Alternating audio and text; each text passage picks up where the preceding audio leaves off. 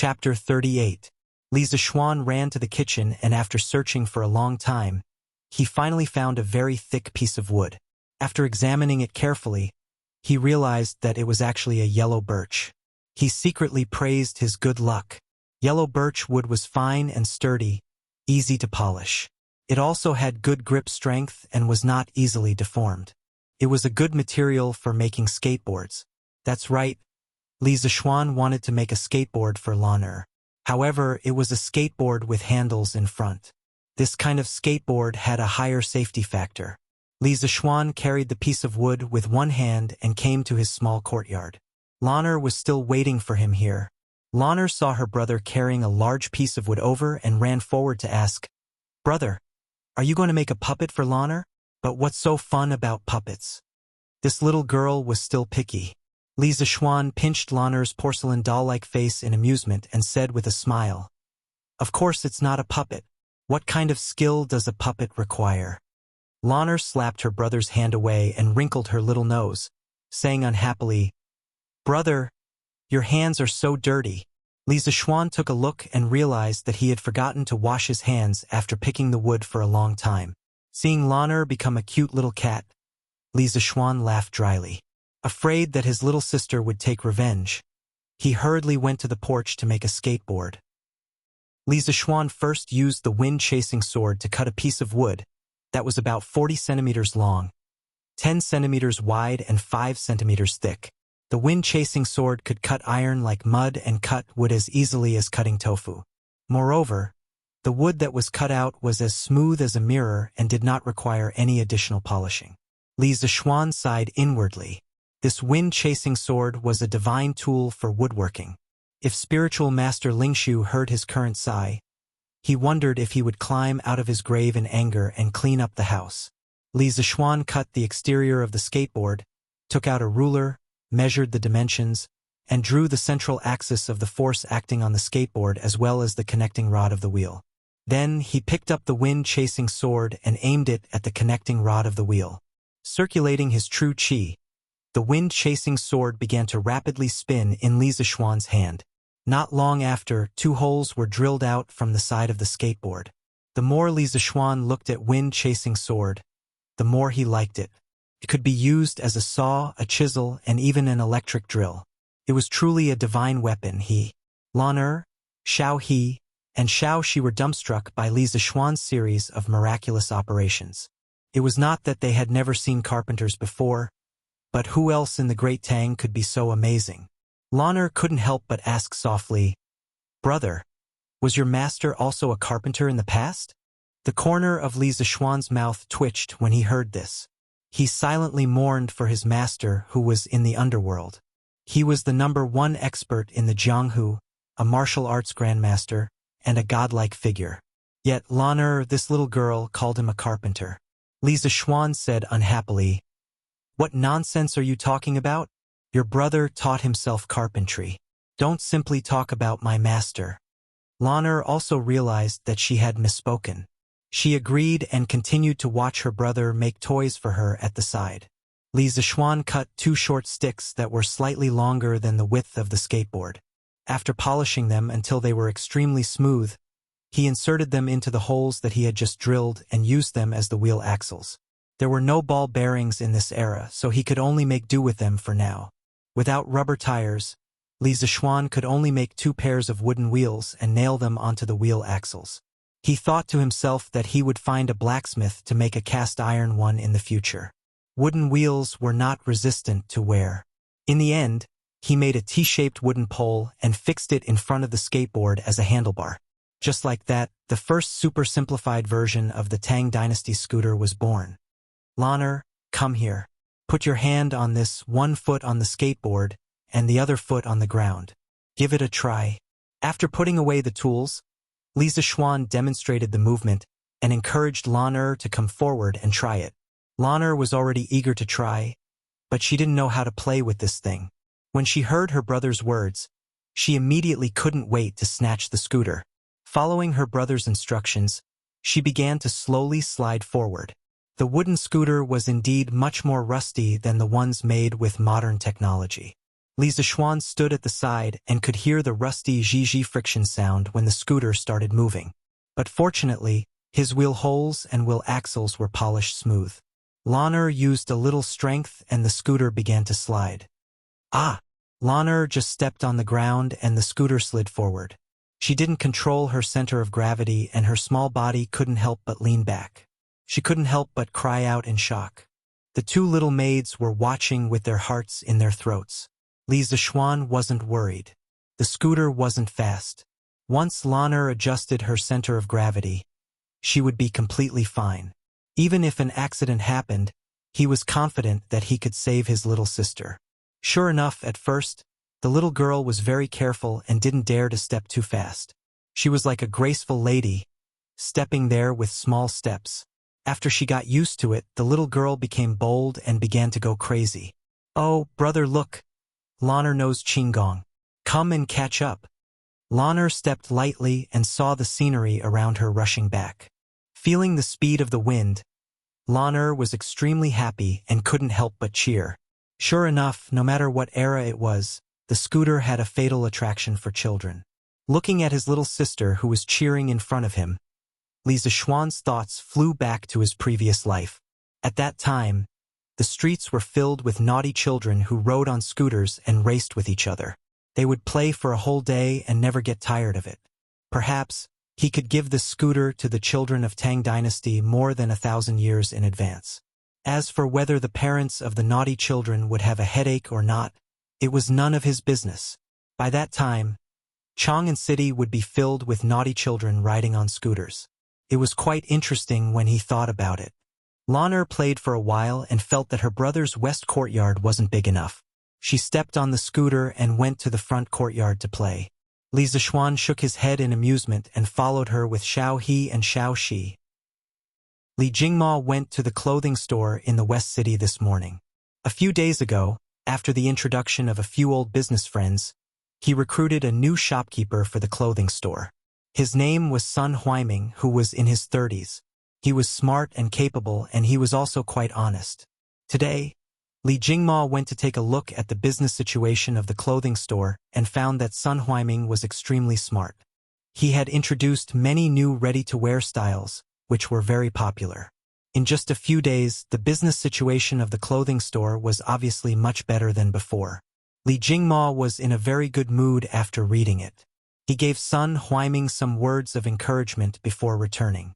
As soon as he entered the house, he saw his daughter stepping on a strange wooden board and rushing toward him. Lan'er saw her father at the door and was overjoyed. She wanted to show her father her new toy immediately, so she shouted happily, "Daddy, Daddy, look, Lan'er knows Qinggong." As she spoke, she stepped hard on the scooter and rushed toward Li Jingma. The speed of the scooter was getting faster and faster, and she was getting closer and closer to Li Jingma. "Ah!" After a while, Lan'er screamed. The little girl only cared about increasing her speed and was too fast. Now it was too late to slow down. She couldn't help but be frightened. Li Jingma also noticed the danger at this moment. He could avoid being hit, but behind him was the door of the residence. If Lan'er crashed into it, her head would be broken and she would bleed. He couldn't bear to see his beloved daughter get hurt. Li Jingma instantly made a decision. He stood in place and waited for his daughter to crash into him. However, with his old arms and legs, he reckoned that he wouldn't be able to get out of bed for 2 months after being hit. He just didn't know where Lan'er got this thing from. When he returned, he must punish the servants in the residence. How could they let Lan'er play with such a dangerous thing? Seeing that she was about to bump into her father, Lan'er's little face flushed red with anxiety. Tears rolled down her cheeks. She regretted her earlier arrogance. Her father was so good to her. She couldn't bear to see him get hurt. Seeing that she was about to touch her father, Lan'er suddenly felt her vision blur. Then, she was carried up into the sky. She turned her head and saw that her brother had carried her and the scooter. The little girl understood that she was saved. Her father didn't have to get hurt because of her. She was very excited. She hugged her brother tightly and whispered, "Thank you, brother." Chapter 39. In the front hall of the Li residence. "You stinking brat. You don't do proper work all day long. You're always messing around with messy things. How can you let Lan'er play with such dangerous things? Li Jingma paced back and forth, pointing at Li Zishuan's nose as he scolded him. Today's matter was too dangerous. Father, it was Lan'er who wanted to play. It has nothing to do with brother. Lan'er said weakly as she tugged at her father's sleeve when she saw her father scolding her brother. I haven't even scolded you yet. You're a girl, but you're always like a wild brat, following your brother around. You haven't been going to your mother's place to learn how to be a maid recently. Li Jingma changed his target when he heard Lan'er's words. Lan'er's eyes were red from her father's scolding, and tears were about to fall. She tugged at her brother's hand, lowered her head, and bit her lip, not daring to say anything. She also felt that she was in the wrong today. Li Zishuan couldn't stand it anymore. He reached out and hugged the pitiful Lan'er, saying to his father, Father, Lan'er is still young. If she wants to play, let her play. Why do you have to force her to learn this and that? Our family has so much money. Do you think we'll be short of food for Lan'er in the future? Although Li Jingma didn't expect his son and daughter to learn how to earn money for the family, when he heard Li Zishuan speak so matter-of-factly, as if all the money in the family was earned by him, he was so angry that he almost vomited blood. After calming down, he said he calmed down and calmed himself down. So what if the family has so much money? Isn't it earned by your father? Why? Do you want to stay at home for the rest of your life? Besides, Lan'er is almost 7 years old. If she doesn't learn how to be a maid, how can she get married in the future? Li Zishuan was speechless. Lan'er wasn't even 7 years old. His father was thinking so far ahead. Although he knew that his father was angry, Li Zishuan was still a little unhappy. Father, I won't stay at home and wait for death. Even if Lan'er doesn't learn anything and can't get married, I can still earn money to support her for the rest of her life. My sister can't be wronged by anyone. Not only Lan'er, but I can also rely on my own abilities to earn money for my parents' retirement. After saying that, he looked at the dumbfounded old man Li with an arrogant expression. His eyes seemed to say, Yes, you didn't hear me wrong. I want to earn my own money. Lan'er's heart was filled with sweetness when she heard her brother speak up for her. She hugged her brother's arm tightly and refused to let go. She thought to herself, Brother is so good, even better than Daddy. Li Jingma stared blankly for a moment.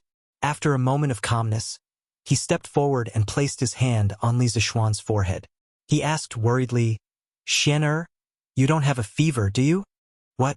My Xian'er, you're sick? A cry of surprise came from outside the door. Then, Mrs. Li Zishuan rushed to the front of Li Zishuan like a gust of wind. She pulled him over and looked at him carefully. It turned out that when Xiao He saw the young master and young miss being scolded in the front hall, she hurriedly ran to the eastern courtyard to ask for help. The servants of the Li family all knew that the master was afraid of the madam. Li Zishuan's face was filled with black lines as he slapped his father's hand away from his forehead. He looked at Mrs. Li and said, Mother, Xian'er is fine. Don't worry. He then turned around and said seriously to his father, Father, I was serious about what I said just now. I don't want to always stay at home and live off my parents. I also want to do some things myself so that I can take care of father and mother in the future. I know that father doesn't believe in my abilities, but wasn't the chicken I ate previously a proof? Just based on that alone, the Drunken Immortal restaurant's profits should be more than 1,000 strings of coins, right? Li Zishuan really wanted to open a small shop and sell the things in his mind to the people of Great Tang. Not only could he earn money, he could also find something for himself to do. Otherwise, he would feel embarrassed if he stayed at home and lived off his parents every day. After all, the soul in this body was 25 years old. When Li Jingma heard this, he swallowed back the words he wanted to say. The profits the Drunken Immortal restaurant had brought in for the past half a month were more than 1,000 strings of coins. A few days ago, he heard from shopkeeper Lu that the Drunken Immortal restaurant had increased the daily supply of Drunken Immortal restaurant under the strong demands of the customers. There were too many high officials and dignitaries in Chang'an City. Blindly limiting the supply would offend many people for no reason. It was really not worth it. Later on, Li Jingma simply decided not to limit the quantity of Drunken Immortal restaurant and even launched a takeout service. As a result, the sales of Drunken Immortal restaurant increased dramatically. In less than half a month, the profits were close to 4,000 strings of coins. Even though Li Jingma had done business for decades and had seen hundreds of thousands of strings of coins, he was still shocked by the profits from Drunken Immortal restaurant. When he heard Li Zishuan's words, Li Jingma's heart wavered. Just as he was about to agree, he suddenly felt a familiar pain in his waist. I say, you old fart. So you want to force Xian to go out and earn money? What's the point of keeping so much money in our family? Are you going to bring it into the grave? Since you don't want to see me and my son, then I'll go back to my parents' home with Xian. Mrs. Li listened to the conversation and immediately understood what they were arguing about. She was instantly angry. Old man Li grimaced in pain from being choked. He was full of grief and indignation, thinking that this woman was unreasonable. He quickly explained, "SSS, madam. It's not what you think. Let go first." Mrs. Li was not satisfied. She really loved her son. At this time, seeing that Li Jingma seemed to want to drive her son out of the house and rely on himself, Mrs. Li could not bear it. Her eyes turned red with anger and the strength in her hands increased. Old man Li's face gradually turned from red to purple. Old man Li felt very wronged at this moment, but his wife did not give him a chance to explain. He immediately sent a signal for help to his son with his eyes. Li Zishuan was a little amused. He went forward and pulled his mother away, saying, "Mother, it's not what you think. Your son wants to do something. I have nothing to do at home every day, so I might as well do something to earn some money. Your son can't stay at home every day, can he?" Mrs. Li glared at him and said, "Why can't you stay at home? Didn't your father make so much money for you to spend? Why don't you stay at home with your mother every day?" Then she glared at old man Li fiercely. If he dared to say no at this moment, he would definitely have to sleep in the study at night. Of course, old man Li did not dare to say no. At this moment, he turned his face to the side and rubbed his old waist to recover from his injury. Li Zishuan did not know whether to laugh or cry. Who would encourage their child to be a member of the family? However, he was still a little touched in his heart. "Mother, Master taught me a lot of things when he was alive, and I still want to carry it forward. Besides, I can't rely on you for the rest of my life. Father is old. I want to grow up as soon as possible so that you can enjoy a happy life." Hearing their son's sincerity, the two old people were relieved. Their son had grown up and knew how to be filial to his parents. For parents in the world, there was nothing happier than this. Mrs. Li looked at her son with a face full of love and said, "Since Xianer wants to do something, Mother will support you. If you need anything, you must tell me. Do you hear me?" Li Zishuan hurriedly nodded in agreement. He turned around and said to Li Jingma, "Father, I can definitely build an even bigger business empire." Li Jingma looked at his son's confident face and stroked his beard in relief. He said, "Since Xianer is so confident, then go ahead and do it." Li Zishuan agreed. Lan'er interrupted. Lan'er also wants to help Big Brother do big things. Lan'er doesn't want to be paid. Everyone was amused by Lan'er's innocent words. Li Zishuan smiled and rubbed Lan'er's head. He wanted to pull Lan'er out. Suddenly, he seemed to have thought of something. He stopped in his tracks and walked back to Li Jingma, who was full of gratification, and said, "Father, since I want to start my own business and open a shop, you can't not give me the capital, right?" Li Jingma said in a muffled voice, "Then how much do you want?" Li Zishuan smiled and probed, "It's not much. Just give me half a month's profit from the Drunken Immortal restaurant's chicken. It'll be 1,000 strings. Is that okay?" When Li Jingma heard this, his eyes lit up. This little brat probably thought that the chicken he was eating was still limited to 200 servings a day. He pretended to be generous and said, "How can 1,000 strings be enough? Father will give you 2,000 strings as the initial capital." Li Zishuan was overjoyed. His father was still quite generous. He hurriedly thanked his father and left with Lan'er. Seeing his son's happy face and thinking that he had taken advantage of him, Li Jingma couldn't help but laugh dryly in his heart. Old ginger is still spicier. Chapter 40. Li Zishuan was very happy to receive 2,000 strings of cash from his father. Don't underestimate this 2,000 strings of cash.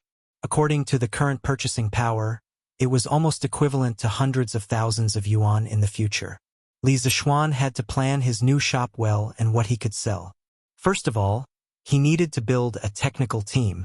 As his shop expanded in the future, he would need to make more and more new things. Of course, he couldn't do everything himself. In some aspects, he was just a theorist. In practice, he was not as good as today's craftsmen. Don't underestimate the wisdom of the ancients. They only lacked suitable guidance. They were not as stupid as modern people. Especially before the Ming and Qing dynasties, when the ancients' thinking was not restricted, a large number of creative wise people emerged in the land of China. Li Zishuan had more than 1,000 years of knowledge. Coupled with the skilled skills of the Tang workers, he believed that he could bring a lot of new things to the Tang dynasty. Since he had come to this flourishing age, why not leave his mark in history? Li Zishuan wanted to make the Tang dynasty, which was already at the top of the world, even more ahead of the world. As he thought about it, Li Zishuan felt a surge of emotions. In the past, when he read history books, he could only be a bystander. But now, he was a participant in the construction of this prosperous era. But where could he find a suitable craftsman? First of all, the craftsmen must have a good character. They must be honest and not cunning. Li Zishuan did not want the craftsman he had painstakingly trained to betray him in the end. Then, of course, the higher the craftsman's skills, the easier it would be. But where could he find a craftsman who could meet these two requirements at the same time? Li Zishuan had only been in the Tang dynasty for half a month, and his social circle was not big. It seemed that he had to trouble his father to find a craftsman. In his memory, his father could travel all over the country and did business for decades. He was involved in various industries such as clothing, catering, cosmetics, and so on. His father would definitely be able to find a satisfactory craftsman for him. Li Zishuan, who had made up his mind, was about to look for his father to ask for the girl when he saw Xiao He running over while lifting her skirt. She said, "Young master, Li Gaoming, who was eavesdropping on Journey to the West behind us last time, is here. He is serving tea in the front hall." Previously, when he ate with Li Chengqian at the Drunken Immortal restaurant, Xiao He and Xiao Shi did not go. Therefore, Xiao He did not know that Li Gaoming was the crown prince. Right now, in the little girl's impression, Li Gaoming was still a little thief who eavesdropped on stories. Li Zishuan stared blankly. Now that he knew that Li Gaoming was Li Chengqian, he naturally didn't find it strange that Li Gaoming could find his residence. He was only curious. What was the crown prince doing here? At this time, Lanner asked, "Sister Xiao He, didn't Sister Lizzie come with him?" Xiao He shook her head and said, "No." Li Zishuan nodded and said to Xiao He with a smile, "Xiao He, don't be rude when you see Li Gaoming in the future. He is actually the crown prince of the Tang Empire, Li Chengqian." Ah! Xiao He opened her mouth wide in shock.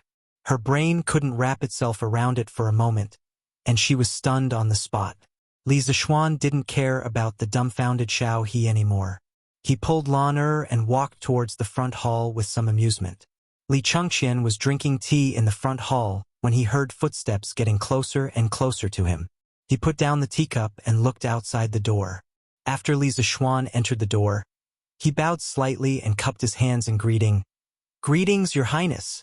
He didn't plan to hide it and directly put it out in the open. He wasn't good at scheming at all. In his previous life, whenever he saw his girlfriend watching a palace drama, he would have a headache.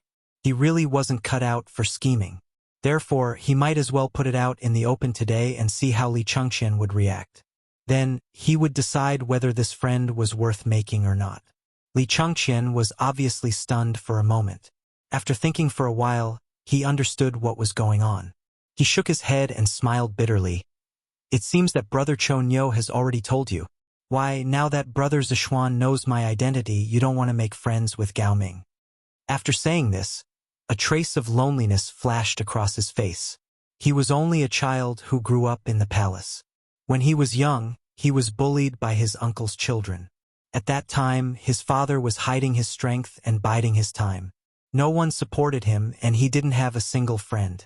When his father killed his uncles, imprisoned his grandfather, and became the emperor, those who had bullied him before and those who hadn't bullied him before were all killed by his father. At that time, he didn't feel the joy of revenge, only loneliness. He didn't want to kill them. He only wanted to beat them up to vent his anger. When he became the crown prince, he welcomed even more loneliness. He had to always maintain a calm smile.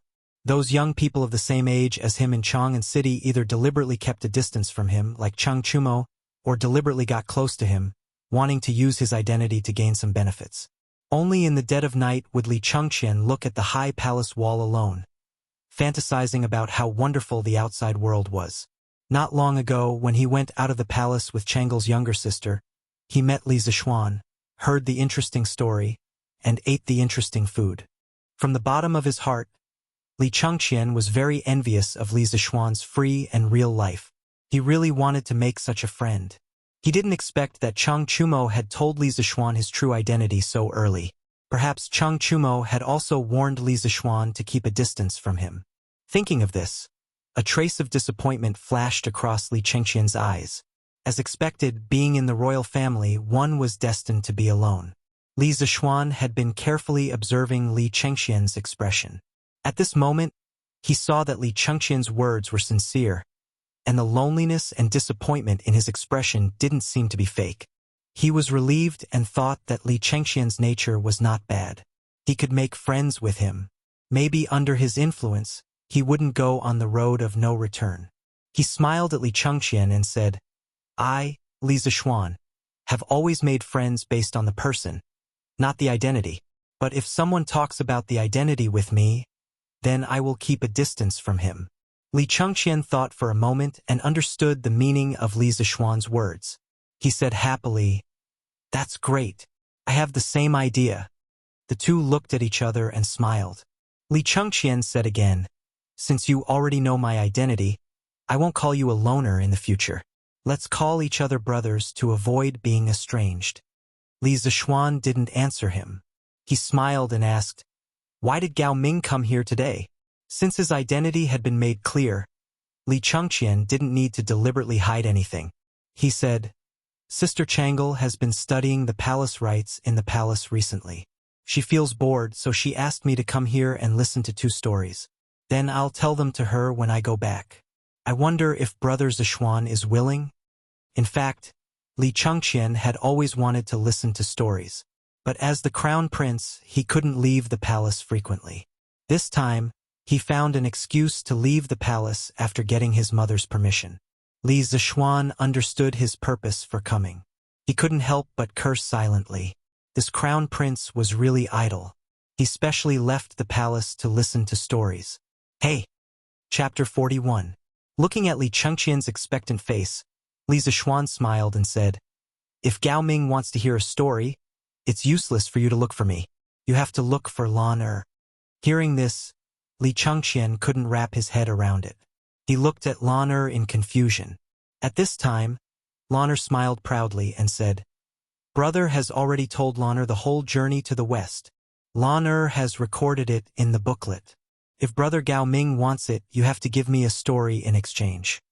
Hearing Lan Er's request, Li Chengqian suddenly looked embarrassed. If he could tell stories, why would Chang'e ask him to come over and steal the story? After searching his mind for a long time, he really couldn't find a story that could be exchanged. Li Chengqian was in a dilemma. "Sister Lan Er, can I exchange it with something else? For example, how about Brother Gao Ming exchange it with 5 strings of cash?" As Li Chengqian spoke, he gestured 5 with his hand. He felt a little distressed. 5 strings of cash for a booklet was a little expensive in his opinion. Although he was the crown prince, his daily expenses weren't abundant. Even his father had been scrimping and saving. He couldn't even bear to repair the palace, let alone him. However, Li Chengqian didn't know that Lan Er didn't care about 5 strings of cash. The little girl's concept of money was still relatively vague. Lan Er shook her head and said, "Lan Er doesn't want money. Well, let Lan Er think about what to do." Then, Lan'er tilted her head and rolled her eyes.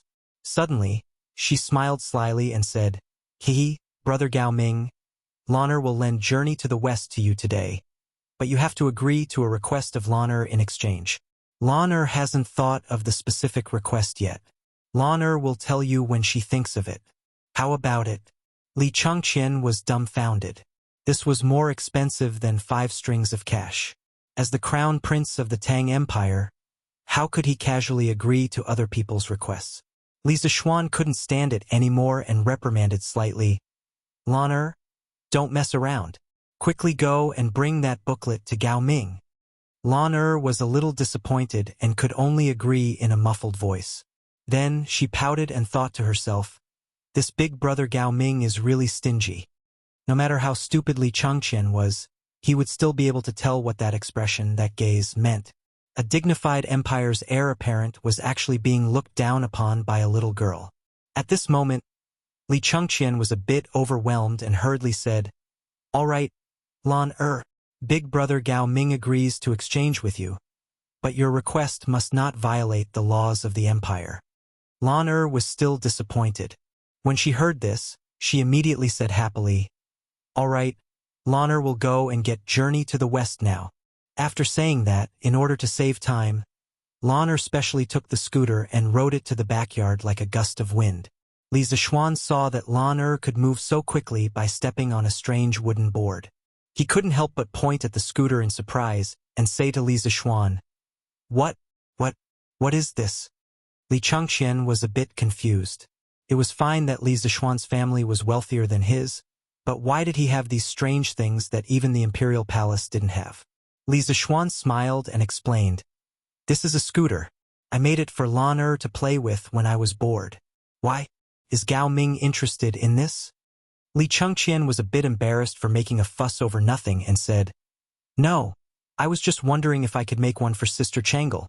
Changle's health has always been poor. The imperial physician said that she can't do excessive exercise, but this scooter should be quite suitable for her. Actually, it's quite suitable for me. I have to find an opportunity to let the supervisor make a few more, so that I can play with them when there's no one around," Li Changqian added in his heart. After all, he was only a 10-year-old child. Even if the children of the imperial family matured early, they still had a child's heart. It was reasonable for him to be curious about this scooter. When Li Zishuan heard this, he couldn't help but think of that beautiful girl with a kind of morbid beauty and a dignified beauty that didn't belong to her age. Suddenly, he had an idea. He turned his head and said to Li Changqian, "Don't worry. Gao Ming, if this scooter were to be sold, would it be a big seller?" Li Changqian answered without thinking, "Of course it would be a big seller." Li Zishuan nodded and said, "Since Gao Ming thinks so highly of it, I have a business here. I don't know if you would be interested." Li Changqian's eyes lit up. "Brother Zishuan, could it be that you want to sell this scooter?" Li Zishuan nodded and said, "I plan to open a shop that specializes in selling this kind of rare item.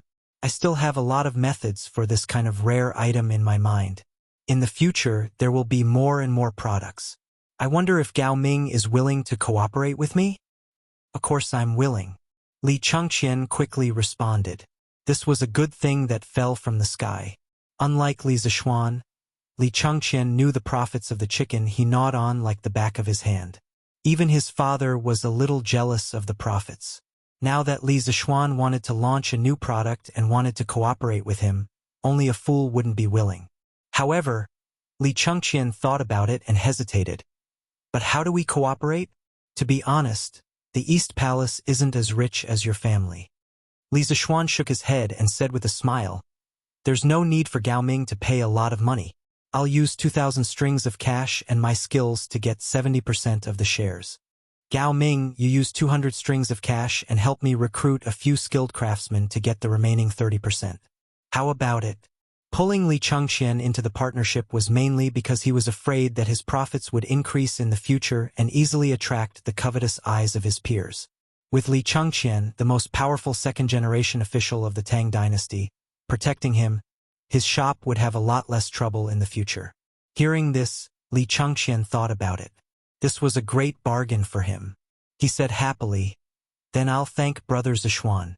I'll send someone to send the 200 strings of cash over tomorrow.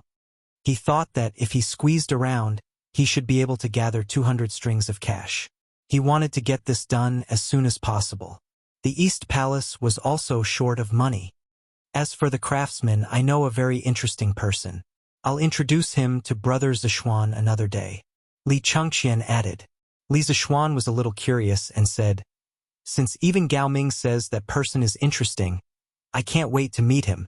Li Chengqian was quite confident in that person. He smiled and said, Brother Zishuan, don't worry. That person will definitely meet your standards. At this moment, the two of them saw Lan coming over on a scooter with a booklet in her hand. With the previous experience of being at a disadvantage, Lan stopped accelerating when she was not far from the two. She just let the scooter move over according to inertia. Lan came in front of them and handed the booklet to Li Chengqian. She said, it took Lan a long time to finish writing this. Brother Gao Ming, remember to get someone to copy it and return the booklet to Lan. Li Chengqian naturally agreed and eagerly took the booklet. He was very happy and couldn't wait to finish reading the booklet. Li Zishuan saw that it was still early and suggested, there's no time like the present. It just so happens that Gao Ming is here today. Why don't we go to the East Market and choose a shop? He chose to open a shop in the East Market mainly because it was close to home and the palace. Although the West Market was bustling, it was too far away. It was also Li Chengqian's first time opening a shop. He found it quite novel. He looked at the time. It was indeed early. Since he had taken a day off from his mother, it would be a waste to return to the palace so early. Thinking of this, Li Chengqian eagerly said, of course, let's go now. Lan hurriedly said, Lan wants to go too. Just like that, the four of them went out and walked towards the East Market. The other person was Steward Wang. Li Zishuan didn't know the market and wasn't good at bargaining, so he brought Steward Wang along. Chapter 42. Today, Han Yushi was instructed by Han Lijing to fill a gourd with the first batch of fruit wine brewed by the Han village and send it to Chang'an for the young master and young lady to taste. It was not easy to have a chance to enter the city, so naturally, Iron Egg went with them. He even put a big grasshopper he caught recently into a bamboo tube and planned to give it to his sister Lan. Ever since Li Zishuan left the Han village, the scene of them escaping from the tiger's mouth in the mountains kept flashing in Han Yushi's mind. She could not forget it. Thinking that she would be able to see the young master today, Han Yushi got up early in the morning to dress up. She put on a relatively new pink dress and took out a silver hairpin from an exquisite wooden box at the head of the bed. She pinned it on her beautiful hair. This silver hairpin was left to her by her mother. Han Yushi, who was already fresh and refined, became even more beautiful. She was like a fairy descending to the mortal world. She was so radiant that she attracted the attention of passers-by along the way. Fortunately, the Tang dynasty was still relatively clean. Generally, no one dared to kidnap women in public. The siblings entered the city from the Yanqing Gate in the east of Chang'an. Looking at the neat streets and magnificent buildings, Iron Egg did not know where to put his eyes. He looked around randomly, like Granny Lu entering the Grandview Garden for the first time. They did not know that from the moment they entered the city, a pair of eyes had been watching them. To be more precise, they were watching Han Yushi. A man with a face full of pockmarks and dressed like a scholar carefully followed behind Han Yushi with two servants. The scholar with a face full of pockmarks stared at Han Yushi's figure from behind and drooled as he looked at her. Young master, if the old master knows about this when we go back, he will break our legs. The short servant next to him saw his young master's lustful face and knew that his young master did not have good intentions towards the girl. He could not help but persuade him with a bitter face. The pockmarked young master was lustful at this time. How could he listen to him? He said impatiently, "What are you afraid of? Didn't you see that these two came from a village outside the city? Later, when we enter the alley in front, the two of you go up and knock them out. Carry the older one to my house outside the city, and throw the younger one to a random place outside the city to bury them. No one will know, hee." After he finished speaking, he licked his lips and sneered wickedly, "Tisk. This little lady is really charming. She's even prettier than the courtesans of the Emerald Smokehouse. This young master has traversed the fields of flowers for so many years, but I've never seen such a stunning beauty. When the two servants saw their young master like this, they guessed that they wouldn't be able to persuade him otherwise. Their faces were bitter. In the past, the young master had done this kind of thing many times. However, after being discovered by the old master, the ones who were punished were always the servants. This time, they could only pray that things would go smoothly and not be discovered by others. When Han Yushi and Iron Egg walked into the alley between Xianping Square and Shangping Square, they felt that there were a few people following behind them. She stopped in her tracks and turned around to look. Han Yushi saw a wretched man with a face full of pockmarks staring at her lecherously. She immediately felt angry and flustered. However, when she looked up and saw that there were no pedestrians around, this alley was remote and narrow. Han Yushi was very anxious at this moment. "Little lady, how about coming home with me? How about I take you in as my 8th concubine?" The pockmarked man chuckled and said. As he spoke, he wanted to go forward and touch her. As for the little brat beside him, he didn't care about him from the beginning. "Get lost. Don't touch my sister." Iron Egg picked up a stone in the corner and stood in front of Han Yushi. He raised the stone in his hand to deter the 3 people in front of him.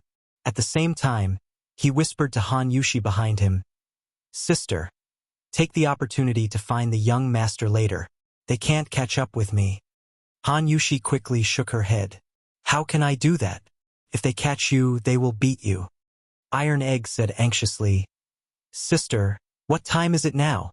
If I am caught, I will at most be beaten up." Iron Egg has thick skin and is not afraid of being beaten. "But if you are caught, sister, it will be different." Children from poor families took charge of the family early. Although Iron Egg was young, he still knew a little about the dirty dealings of these rich young masters. He understood that if his sister fell into the hands of this scum, she would definitely suffer a fate worse than death.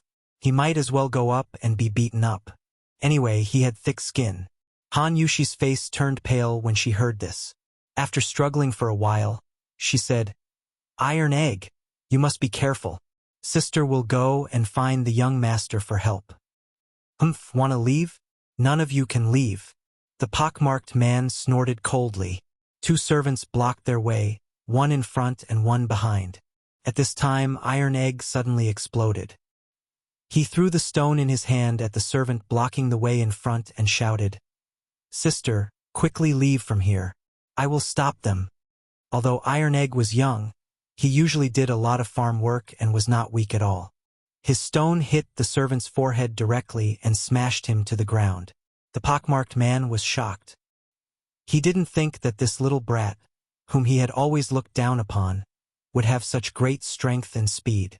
Seeing that one of his lackeys had fallen, he hurriedly joined forces with another tall servant to close in on this side. At this time, Iron Egg quickly picked up a wooden stick next to him and stopped the 2 people who wanted to chase after Han Yushi. Han Yushi shed tears and cried, "Iron Egg, sister will go and find the young master to save you." After saying that, she immediately turned and ran out of the alley. She knew that she could not help here. She could only hope that Iron Egg could hold on until she found the young master to save him. Li Zishuan brought Lan Li Chengqian, and Steward Wang to the East Market. The East Market was very close to the Li family, so they did not choose to take a carriage and walked directly. They talked and laughed along the way. When they walked to Yongning Lane, they heard Lan cry out in surprise, "Brother, brother, look, isn't that Sister Yushi?" When Li Zishuan heard this, he immediately turned his head and looked in the direction Lan was pointing. He saw a beautiful girl in a pink dress with a fairy-like face, but she was crying like a pear blossom in the rain. She was wiping her tears as she ran. This girl was Han Yushi. Seeing this, Li Zishuan hurriedly exerted his strength and ran in front of Han Yushi. Han Yushi was thinking about her brother's safety and only knew to run forward without caring about anything else. She did not notice him at all and bumped into his arms. She immediately woke up with an "ah."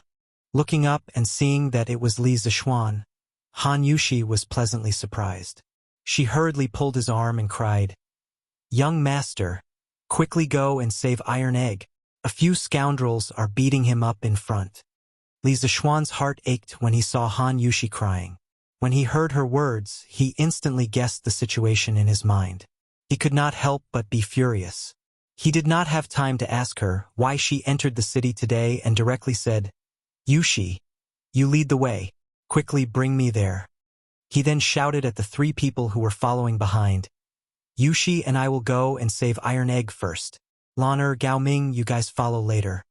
After saying that, he directly took Han Yushi and used the cloud-piercing steps. He ran in the direction Han Yushi pointed. He did not deliberately take advantage of Han Yushi. The situation was urgent and did not allow him to hesitate. Chapter 43. I told you to meddle in other people's business.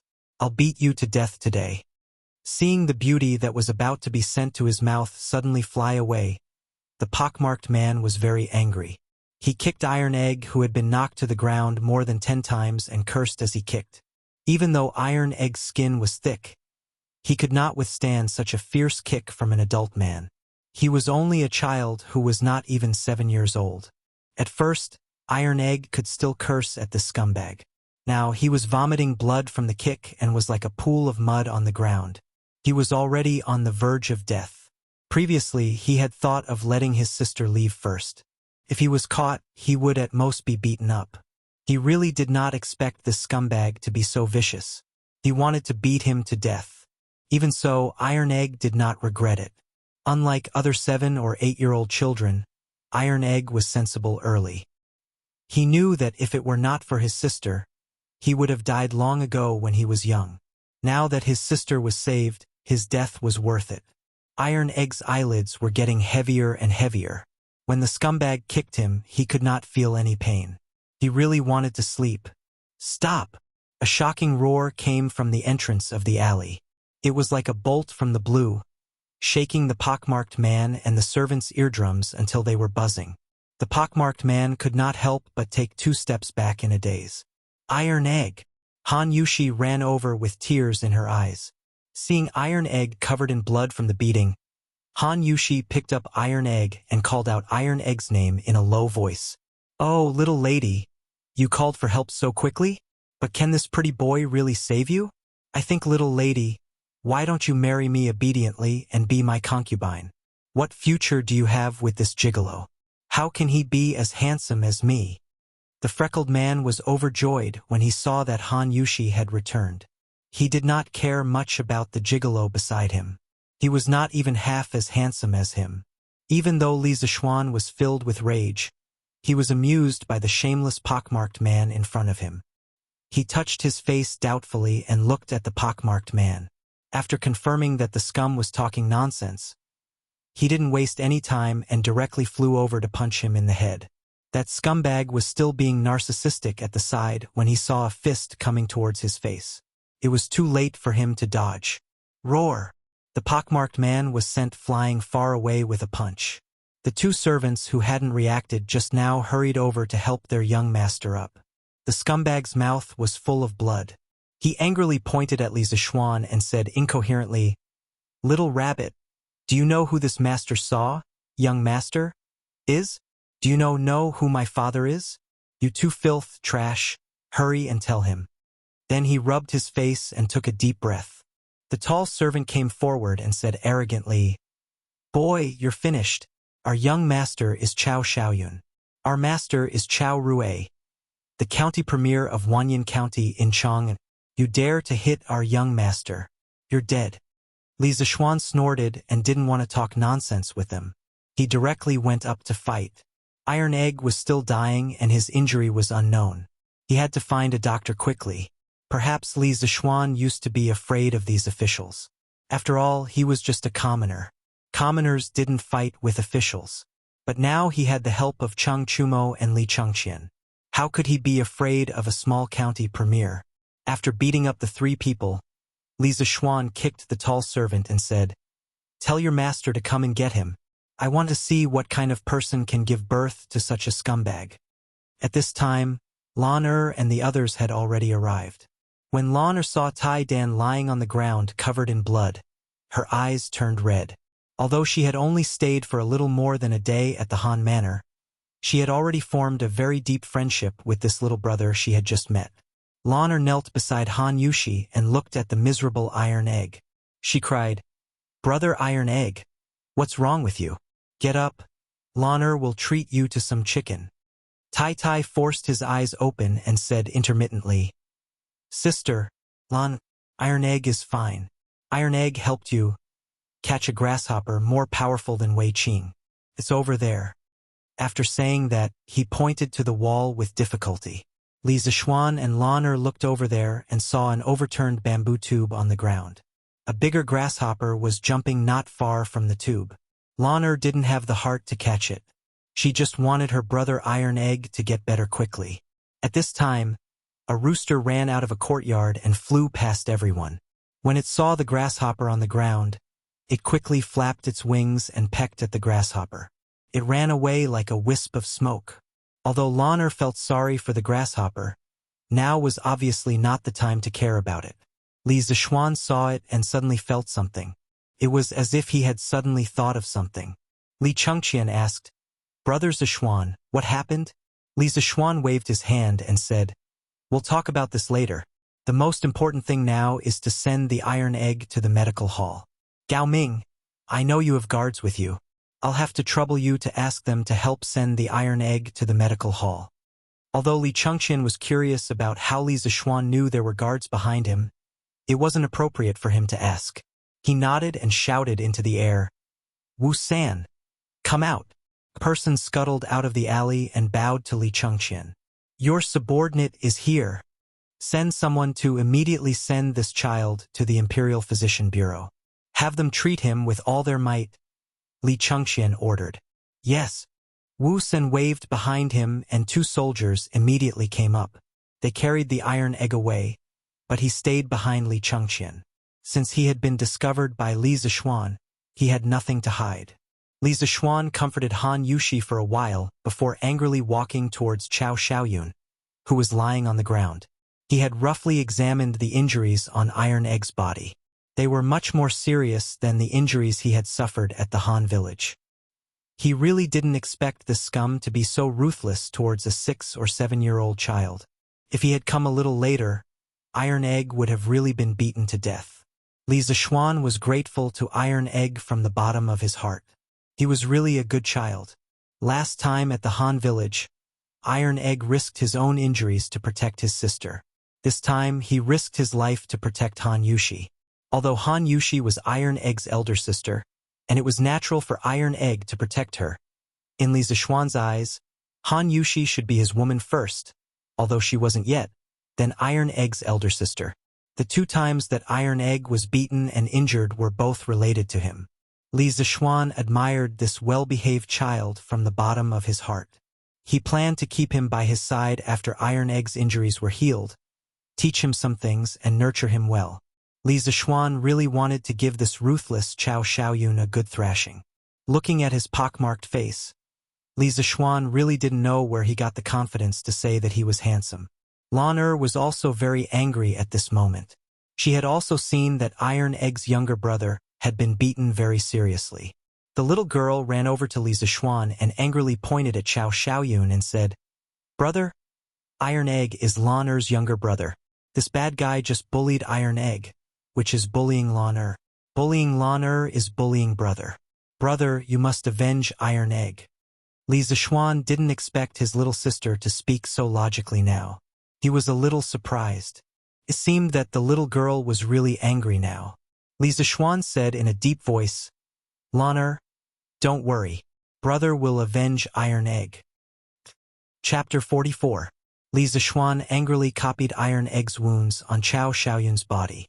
Of course, since he was the one who hit Chao Xiaoyun's injuries were much more serious than Iron Egg's. At first, Chao Xiaoyun could still arrogantly shout a few words, saying that when his father came, he would teach Li Zishuan a lesson. But after a while, he was kicked until his whole body was covered in blood. He was gasping for air and could no longer speak. "Brother, you beat him well." Lan'er was not afraid of this bloody scene at all. Instead, when she saw Li Zishuan beat Chao Xiaoyun, She could not help but clap her hands and cheer. Chao Xiaoyun spat out 2 mouthfuls of blood. He had never been treated so miserably. He could not help but swear in his heart that he would definitely cripple this brat in the future. Housekeeper Wang was afraid that someone would die, so he quickly pulled Li Zishuan away. Young master, although County Deputy Chao is only an 8th-rank county magistrate, it would not be easy for master to clean up the mess if someone died. Han Yushi also came over and pulled Li Zishuan away. Young master, stop beating him. She was also afraid that Li Zishuan would get involved in a murder case because of her and her brother. Li Zishuan let Chao Xiaoyun live and walked to the side to wait for his father to come over. Li Chengqian saw that Li Zishuan wanted to make a big deal out of this, so he waved his hand and asked Wu San to come over. He whispered a few words in his ear and Wu San quickly left. County Deputy Chao was dealing with official business with the county magistrate today, when he saw his servant come to the county office with a bloody nose and a swollen face. His heart skipped a beat and he knew that something bad was going to happen. He quickly excused himself from the county magistrate and took the servant out of the county office. He went to a corner and asked in a low voice, "What happened? Did that unfilial son cause trouble for me again?" He knew his son's character better than anyone else. No matter how many times he reprimanded him, he would still cause trouble. Every time he caused trouble, he would have to clean up his mess. Fortunately, his son still had some brains. He didn't provoke those high-ranking officials and only harmed some commoner women. The trouble he caused each time wasn't too big, so he was able to settle it for his son every time. The servant hurriedly said, "Young master wanted to make a move on a girl at Xianping Lane, but he was detained by a young man. He wants master to go and get him." Hearing this, County Deputy Chao's face darkened. His unfilial son had indeed caused him trouble again. Although he expected better from him, he was still his son. He pondered and asked, "Who is that young man?" The servant replied, "Replying to master, I don't know." Deputy County Magistrate Chao waved his hand and summoned 5 Yamen runners. Helplessly, he asked his servants to lead the way. He prayed in his heart that he would not kick an iron plate this time. When County Magistrate Chao arrived at Xianping Square, he saw his son covered in blood and lying on the ground. He quickly walked over and squatted down to check his son's injuries. At this moment, Chao Xiaoyun heard footsteps coming. He wanted to open his eyes to see if it was his father, but he couldn't open his eyes even with all his strength. Although County Magistrate Chao knew that it was his son's fault, he still felt a little angry when he saw his son in such a miserable state. However, the most important thing at this moment was to figure out the young man's identity. County Magistrate Chao suppressed the anger in his heart, walked forward and asked, "Who are you? How dare you commit a violent crime on the street and disregard the law of Tang Empire?" There was a trace of majesty in his voice. Li Zishuan snorted and said, "You must be County Magistrate Chao. What a powerful official's prestige. Why don't you ask your son what he has done?" "Lord Chao, you don't have to worry about my identity. My father is just a businessman." Hearing that the young man in front of him was just a businessman's son, County Magistrate Chao breathed a sigh of relief and felt more confident. At this moment, his prestige was more powerful. He shouted loudly, "How dare you commit a violent crime in broad daylight? Come on, take him back to the county government." 2 Yamen runners immediately rushed forward to take him back. Who dares? Seeing that County Magistrate Chao was going to bend the law for personal gain in front of him, Li Chengqian couldn't bear it and shouted loudly. As the crown prince of the Tang Empire, he was very angry that there was such a scum in front of the emperor. He secretly thought that this time when he returned to the palace, he should suggest to his father that the emperor should reorganize the administration of officials. County Magistrate Chao didn't notice Li Chengqian until now. Seeing that he was just a little boy in his teens, he couldn't help but shout, "Who are you? How dare you obstruct the government from handling the case?" He was just a small official of level 8, who was not qualified to meet the crown prince before. Therefore, he had the courage to say those words just now. Li Chengqian was not afraid at all and replied, "County Magistrate Chao, you don't need to know who I am, but there is someone you definitely know. You will see him later." Seeing that the young man in front of him was so fearless, County Magistrate Chow was about to ask who he was when he saw a group of people coming to the alley. When he saw the leader, County Magistrate Chow was shocked. He hurriedly ran over and bowed to him. "County Magistrate Chow, I am County Magistrate Wanyan." The middle-aged man in the official uniform was Magistrate Hua of Chang'an. The city of Chang'an was divided into Chang'an County and Wanyan County. The officials of the two counties in the city, as well as Lantian, Xinfeng and other counties outside the city, were all under the jurisdiction of Magistrate Chow.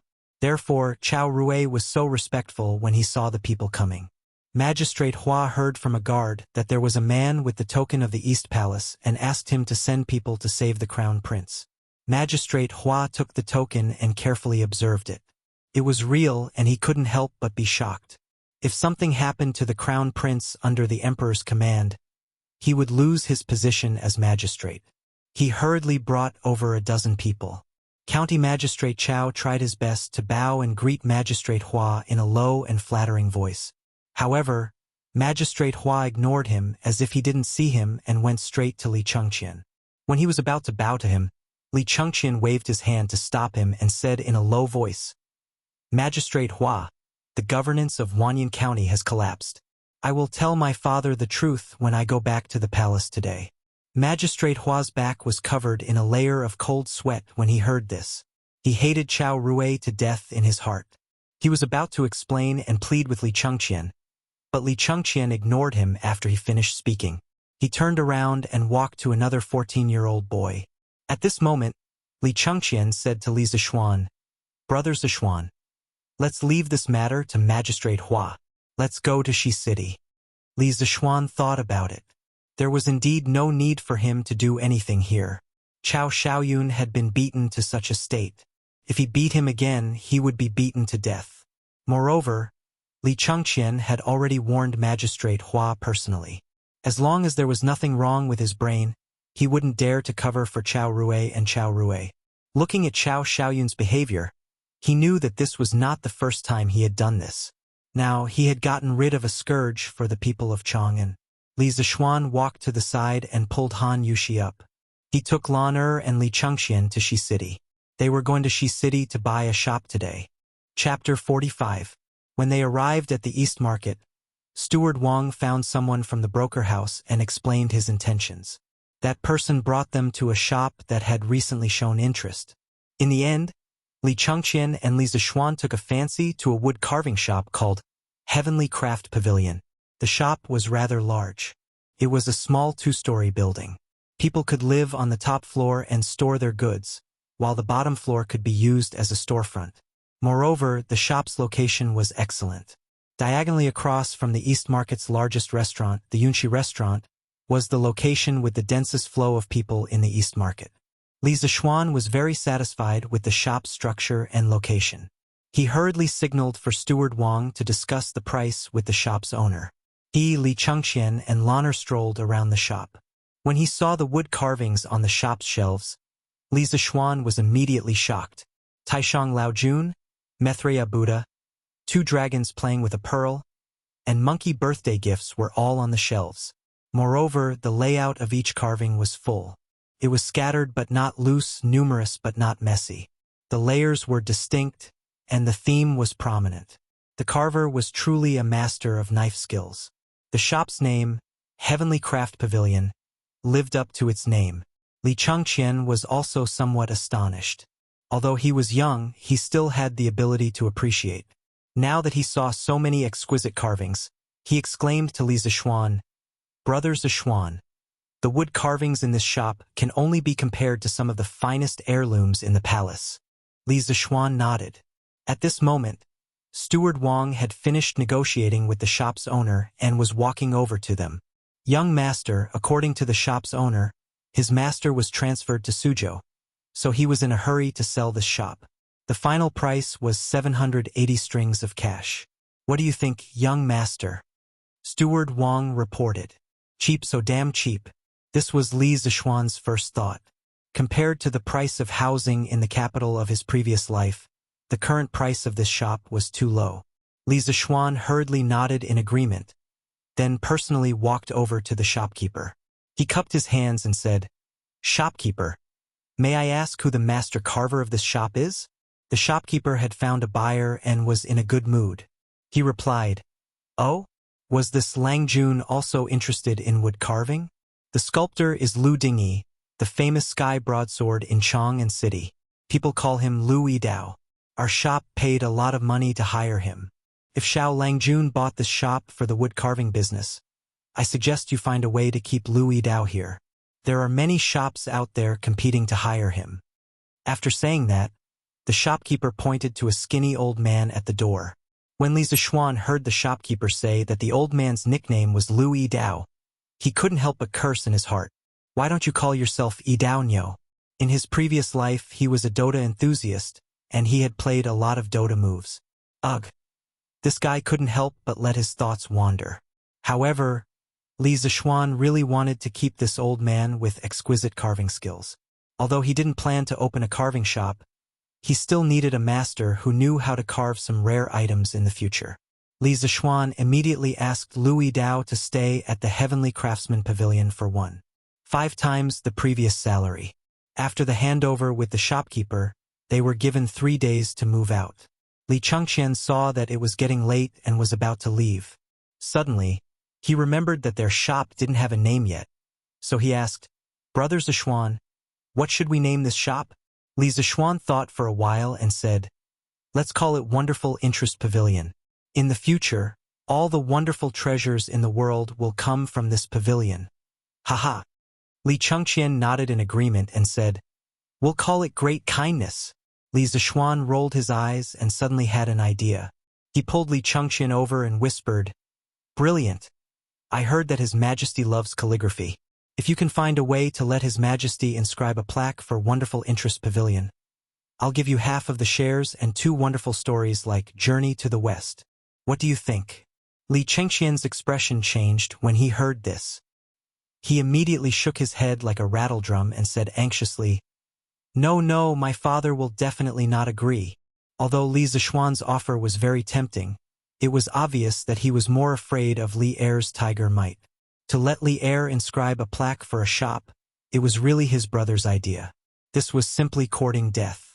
Li Zixuan saw that his refusal was very straightforward and knew that there was no hope. He settled for the next best thing and said, "Then forget it. But brilliant, you have to find a famous calligrapher to inscribe a plaque. Our Wonderful Interest Pavilion style must be as high as possible in the future. The plaque can't be shabby." Li Chengqian thought for a while and already had a plan in mind. He nodded in agreement and said, "That's not a problem. Oh, right, tomorrow I'll bring over that very interesting person with excellent skills in machinery for you to meet. I see that Brother Zixuan often has some wonderful ideas. Perhaps the two of you can collide and create some sparks." Li Chengqian didn't see any problems with this sentence, but as a modern person, Li Zixuan saw a big problem. He cursed in his heart, "I'm not gay." However, Li Zixuan couldn't explain anything. Instead, he was somewhat interested in the person that Li Chengqian was talking about. He said, "Then I'll wait and see." Then, Li Chengqian bid farewell to him and left with the guards. Li Zixuan took Lan Er, Yushi, and a few others and hired a carriage to go to the Imperial Medical Department to pick up Iron Egg. Seeing that Iron Egg was wrapped into a dumpling, Han Yushi's heart ached and she couldn't help but cry. Lan Er's eyes were also red. Iron Egg saw that his sister and Lan Er were sad for him and hurriedly comforted them. Sister Lan Er, don't worry. Iron Egg is fine. It doesn't hurt anymore." It would have been better if he didn't say anything. As soon as he spoke, Lan Er immediately cried out. Li Zixuan saw that Iron Egg could already speak and his injuries were bandaged. He wanted to take him home to take care of him. Thus, he found a medical officer and asked, "How is this child's injury? Can you take him back?" Iron Egg had no relatives or friends in Chang'an. Today he was injured because of Han Yushi. No matter what, Li Zixuan had to take him back to the residence and have someone take good care of him. When Li Zixuan came to the Imperial Medical Department, he brought Li Chengqian's warrant. This medical officer naturally didn't dare to offend him. He replied, "The child's broken bones have been connected. Next, he only needs to rest. You can take him back, but you must be careful. Li Zishuan nodded. He invited a few students from the Imperial Medical Department to carefully carry Iron Egg into the carriage. Naturally, a few bedding had been prepared in the carriage to avoid bumps. Li Zishuan let Han Yushi and Lan'er enter the carriage to take care of Iron Egg. He also instructed the driver to walk slowly. He and housekeeper Wang followed behind the carriage on foot. The group rushed to the Li residence. Iron Egg saw that the young master wanted him to sleep in the carriage while walking by himself. He was immediately moved. He wanted to get up and refuse, but Li Zishuan sternly stopped him. Iron Egg's heart suddenly felt warm. He thought to himself, they are both young masters. Why is it that his young master is so good to us country bumpkins, but Lu Haojin and Chao Xiaoyun are so bad to country bumpkins? Bruiser had saved people twice, and both times he had been beaten. Although he had succeeded in saving people, he had been injured each time. He had a thirst for power. He wanted to be as strong as his young master, or even as strong as his father. That way, he would be able to protect his family from being bullied. Seeing that his young master was so good to his family, Iron Egg had a glimmer of hope. He thought, maybe if I beg the young master, he can teach me martial arts? Even if his young master was unwilling, Iron Egg planned to go back home and ask his father to teach him a few moves. Yes, Iron Egg was not stupid. He also knew that his young master's martial arts were better than his father's. After experiencing so many things, Iron Egg also understood many things. He wanted to become stronger. Chapter 46. When they returned to the Li residence, Madame Li was in the front hall when she heard the commotion at the door. Xian'er, where did you go? Whose child is this? How did he get hurt so badly? Madame Li asked in shock when she saw her son calling San Bao and Afu to carry a little boy wrapped up like a dumpling. Mother, this is Han Village's Han Lijing's son, Iron Egg. This is Han Lijing's daughter, Han Yushi. Today's matter is a long story. Let me help Iron Egg settle down first. Li Zishuan told the servants to be careful not to hurt him as he answered his mother's question. At this moment, Han Yushi hurriedly walked forward and bowed. Yushi greets Madam. Us siblings have disturbed you today. Iron Egg, who was being carried, forced himself to stand up and said to Madame Li, Iron Egg pays his respects to Madame. Madame Li hurriedly pressed the child down and said there was no need to be so polite. She then turned to look at Han Yushi. Seeing her beautiful appearance and pitiful appearance, she was truly a peerless beauty. She was stunned and secretly wondered if her son had taken a fancy to this girl. She walked forward to help Han Yushi up and said, Miss Han, there's no need to be so polite. Our Li family usually collects rent from the Han village. Your father has also given us a lot of convenience. She then turned to Li Zishuan and said, Xian'er, let San Bao and the others place Iron Egg in Mingyuexian. The siblings will stay there tonight. Mother will send a few servant girls over to take care of them. Mingyuexian was a small independent courtyard in the west courtyard that Li Zishuan lived in. It was used by the Li family to entertain guests. Li Zishuan naturally agreed. Han Yushi hurriedly declined. Madam, we don't need servant girls to serve us. I can take good care of little brother. Madame Li smiled and said, You little girl, there's no need to be so polite in our house. Previously, Xian'er was taken care of by your father in the Han village. She had just noticed that there was a trace of adoration in her son's eyes when he looked at Han Yushi.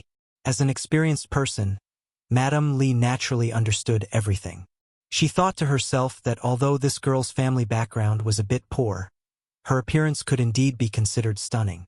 No wonder her son was infatuated with her. Her son was finally enlightened. It seemed that she would soon be able to hold her grandson. Mrs. Li's imagination was running wild, and she began to fantasize happily.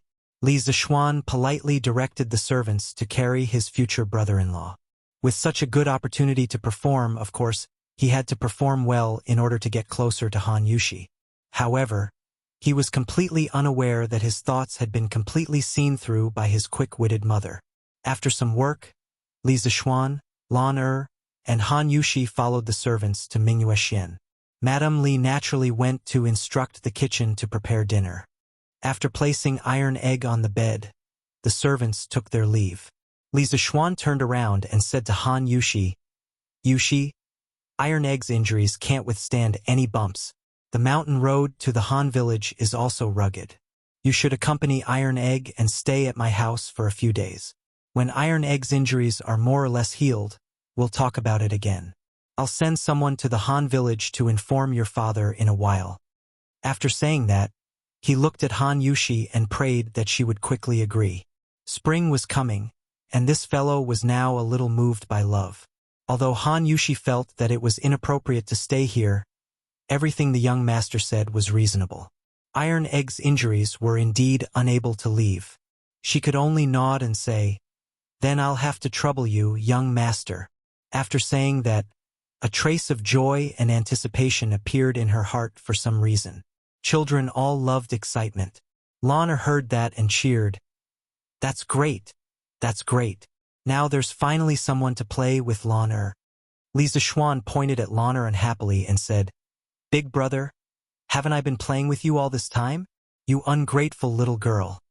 Lana naughtily stuck out her tongue at her brother. She tugged at Han Yushi's arm and giggled. She didn't say anything else. Xiao He walked in and bowed. "Young master, the food is ready. Madam wants you to go to the front hall to eat. Old master is also back." Li Zixuan nodded and said to Han Yushi, "Yushi, follow me to the front hall to eat. I'll ask Xiao He to send some food over for Iron Egg to eat later." Han Yushi hesitated for a moment and nodded. Lana mischievously said, "Brother Iron Egg, you have to be good. Lana will ask Sister Xiao He to send you some chicken to eat later." Iron Egg didn't know whether to laugh or cry. "Come, Yushi, eat this base. It's good for your body." At the dining table, Madame Li was beaming with joy as she frequently picked up food for Han Yushi. Han Yushi's small bowl soon piled up into a small mountain. Han Yushi was helpless. If she refused, she was afraid that it would be too rude.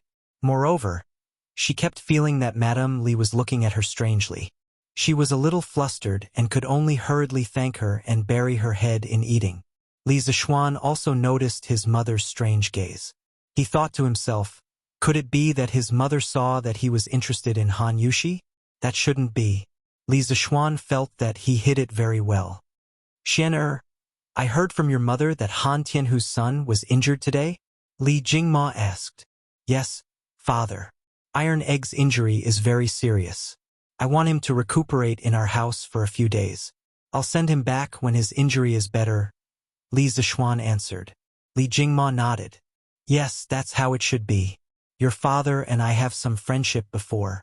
Since his son is recuperating in our house, we have to take good care of him. But speaking of which, why was Iron Egg injured? There are actually people who dare to commit murder and injure people at the foot of the emperor. Isn't this disregarding the national law?" When Li Zixuan heard this, he felt that the latter half of his father's words were very familiar. After thinking for a moment, it turned out that County Magistrate Chao had just told him this afternoon. He couldn't help but find it funny. He told his father about how they went to Shi City in the afternoon and met Yushi and the others who were bullied. Bang! When Father Li heard about Chao Xiaoyun's evil deeds, he immediately slammed the table angrily. This is really preposterous. He actually snatched a commoner's daughter in broad daylight and maliciously injured her. I've heard of this Chao Xiaoyun before. He used his father's official position to snatch commoner's daughter and committed all kinds of evil deeds. He's really guilty. Madame Li also said angrily, "This kind of evil person really deserves to be killed." "Xianer, what happened after that?" Li Zixuan said, "Later, Gao Ming called the capital magistrate and ordered him to handle the case impartially and not to play favoritism. Their Chao family will definitely be finished this time." Madame Li let out a sigh of relief. She held Han Yushi's hand and gave her a comforting look. Li Jingmo reacted quickly and asked doubtfully, "Xianer, who is this Li Gao Ming? Why is he able to call the capital magistrate?" Li Zixuan didn't plan to hide this matter from his parents. In any case, they would find out sooner or later. He said, "Father, this Li Gao Ming is the current crown prince, Li Chengqian. A single sentence stirred up 1,000 waves. This was simply earth-shattering. Other than Li Zishuan and Lan Er, everyone else in the room was dumbfounded. They were just ordinary people. The crown prince was too far away from them. They never thought that Li Zishuan would be related to the crown prince. Li Jingma's psychological quality was better. After all, he had been in the business world for decades. He was the first to come back to his senses. He muttered, "Shen'er, why is the crown prince with you?" Li Zishuan really wanted to tell his father that his words were ambiguous. He wasn't gay. However, now was obviously not the time to joke. Thus, he told his parents about him and Li Chengqian opening Strange Interest Pavilion. When Father Li heard that his son dared to take 70% of the shares, he was so shocked that his mouth fell open. He secretly thought that his son was really a newborn calf that wasn't afraid of a tiger. How bold! Li Jingma planned to talk to his son alone after dinner. He wanted to remind him to pay attention to the etiquette between a ruler and his minister. He didn't want to be too rude and offend the crown prince. When Madame Li heard that her son was opening a shop with the crown prince, she immediately felt that her son was promising. She was very happy. Just like that, the family finished dinner with their own thoughts. Li Jingma stood up and said, "Shen'er, come with me to the study. I have something to tell you." After saying that, he directly walked to the study with his hands behind his back. Li Zishuan hurriedly stood up and followed. He also had something to tell his father. Chapter 47. Li Zishuan entered the study and closed the door behind him.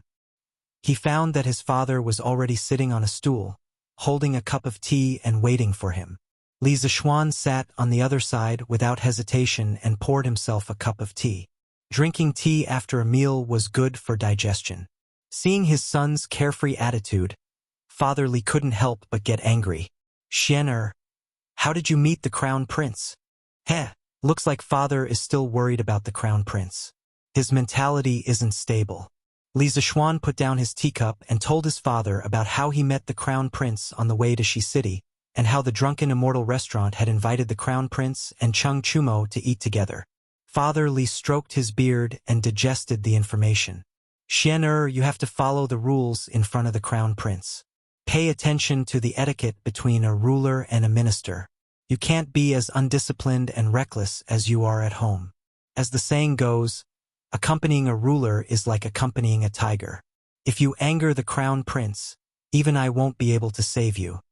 Thinking of that brat Li Zishuan, if he had to bow and scrape before him, he wouldn't have been able to do it. However, Father Li's words were for his own good. Li Zishuan couldn't be bothered to explain and could only reply vaguely.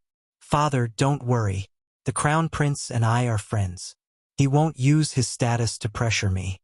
Father Li glared at him. "Even so, you can't overstep the etiquette between a ruler and a minister. What if the crown prince decides to settle the score one day?" Yes. Father is right. I'll listen to you."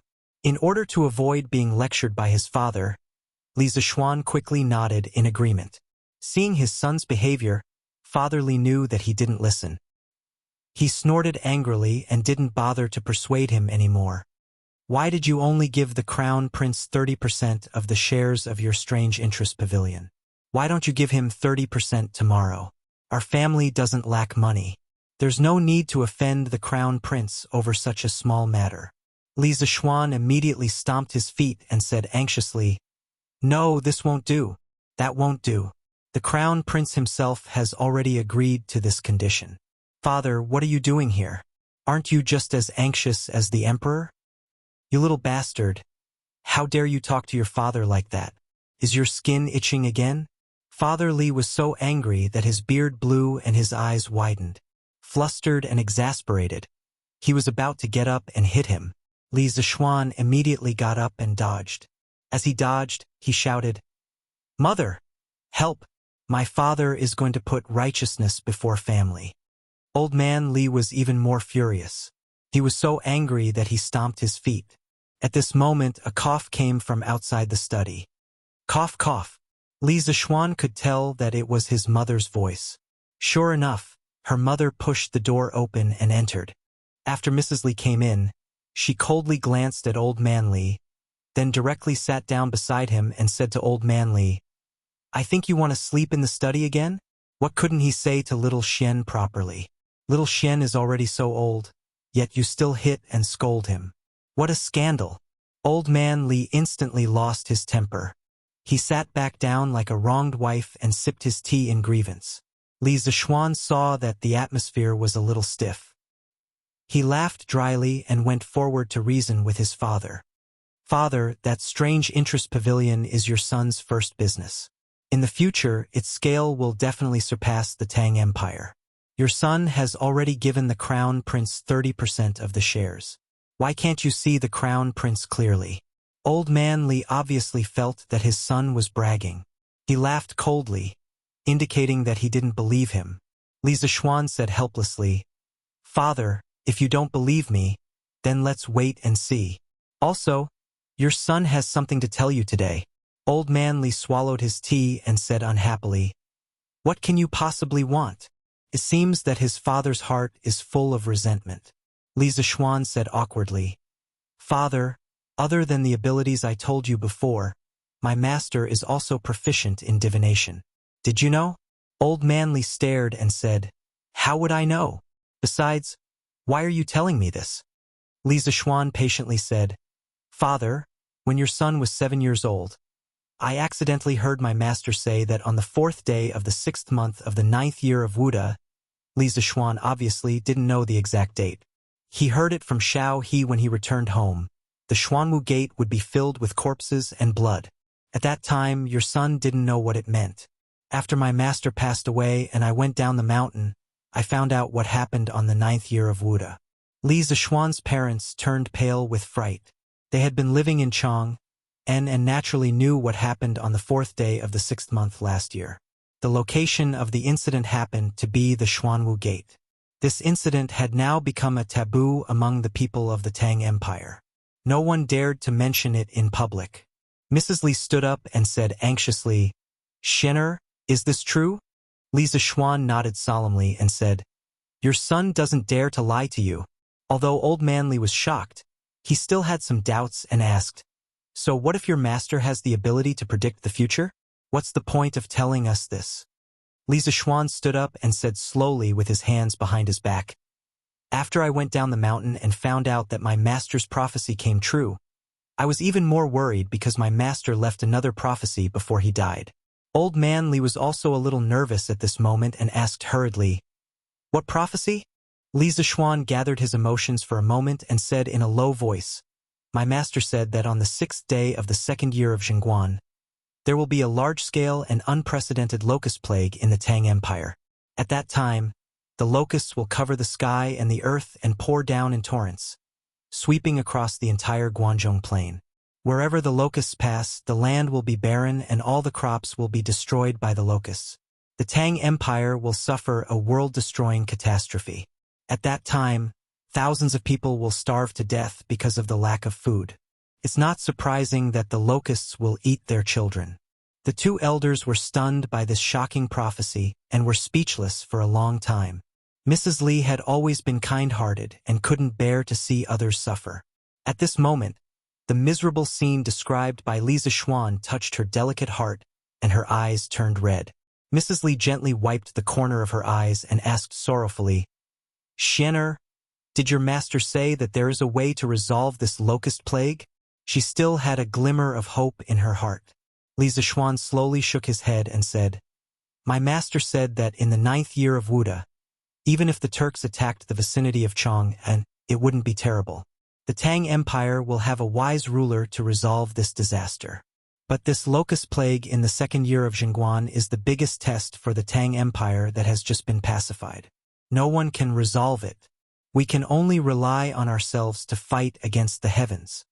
At this moment, Old Man Li's face was also a little sad. He shook his head and smiled bitterly. "Alas, we are just mortals. How can we fight against the heavens?" Mrs. Li also nodded her head with a miserable expression. The ancients had always maintained a reverent heart for the heavens.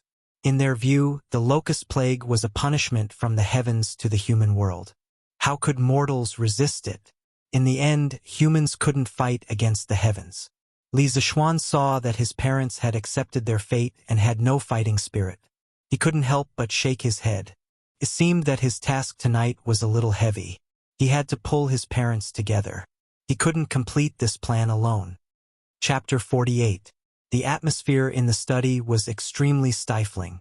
Li Zongyuan's parents had already believed in their son's prophecy, but even if they knew about it in advance, what could they do? At most, they could stock up a batch of food in advance to ensure that their family members wouldn't starve to death. But there would still be tens of thousands of people starving to death because of the lack of food. Although Li Zongyuan's parents weren't exactly good people, they knew that many people would starve to death in the future, but they couldn't do anything about it. Their hearts were filled with grief. Li Zishuan had been worried that if his father knew about the locust plague, he would try to stock up on food in advance so that he could raise the price of food and make a fortune from the disaster. But looking at his father's sorrowful face, Li Zishuan knew that he was overthinking things. He secretly chided himself for being a petty person. However, knowing that his father wasn't a petty merchant, Li Zishuan felt gratified in his heart. He walked in front of his father and firmly said, "Don't worry, Father, if we don't try, how can we know that we can't fight against the heavens? Master once said that the world thinks that men can't fight against the heavens, but they don't know that it's just an excuse that the weak find for themselves. As long as we try our best, then men can defeat the heavens." When Li Jingma heard his son's words, he felt his blood boil. He raised his head and asked his son. "Shener, have you thought of a good idea?" Li Zishuan sat back down on the stool, took a sip of tea and nodded. "Ever since I returned from Mount Longhu, I've been thinking of a solution. In those days, when I thought about how the Great Tang would starve for thousands of miles in a year, I was so worried that I couldn't eat or sleep." "Cough, cough. Don't talk nonsense. Get to the point." Li Jingma hurriedly interrupted. He cursed in his heart. "You still have the face to say that you can't eat or sleep. You eat in different ways every day, and you even made a chicken to eat. And you don't even wake up until late in the morning." Madame Li was also amused by her son's shameless words. She realized that her son's skin was getting thicker and thicker. But this was also good. A thick-skinned person wouldn't suffer losses easily.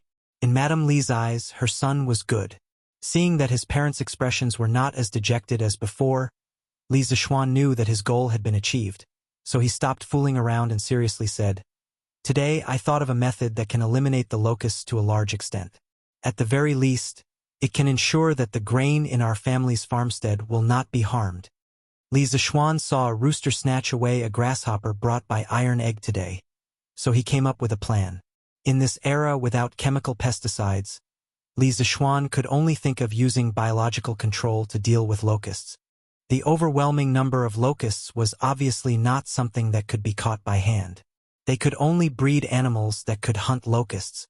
The power of biological control was not to be underestimated. Li Zishuan read a technical post in his previous life. According to statistics, a black-spotted frog could hunt more than 135 locusts, the larvae of locusts, per day. A swamp frog could hunt more than 120 locusts per day. A toad could hunt more than 160 locusts per day, and an adult bird could eat 167 adult locusts per day. Imagine if tens of millions of white birds could be brought in now. When the locusts outbreak next year, just these tens of millions of white birds could eat all the locusts in the Tang Empire overnight. However, because birds and frogs were not easy to breed on a large scale, Li Zishuan wanted to set up a large-scale chicken farm. He wanted to use all the resources of the Han family manor to breed as many as they could. Li Jingma had traveled extensively for so many years, but he had never heard of a method to deal with the locusts. Hearing this, he asked curiously, "Shener, what method have you thought of?" Li Zishuan did not answer. Instead, he asked, "Father, if there is a method to deal with locusts that can guarantee that the Han family manor will not suffer any losses when the locusts come, but it will require our family to fork out a large amount of money. Father, are you willing to do it?" Li Jingma glared at him and said angrily, "You brat! What kind of person do you think your father is? Saving a life is better than building a 7-storied pagoda. If there is a way, how can your father not help?" Madame Li also agreed, "Shener, If you have a method, just say it. Your father and I will support you fully. If the money is gone, your father can still earn more. However, to see so many people starve to death, I'm afraid I won't be able to rest in peace for the rest of my life. Li Zishuan was also touched by his mother's sincere kindness. He nodded and continued, Father, your method is simple. Father, your son's method is very simple. Our family will be responsible for providing the Han family village with chicken seedlings. Let all the villagers help us raise chickens. Based on the number of chickens raised by each villager, we will reduce their rent by 10% to 30%. When the locusts come next year and the chickens have grown up, we can have the farmers herd the chickens into the fields and let the chickens eat all the locusts. This way, not only will the crops be protected, the chickens will also grow faster. When the locusts are over, we can sell the chickens or supply them directly to the Drunken Immortal restaurant. In this way, we won't lose money and can even help the farmers. Li Jingma listened to his son's plan while thinking in his heart. When his son finished, he realized that his son's plan was logical and logical. He had considered all the problems and couldn't help but feel gratified. However, he still had a question in his heart. He asked, Xianer, your idea is quite thorough. It may not be impossible. However, with just these chickens, can we really eat all the locusts in the Han family manner? Li Zishuan smiled confidently. Father, don't underestimate the chickens. Father, don't underestimate the ability of chickens. I once read a book that said that an adult chicken can eat up to 300 locusts a day. By then, I estimate that 20 chickens can almost guarantee that there will be no locusts in 1 mu of land. As long as the plan goes smoothly, we can fight against the heavens. Moreover, the chickens fed with locusts will grow faster and their meat will be incomparably delicious. After the locusts are over, if we supply the chickens to the Drunken Immortal restaurant, we can definitely raise the price. Although Li Jingma didn't know which book would record such a boring matter, seeing his son's solemn vow, he nodded thoughtfully. Madame Li then asked, Xianer, if we herd the chickens into the fields, what will happen if they eat the crops? Li Zishuan smiled. Mother, with so many locusts in the fields, the chickens definitely won't have the appetite to eat the crops. Madame Li was enlightened. Li Zishuan saw that his parents were more or less convinced and asked his father, Father, how much money can we spare at this stage? Li Jingma thought for a moment, then said, Give me 3 days, and I can probably spare 300,000 strings of cash for you. When Li Zishuan heard this, he was shocked. He knew that his father was rich, but he didn't expect him to be so rich that he could spare 300,000 strings of cash in just 3 days. Currently, the entire Tang Empire's annual revenue was only about 20 million strings of cash. Moreover, this 300,000 strings of cash was only a portion of the liquid assets. Adding in the immovable assets, Li Zishuan couldn't imagine how rich his family was. When Li Jingma saw his son swallowing his saliva in shock, he couldn't help but feel a little proud. He had finally regained some of his status in the family. Li Zishuan was stunned for a moment before saying, Father, let's spare some money. You can get someone to buy food. We'll stock up as much as we can. With more food, we'll have more confidence. As for the other 150,000 strings of cash, I'll use a portion to buy chicken seedlings for the Han village and build a chicken coop. The remaining portion will be kept for emergencies. Father, what do you think? With a solution, and more importantly, with the support of his father's strong financial strength, Li Zishuan was in high spirits. He secretly rejoiced that he was reborn as a rich second generation. Otherwise, even if he had a way to control the locusts, it would only be a small matter. But now it was completely different. If the plan went smoothly, Li Zishuan could save a large area of people. Li Jingma stroked his beard and said, Okay, we'll follow Xianer's plan. But today's matter must not be spread, or our family will be in trouble. Li Zishuan knew that this was a serious matter. He nodded and said, Father, don't worry. I know the severity of the matter.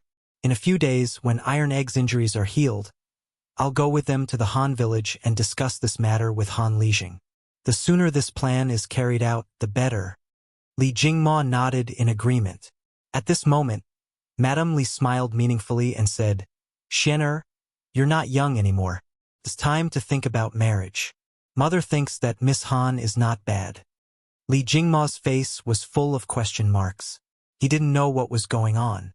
However, Li Zishuan's old face turned red, and he was greatly embarrassed. He hurriedly fled.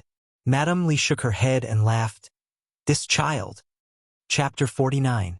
When Li Changqian returned to the Eastern Palace, he immediately ordered his personal attendant to find 10 young eunuchs who knew how to write. Li Changqian asked them to copy Lan Er's journey to the west as quickly as possible. He stood behind one of the young eunuchs and read the story while he was at it. This made the young eunuch suffer. The crown prince was already urging him. Now that the crown prince was standing behind him, how was he supposed to write? The young eunuch's hands began to tremble uncontrollably and sweat began to appear on his forehead.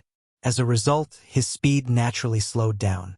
Li Changqian had been reading this page for quite some time. Seeing that the young eunuch still hadn't finished copying, he couldn't help but feel displeased.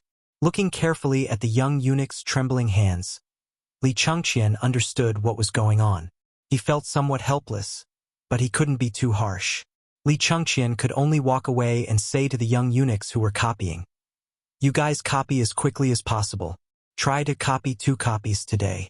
After you finish copying, I will reward you greatly." The eunuchs hurriedly bowed respectfully. Li Changqian turned around and said to the personal attendant, "Zhang Gui, after they finish copying, report to me as soon as possible." The personal attendant quickly bowed and said, "Yes, Your Highness." Li Changqian returned to his bedroom to rest. 4 hours later, Zhang Gui brought 2 booklets and delivered them to Li Changqian's bedroom. "Your Highness, 2 copies have been copied. Please take a look." Li Changqian quickly walked forward and took one of the booklets. He sat on the bed and impatiently flipped it open while saying to Zhang Gui, "Good, not bad. Those who copy will be rewarded. Zhang Gui, have someone deliver the remaining booklet in your hands to Changle Palace." "Yes." Zhang Gui cupped his hands and left. Only then did Li Changqian wholeheartedly immerse himself in the bizarre journey to the west. The moon hung in the sky. Changle Palace. Big Sister Yan, why are you here at Changle Palace at this time? Below Changle Palace, a young palace maid dressed in purple saw an acquaintance and quickly went forward to ask. The tall palace maid stepped forward and replied with a smile, "Younger Sister Li, Attendant Zhang sent me to deliver a book to Her Royal Highness. He said that His Royal Highness the Crown Prince sent it over. But Her Highness has already gone to bed." Li raised her head and looked at the attic where the lights had already been turned off, and said with difficulty. Yan also looked up and hesitated. His Royal Highness didn't say that he had to personally deliver it to Her Royal Highness. Why don't you help me put this book in Her Royal Highness's bedroom? After Her Royal Highness wakes up tomorrow, you can inform Her Royal Highness? Li tilted her head and thought for a moment. This was indeed a solution. She nodded and agreed. "All right then, Big Sister Yan, give me the book." Li took journey to the west and entered the palace. Worried that she would wake up the princess, she could only put it on the table in the main hall on the first floor. Anyway, she wasn't worried that someone would take it away. The next morning, Changle Palace. When Li saw a little fatty wearing a python robe walking over, she hurriedly went up to greet him. "This servant greets Your Highness Duke of Wei." The little fatty nodded. "And where's Changle?" This little fatty was the second son of the current emperor and empress Zhang's son, Duke of Wei, Li Tai. He was only 9 years old this year, but at a young age, he was brimming with talent and was peerlessly intelligent. He was fond of literature and had collected tens of thousands of books. Thus, he was deeply doted on by Li Er. Of course, smart people were all somewhat arrogant. Li Tai had always been at odds with Li Changqian. He looked down on this older brother of his, thinking that Li Changqian only became the crown prince because he was born a year earlier than him. In terms of talent, Li Tai was confident that he could completely surpass that older brother of his. A few days ago, Li Tai heard from his subordinates that Li Changqian brought Changle out to relax and even brought back a type of delicacy for Imperial Father. As a result, Imperial Father was greatly pleased and praised Li Changqian for his filial piety, and for the harmony between the siblings. Li Tai was somewhat unhappy. He knew that type of delicacy. It was called nibbled chicken. Later on, he also ate it, and he ate a lot. Every day, he had the imperial bodyguards line up to buy it for him to eat. It was indeed delicious, but he felt that imperial father shouldn't give the credit to his older brother. This nibbled chicken wasn't invented by the crown prince. Therefore, Li Tai also came to Changle Palace today to show concern for this younger sister of his. He wanted to see if she wanted to go out to relax and he could accompany her. Firstly, although Li Tai didn't get along with Li Chengqian, he had always been on good terms with Changle. He was also concerned about his younger sister's health. Secondly, if Changle wanted to go out to relax, he could also legitimately follow her out. When he returned, he might even receive imperial father's praise and say that they siblings were harmonious. It was killing two birds with one stone. At this moment, Li'er bowed and replied, "Your Highness, the princess hasn't woken up yet." Li Tai was a little disappointed. It seemed that he had come early. He casually said, "Oh, then this prince will sit in the front hall for a while and wait for Changle to wake up." After saying that, he directly entered the main hall. Li'er hurriedly went in to serve tea. Li Tai sat on the bench and glanced at a small booklet on the table. On it was written "Journey to the West." He couldn't help but feel curious. He thought to himself, what kind of book is this? This prince has read a lot of books, but he has never seen it before. He immediately took the booklet and flipped through it. Li'er wanted to stop him, but she didn't dare. This Prince of Wei's temper had always been bad. She thought to herself, she could only wait for the princess to come and ask Prince of Wei to return the money. Presumably, Prince of Wei wouldn't go back on his word. Li Tai was attracted by the first page. As he read further, more novel things appeared. Things like a monkey that jumped out from a rock, Patriarch Bodhi, Somersault Cloud, 72 Transformations, and Uproar in Heaven. He had never heard of these novel and strange things before. However, these plots were so hot-blooded and so attractive. Li Tai's mind couldn't help but become more and more immersed in that exciting story. After a while, there was a sound of a table and chair colliding from above. Li Tai was startled awake. Li'er also reacted and hurriedly said, "It seems that the princess has woken up. Your Highness, Prince of Wei, this servant will take her leave first. This servant needs to serve the princess and put on her clothes." Li Tai waved his hand, and Li'er hurriedly went upstairs. At this moment, Li Tai saw that he was the only one left in the room. He looked at the book, Journey to the West, and his eyes flashed with extreme reluctance. After pausing for a while, a trace of hesitation and struggle flashed in his eyes. In the end, when he saw that there wasn't much time left and that Changle would come down in a while, Li Tai gritted his teeth, and a trace of determination finally flashed in his eyes. He looked around like a little thief and confirmed that he was the only one in the front hall. Then, he stuffed Journey to the West into his long sleeves at lightning speed. He didn't care about the astonished eyes of the two little palace maids standing at the door and directly ran away. In the attic, "Princess, Prince of Wei is already waiting for you downstairs," Li'er reported while combing Changle's hair. "Oh, Brother Qingke came to look for me?" "Li'er, hurry up. Don't let Brother Qingke wait for too long." When Changle heard that Li Tai came to look for her, a trace of happiness flashed across her delicate little face. Li'er hurriedly sped up and said, "Princess, the Crown Prince sent someone to deliver a book last night. When I saw that Princess had already gone to bed, I put the book in the front hall." Changle's eyes lit up when she heard this. She was overjoyed and said, "That's great. It must be the Journey to the West that Brother Crown Prince heard yesterday. Brother Crown Prince is really careful. He copied it into a book and sent it over. Li'er, hurry up. I have to go down and take a look." After a quarter of an hour, Changle Palace's main hall.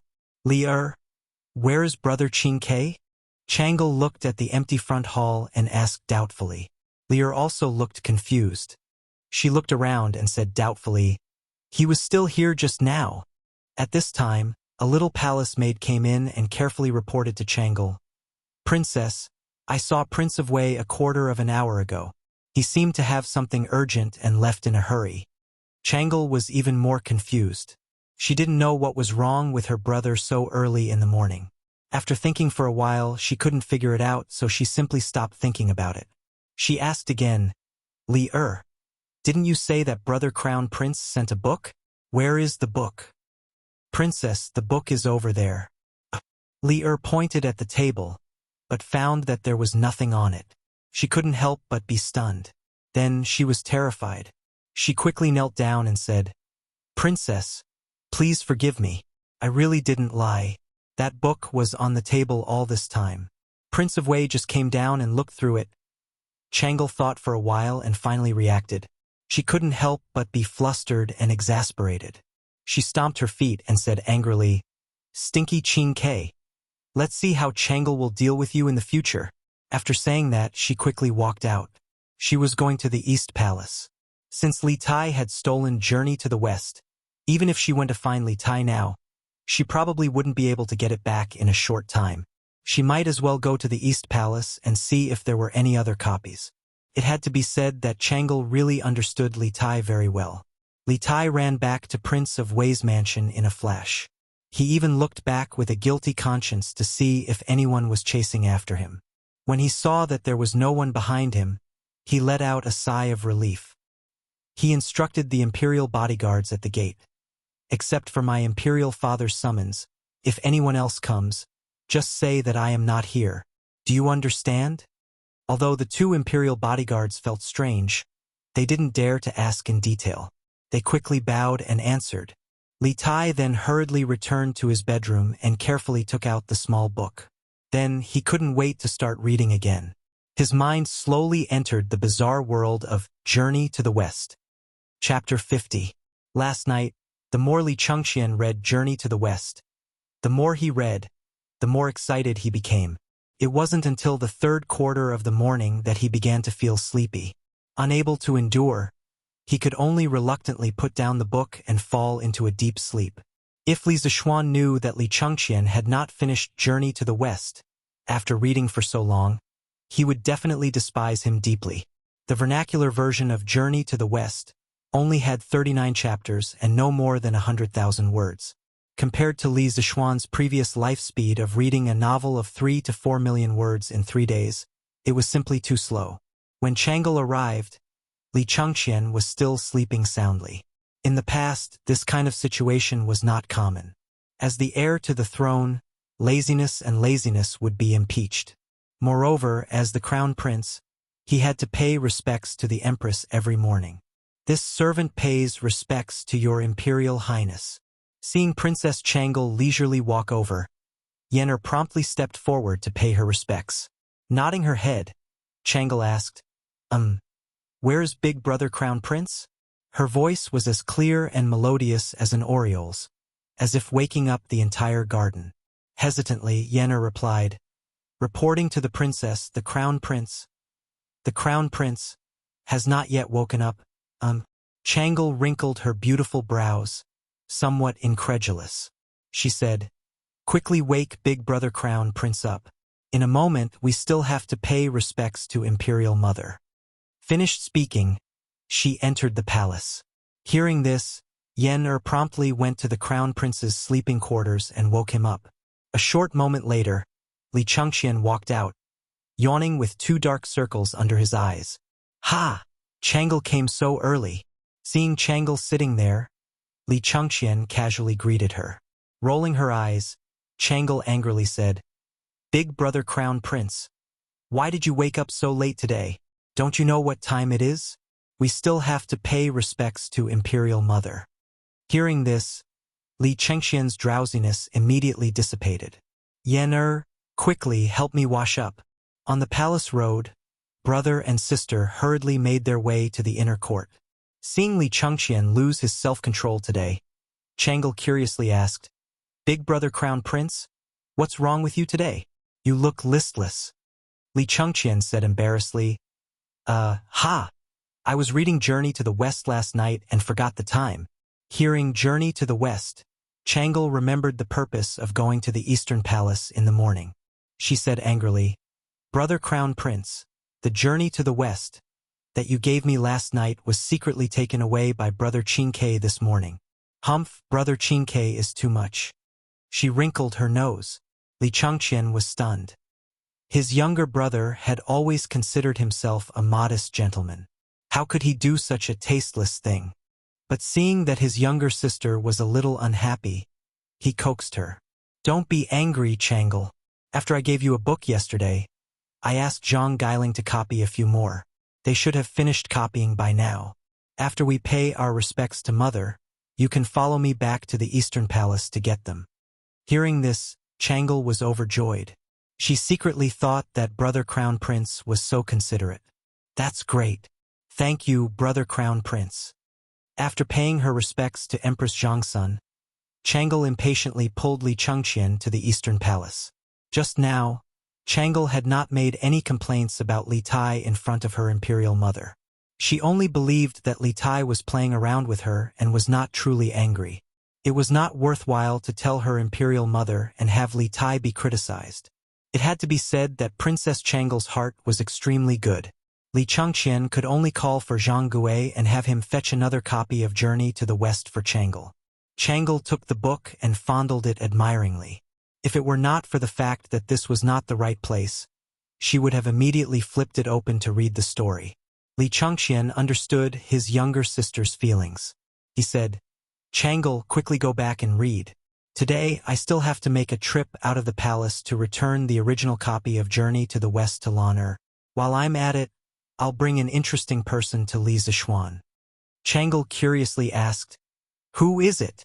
Li Changqian kept her in suspense.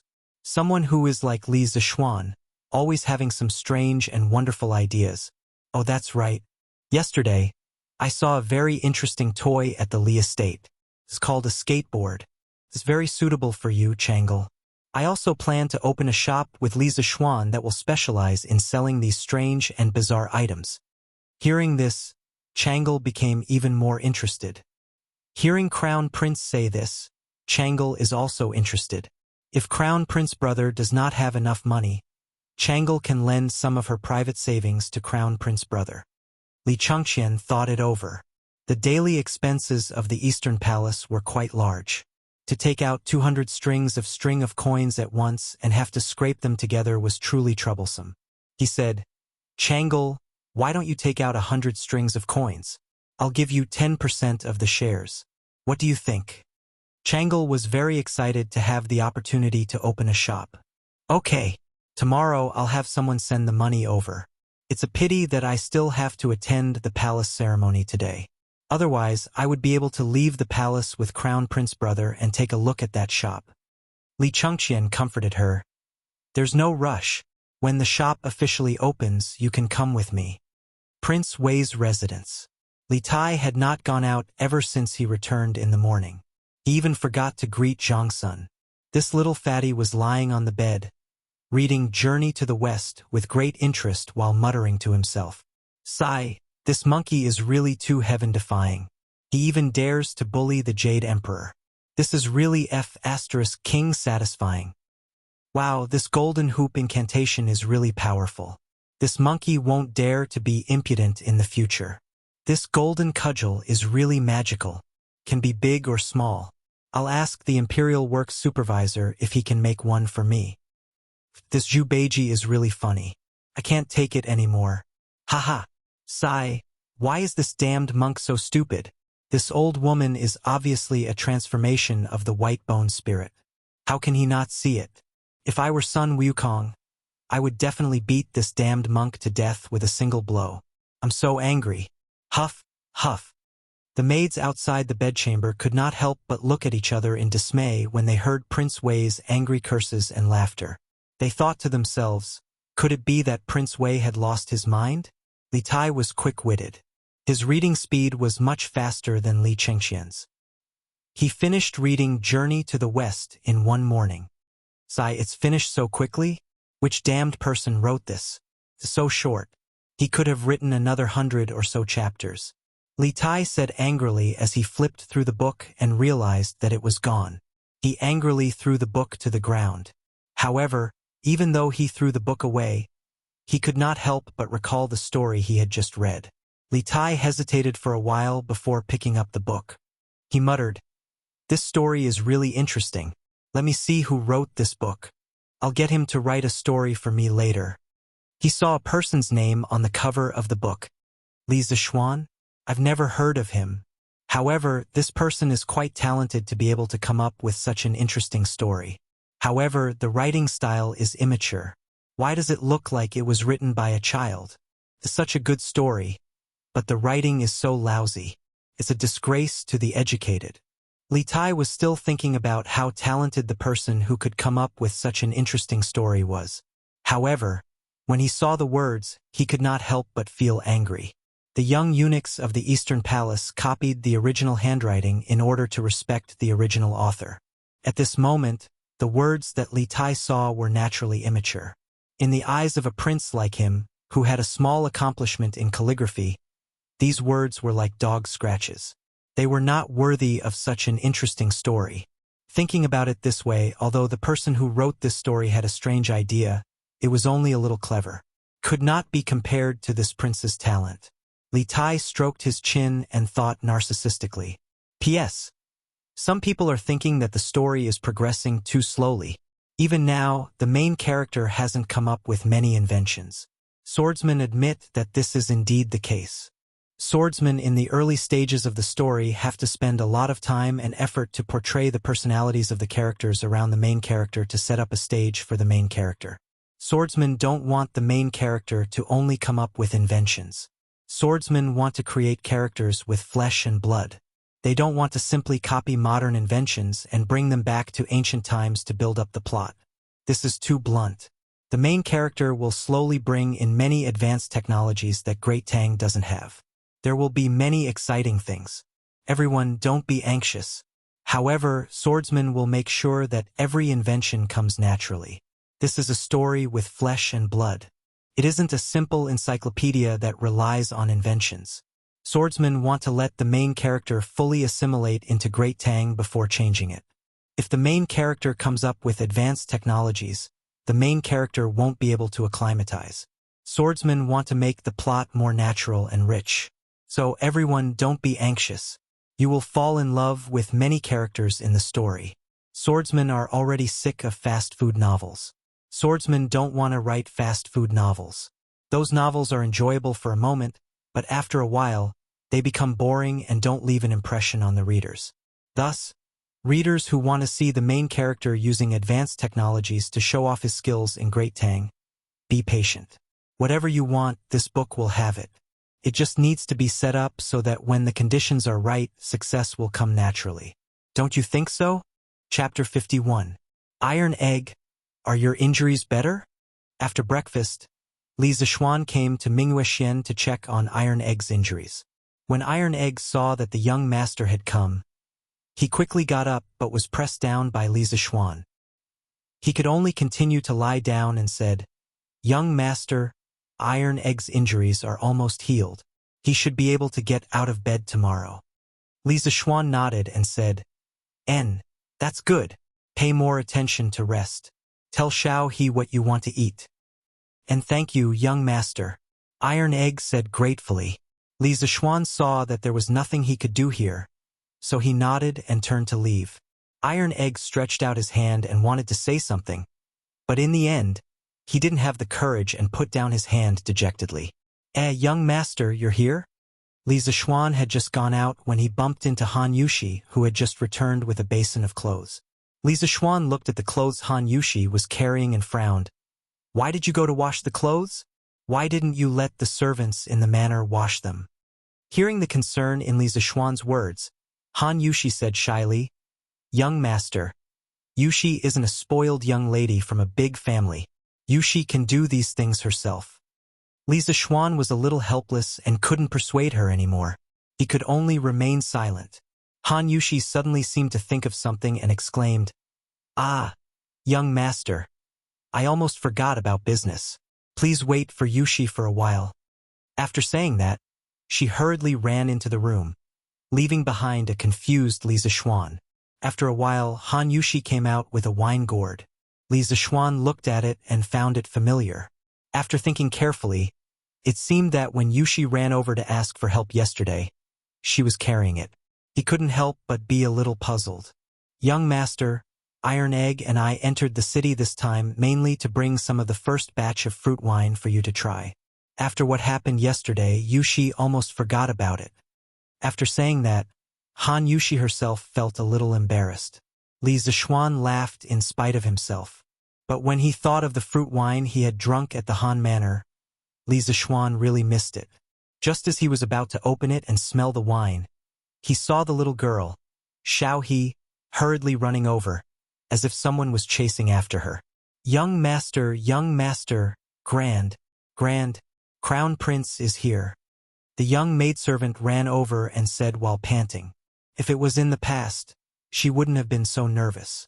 However, ever since she found out that Li Zishuan was the Crown Prince yesterday, she was so scared that she screamed when she saw Li Zishuan today. She quickly ran over to find Li Zishuan. This made Li Chengxian very gloomy.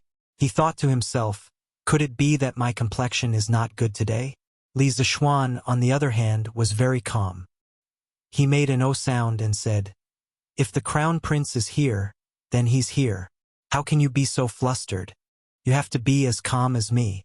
After saying that, he turned and said to Han Yushi, then Yushi, I'll leave first. I'll come back later to try this wine.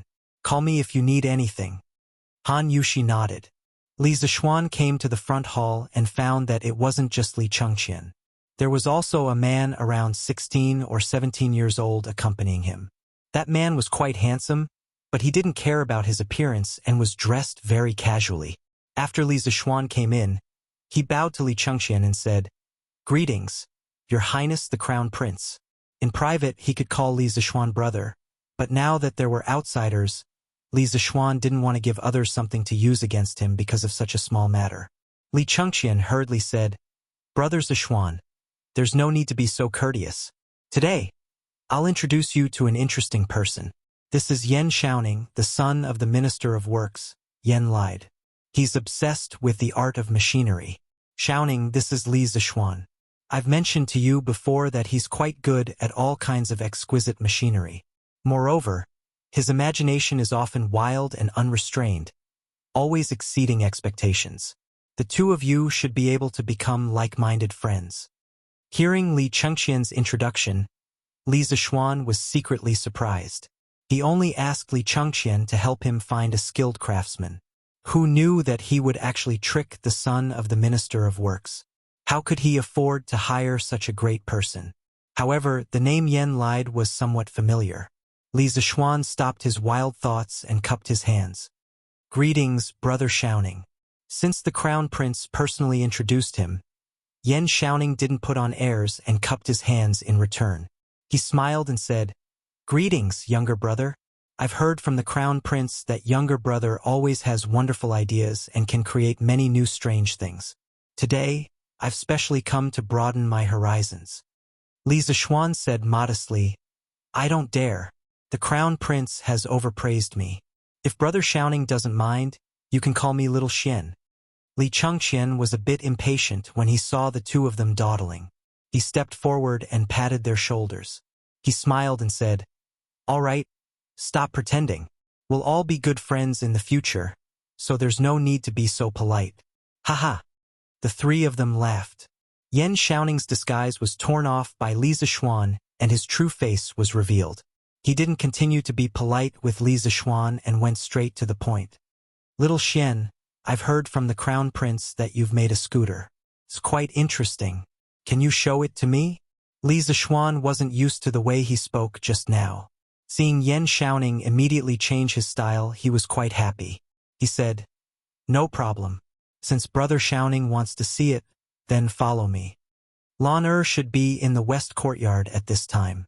Other than sleeping in the backyard, this little girl would usually stay at Li Zishuan's place. Li Zishuan brought the two of them to his courtyard. As expected, he saw Lan riding a scooter in the west courtyard with Xiao Shi looking after her. Li Zishuan waved his hand and shouted, Lan, come over quickly. Lan heard her brother's call and quickly turned her head. She rode the scooter and ran over like a gust of wind.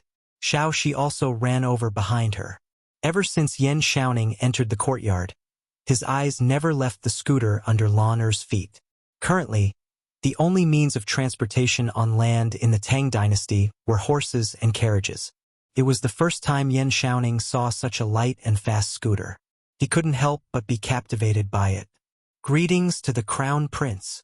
Xiao Shi quickly bowed when she came over. She also knew Li Chengqian's true identity yesterday. Li Chengqian waved his hand and said, "No need to be so polite." Other people were afraid of Li Chengqian, but Lan'er wasn't. She was still young and didn't know how terrifying imperial power was. The little girl put the scooter aside and came to Li Chengqian's side. She said, "Big brother Gaoming, did you bring Lan'er's journey to the west?"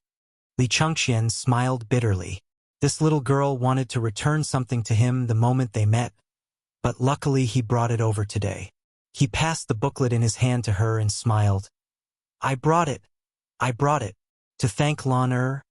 Big brother Gaoming also brought a gift for Lan'er. As he spoke, he took out a palm-sized jade white lion from his sleeve. "Wah, so cute. Thank you, big brother Gaoming." Lan'er won't ask big brother Gaoming for the previous request. Lan'er snatched the jade white lion and cheered. Li Chengqian was overjoyed. He didn't expect to get such a pleasant surprise by giving a jade white lion. No one wanted to owe someone a favor all the time, not to mention that he was the empire's heir. Every action of his was important. Li Chengqian secretly thought that this jade white lion was really worth it. Li Zishuan secretly shook his head. This little girl really picked up sesame seeds and threw away watermelons. Obviously, a promise from Li Chengqian was much more precious than this little toy. However, this was his little sister's own choice. Li Zishuan didn't want to interfere. "Lan'er, come and greet your big brother Xiaoning. He's here to make something fun for you today." Li Zishuan saw that after talking for so long. He actually forgot that Yan Xiaoning was at the side. He quickly said. When Lan'er heard this, her eyes instantly lit up. Other than eating, a child's hobby was nothing more than playing. Lan'er went forward and said obediently, "Lan'er greets big brother Xiaoning." A cough cough. "Hello, little sister Lan'er." Hearing someone call him, Yan Xiaoning quickly shifted his gaze from the scooter. At this time, Lan'er mischievously shook the jade white lion in her hand and blinked her eyes. She meant, "Where's the greeting gift?" Yan Xiaoning was dumbfounded. His mind wasn't here just now, so he didn't know what was going on. This was like a child asking for a red packet from an adult during Chinese New Year. Li Zishuan didn't know whether to laugh or cry. He scolded, "Lan'er, don't be rude." Chapter 52. Little Xian, can you lend me your scooter to take a look? The few of them had just sat down on the stone bench in the west courtyard. They hadn't even exchanged greetings for a while when Yan Xiaoning couldn't help but ask impatiently. Yan Xiaoning seemed to be an impatient person. Li Zishuan found it funny and said, "No problem, brother Xiaoning. You can take a look if you want." Hearing this, Yan Xiaoning hurriedly placed the scooter on the stone table. Then he came over and observed it carefully. From time to time, Yan Xiaoning would flip the scooter around while sighing. In less than 15 minutes, Yan Xiaoning had thoroughly studied the structure of the scooter. He put down the scooter, looked at Li Zishuan and said, "Li Zishuan, little Xian, although the structure of the scooter is simple, its creativity is really surprising. Why didn't I think of such a simple and convenient thing before? I really can't figure it out." Yan Xiaoning hit his head in annoyance after he said that. Li Zishuan smiled and said, "Brother Xiaoning, you don't have to be annoyed. Actually, think about it carefully. The structures of many things that we use in life are generally not complicated. For example, the structure of a carriage is also very simple. But why didn't anyone think of making a carriage hundreds of years ago? In the end, it's a person's creative thinking problem. My master once told me that there's nothing that can't be done, because sometimes creativity is far more valuable than technology. If your thinking isn't broad enough, you'll never be able to create valuable new things." Yan Xiaoning was enlightened. He clapped his hands and laughed. Yes, that's what I meant. I've encountered many similar problems before. It's obviously very simple, but I just can't think of it. Little Xian, you've hit the nail on the head. Li Chengqian also nodded thoughtfully at the side. Li Zishuan said modestly, "Brother Xiaoning, you're just a bystander. Many times, if you jump out of the picture and change your thinking, you can often get unexpected results." Yan Xiaoning nodded in agreement. He looked at the scooter and said, "But little Xian, your scooter has a lot of imperfections. For example, the wheels will probably be very jerky when you turn them. Also, the handle at the front of your scooter can only be used as a handrail. You can't control the direction of the scooter." Li Zishuan nodded. He thought to himself that this brother was indeed from an engineering family. He really understood the mechanical structure. He could see the flaws of this simple scooter at a glance. "Well, Brother Xiaoning is right. When I made this scooter, it was just a casual move to coax my little sister. This scooter can indeed continue to be improved." "Oh? So little Xian, you already have an improvement plan?" Yan Xiaoning was very curious. He could see the problem with the scooter, but it didn't mean that he had a solution now. "I do have some ideas. Xiao Shi, go to the kitchen and get me a piece of unburnt wood." Li Zishuan instructed Xiao Shi. He could barely write with a brush, but drawing was really difficult for him. The lines of an engineering drawing needed to be horizontal and vertical. The soft tip of a brush was very difficult to do. At least he couldn't do it.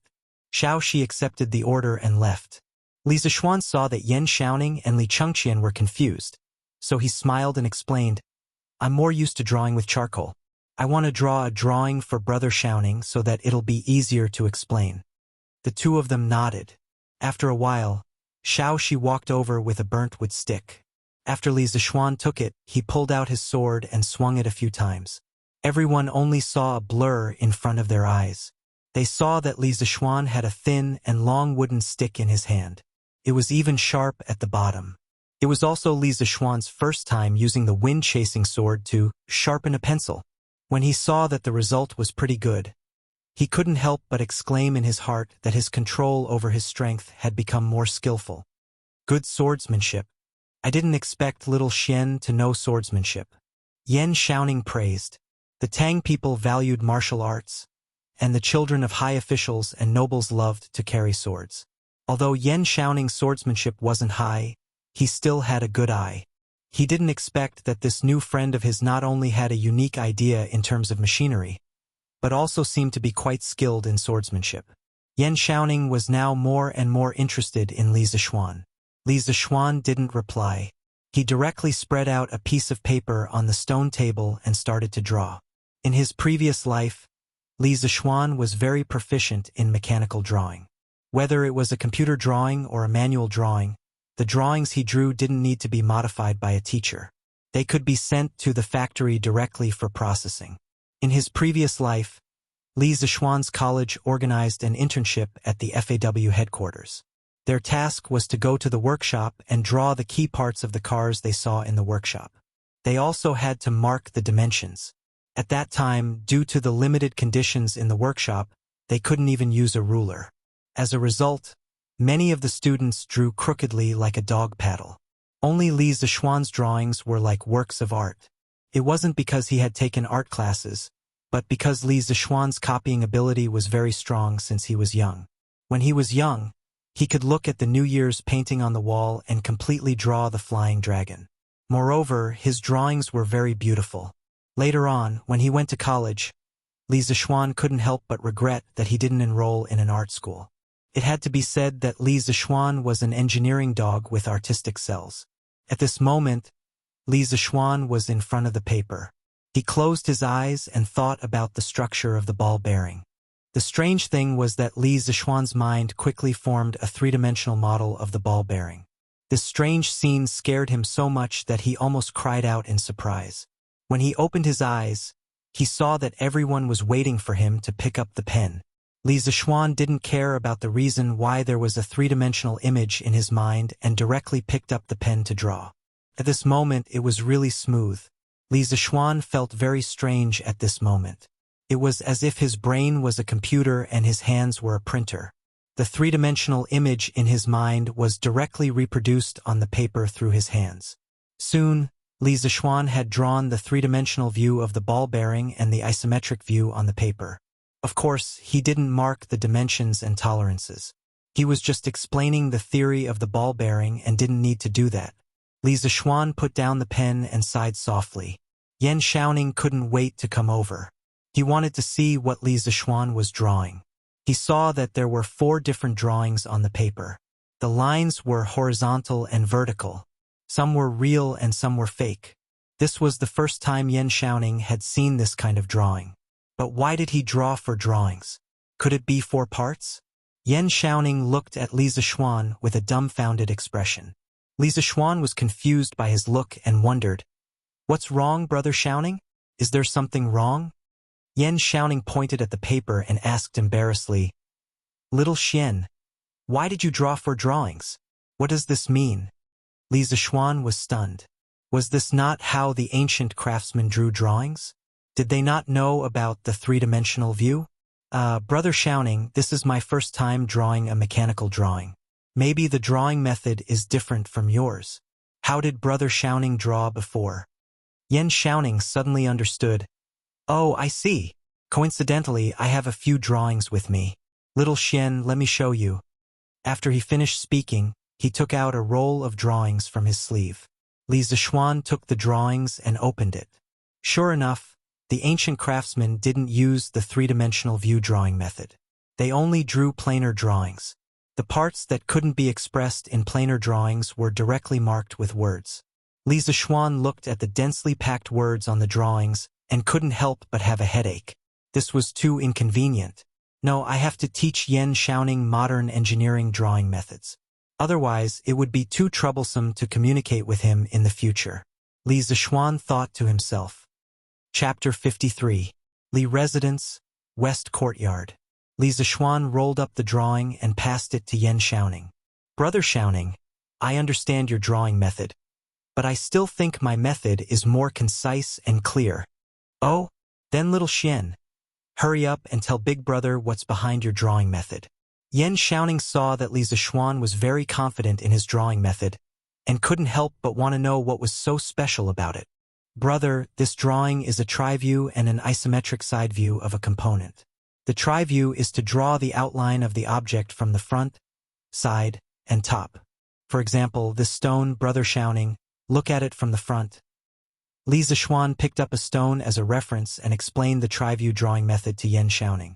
After a while, he gave Yan Xiaoning the part that the professional teacher taught him. Brother Xiaoning, look, with these tri-view drawings, the craftsman can form the model of the component in their mind. It's also easier to mark the dimensions on the tri-view drawings. After listening to Li Zixuan's explanation, Yan Xiaoning stood up and paced around. He frowned and thought for a moment, then suddenly shouted, "Wonderful, wonderful. This drawing method is wonderful. Xiaoxian, you're a genius. Your drawing method is indeed clearer and there are fewer unnecessary markings." Yan Xiaoning sat down again and rubbed his hands. He stared at Li Zixuan and said excitedly, "I must tell my father about this drawing method and let him spread it. Xiaoxian, are you willing to be a supervisor? If my father knows of your talent, he'll definitely be willing to ask His Majesty for an official position for you." Li Zixuan shook his head. "Thank you for your kindness, Brother Xiaoning. I've been away from home for many years and just came back a few days ago. I don't want to be an official yet." The supervisor was almost equivalent to the Chinese Academy of Sciences in his previous life. Li Zixuan wasn't willing to do research there every day. Moreover, he had a lot of things to do recently. The Strange Interest Pavilion was about to open and the Locust Extermination Plan was about to start in 2 days. Hearing Li Zixuan's rejection, Yan Xiaoning sighed. "Ah, that's too bad." Yan Xiaoning looked at the drawing again and asked doubtfully, "Xiaoxian, what's this isometric side view for?" This view is mainly to help the craftsman form a 3D model of the object in their mind. Because some objects with complicated structures, it's hard to form a 3D model with just a tri-view drawing. Yan Xiaoning nodded his head thoughtfully.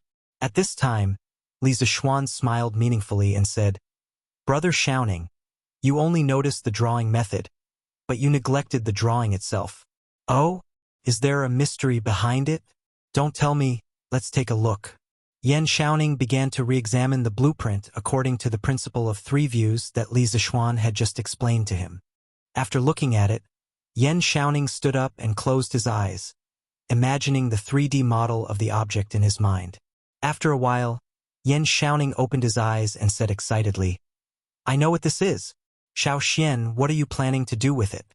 Although he could imagine the 3D model of the object, he couldn't think of a use for it. Li Zishuan smiled. "I've named it a ball bearing. Brother Xiaoning, think about it. What would happen if it was used to connect the wheels and axles?" Yan Xiaoning was quite knowledgeable in mechanical design.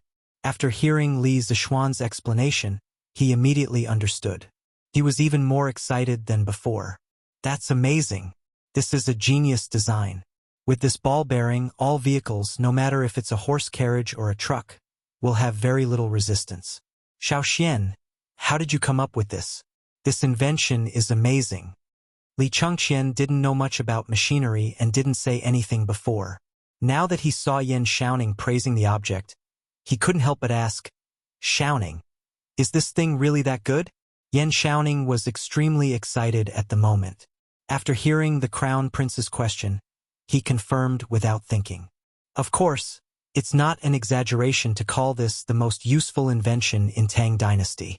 Your Highness, you might not know this, but if all the carriages in Tang Dynasty use this ball bearing, then the same horse will be able to pull at least 50% more of the load of the carriage.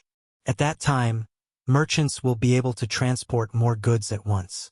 During war, a grain carriage will be able to carry more rations. Other than carriages, other machines that require transmission can also use this ball bearing. Your Highness, do you think this invention is important or not?" Hearing Yan Xiaoning's analysis, Li Chengqian was also stunned. He didn't care if the merchants could transport more goods, but it was crucial that they could increase the efficiency of transporting rations. In this era, one of the decisive factors in the outcome of a war was the issue of rations. Li Chengqian finally understood that Yan Xiaoning's previous praise wasn't excessive at all. He was also a little excited now. "Brother Zishuan, this item is of great importance. Can I bring it back to the palace?" Li Chengqian also knew that Li Tai had been competing with him for favor recently, but he didn't have any other good ideas. He couldn't act like a spoiled child in front of Li Tai's eldest grandson. Could he? If he dared to do so, he would definitely be reprimanded by Li Er for not having the dignity of a country's heir. There were some things that Li Tai could do, but he couldn't because he was the crown prince. Seeing Li Tai dote on Li Er more and more, Li Chengqian was also anxious, but he could only be anxious. Now that he saw that Li Zishuan's invention had such great uses and could even be used in the military, Li Chengqian's first thought was that perhaps he could use this item to gain Li Er's praise. At the same time, he could also ask for some benefits for Li Zishuan. Li Zishuan was a little helpless at this moment. Although the ball bearing had many uses, these two people didn't need to be so excited, right? Hearing that Li Chengqian wanted to immediately present the blueprint to Li Er, Li Zishuan hurriedly said, "Your Highness, this ball bearing is indeed very useful, but we don't know if it can be made yet. If we present the blueprint to His Majesty now, I'm afraid we're being too hasty." When Li Chengqian heard this, he felt that it was reasonable and secretly thought that he was too impetuous. Brother Zishuan's words are very true. Then I'll wait for you and Xiaoning to make this thing and install it on the carriage before reporting it to Imperial Father. At that time, I'll definitely give you two a reward. When Yan Xiaoning heard Li Zishuan's words, he began to frown and ponder. He was a little too excited just now and didn't even think about whether this thing could be made or not. He thought for a while and hesitated before saying, "Little Xian, I'm afraid that this ball bearing is very difficult to make." When Li Zishuan proposed this ball bearing, he didn't know if it could be made with the Tang Dynasty's technology. Although he was mentally prepared, he still felt a little disappointed when he heard Yan Xiaoning's negative answer. However, he also wanted to know where the technical difficulties were. So he asked, "Brother Xiaoning, where will the difficulties be?" Chapter 54. Hearing Li Zishuan's question, Yan Xiaoning thought for a while and said, "Xiao Xian, I think the most important part of your ball bearing is the steel ball between the inner and outer walls of the bearing. If the steel ball is not the same size or irregular in shape, then the ball bearing will be useless." Hearing Yan Xiaoning's analysis, Li Zishuan also admired him. This person was indeed an expert and could always see the key to the problem. He cupped his fist and said, "Brother Shouning is right. The size and quality of the steel ball are indeed very important." Yan Shouning nodded and continued, "This is where the problem lies. As far as I know, it's very difficult to make steel balls that are exactly the same size and shape with the current technology." Li Zishuan suddenly realized that this was where the problem lay. With the current technology of the Tang Empire, it was as difficult to make a batch of steel balls of the same size and shape as the people in the 80s and 90s to make the ball on the tip of a ballpoint pen. Without a complete industrial system, Li Zishuan also couldn't solve this problem. He couldn't help but fall into deep thought. Suddenly, Li Zishuan remembered that in addition to ball bearings, there were also roller bearings. Although they weren't as good as the former, they were still many times better than the current bearings of the Tang Empire. "Brother Shouning, since there's no way to make a batch of steel balls of the same size, I wonder if it's possible to make a batch of small iron rods of the same size with the current technology?" Li Zishuan asked. "Of course, it's not difficult." Yan Shouning nodded. The process of making iron rods was easier to control than steel balls. "Then there's no problem." Li Zishuan was a little happy when he heard this. He smiled and said, "Brother Shouning, I have an idea. We can replace the steel balls in the ball bearing with small iron rods of the same size and then add some grease to increase lubrication. What do you think?" Yan Shouning closed his eyes and thought for a while. Then he opened his eyes and looked at Li Zishuan with a strange expression. Li Zishuan was puzzled by his look. He touched his nose and said, "Brother Shouning, what's wrong?" Yan Shouning sighed and said, "Shaoxian, you're really a monster. Why do you have such wonderful ideas one after another? In the past, I thought that I was extremely smart. Today, it's really infuriating to compare myself to others. I really want to break open your head and see what's inside." Li Zishuan laughed and said, "Don't worship me. I'm just a legend. Haha." Yan Shouning was speechless. Li Chengqian interrupted, "Shouning, does that mean you can create it?" Yan Shouning nodded and said, "Your Highness, if we use this plan, we can indeed make it. Although it may not be as good as the ball bearings, compared to the bearings currently in use, this kind of roller bearing is still completely superior. As for the specific performance, we can only test it after it's built and installed in the car." Li Chengqian said excitedly, "That's good. Shouning, you'll have to work hard for the next few days to make this thing. I'm looking forward to seeing how light and convenient my Tang Empire's carriages will be after installing this bearing." Yan Shouning replied, "Yes, Your Highness. When I get back, I'll have my father ask the supervising craftsman to make a batch first." Li Chengqian nodded and looked at Li Zishuan. He smiled and said, "Brother Li Zishuan, are you satisfied with the people I brought to you today?" Li Zishuan laughed and said, "Satisfied, of course I'm satisfied. Brother Shouning is not only skilled, but also straightforward. It's my fortune to have such a friend." Yan Shouning also laughed and said, "Haha, I'm also very happy to have a good friend like you, Shaoxian." Li Zishuan also had the intention to rope in a technical talent like Yan Shouning. He said, "Brother Shouning, the Crown Prince and I have opened a strange interest pavilion that specializes in selling rare items like scooters. Moreover, I have a lot of other interesting things in my mind that I'll make and sell in the future. I wonder if Brother Shouning is interested?" Yan Shouning slapped his thigh and agreed, "Of course I'm interested. I just don't know how to cooperate." He wasn't very interested in making money. He was mainly interested in the other interesting things that Li Zishuan had mentioned. He wanted to see what other ideas Li Zishuan had in the future. Li Zishuan explained, "Currently, the Crown Prince of the Strange Interest Pavilion owns 30% of the shares with 200 strings of cash and his network of connections.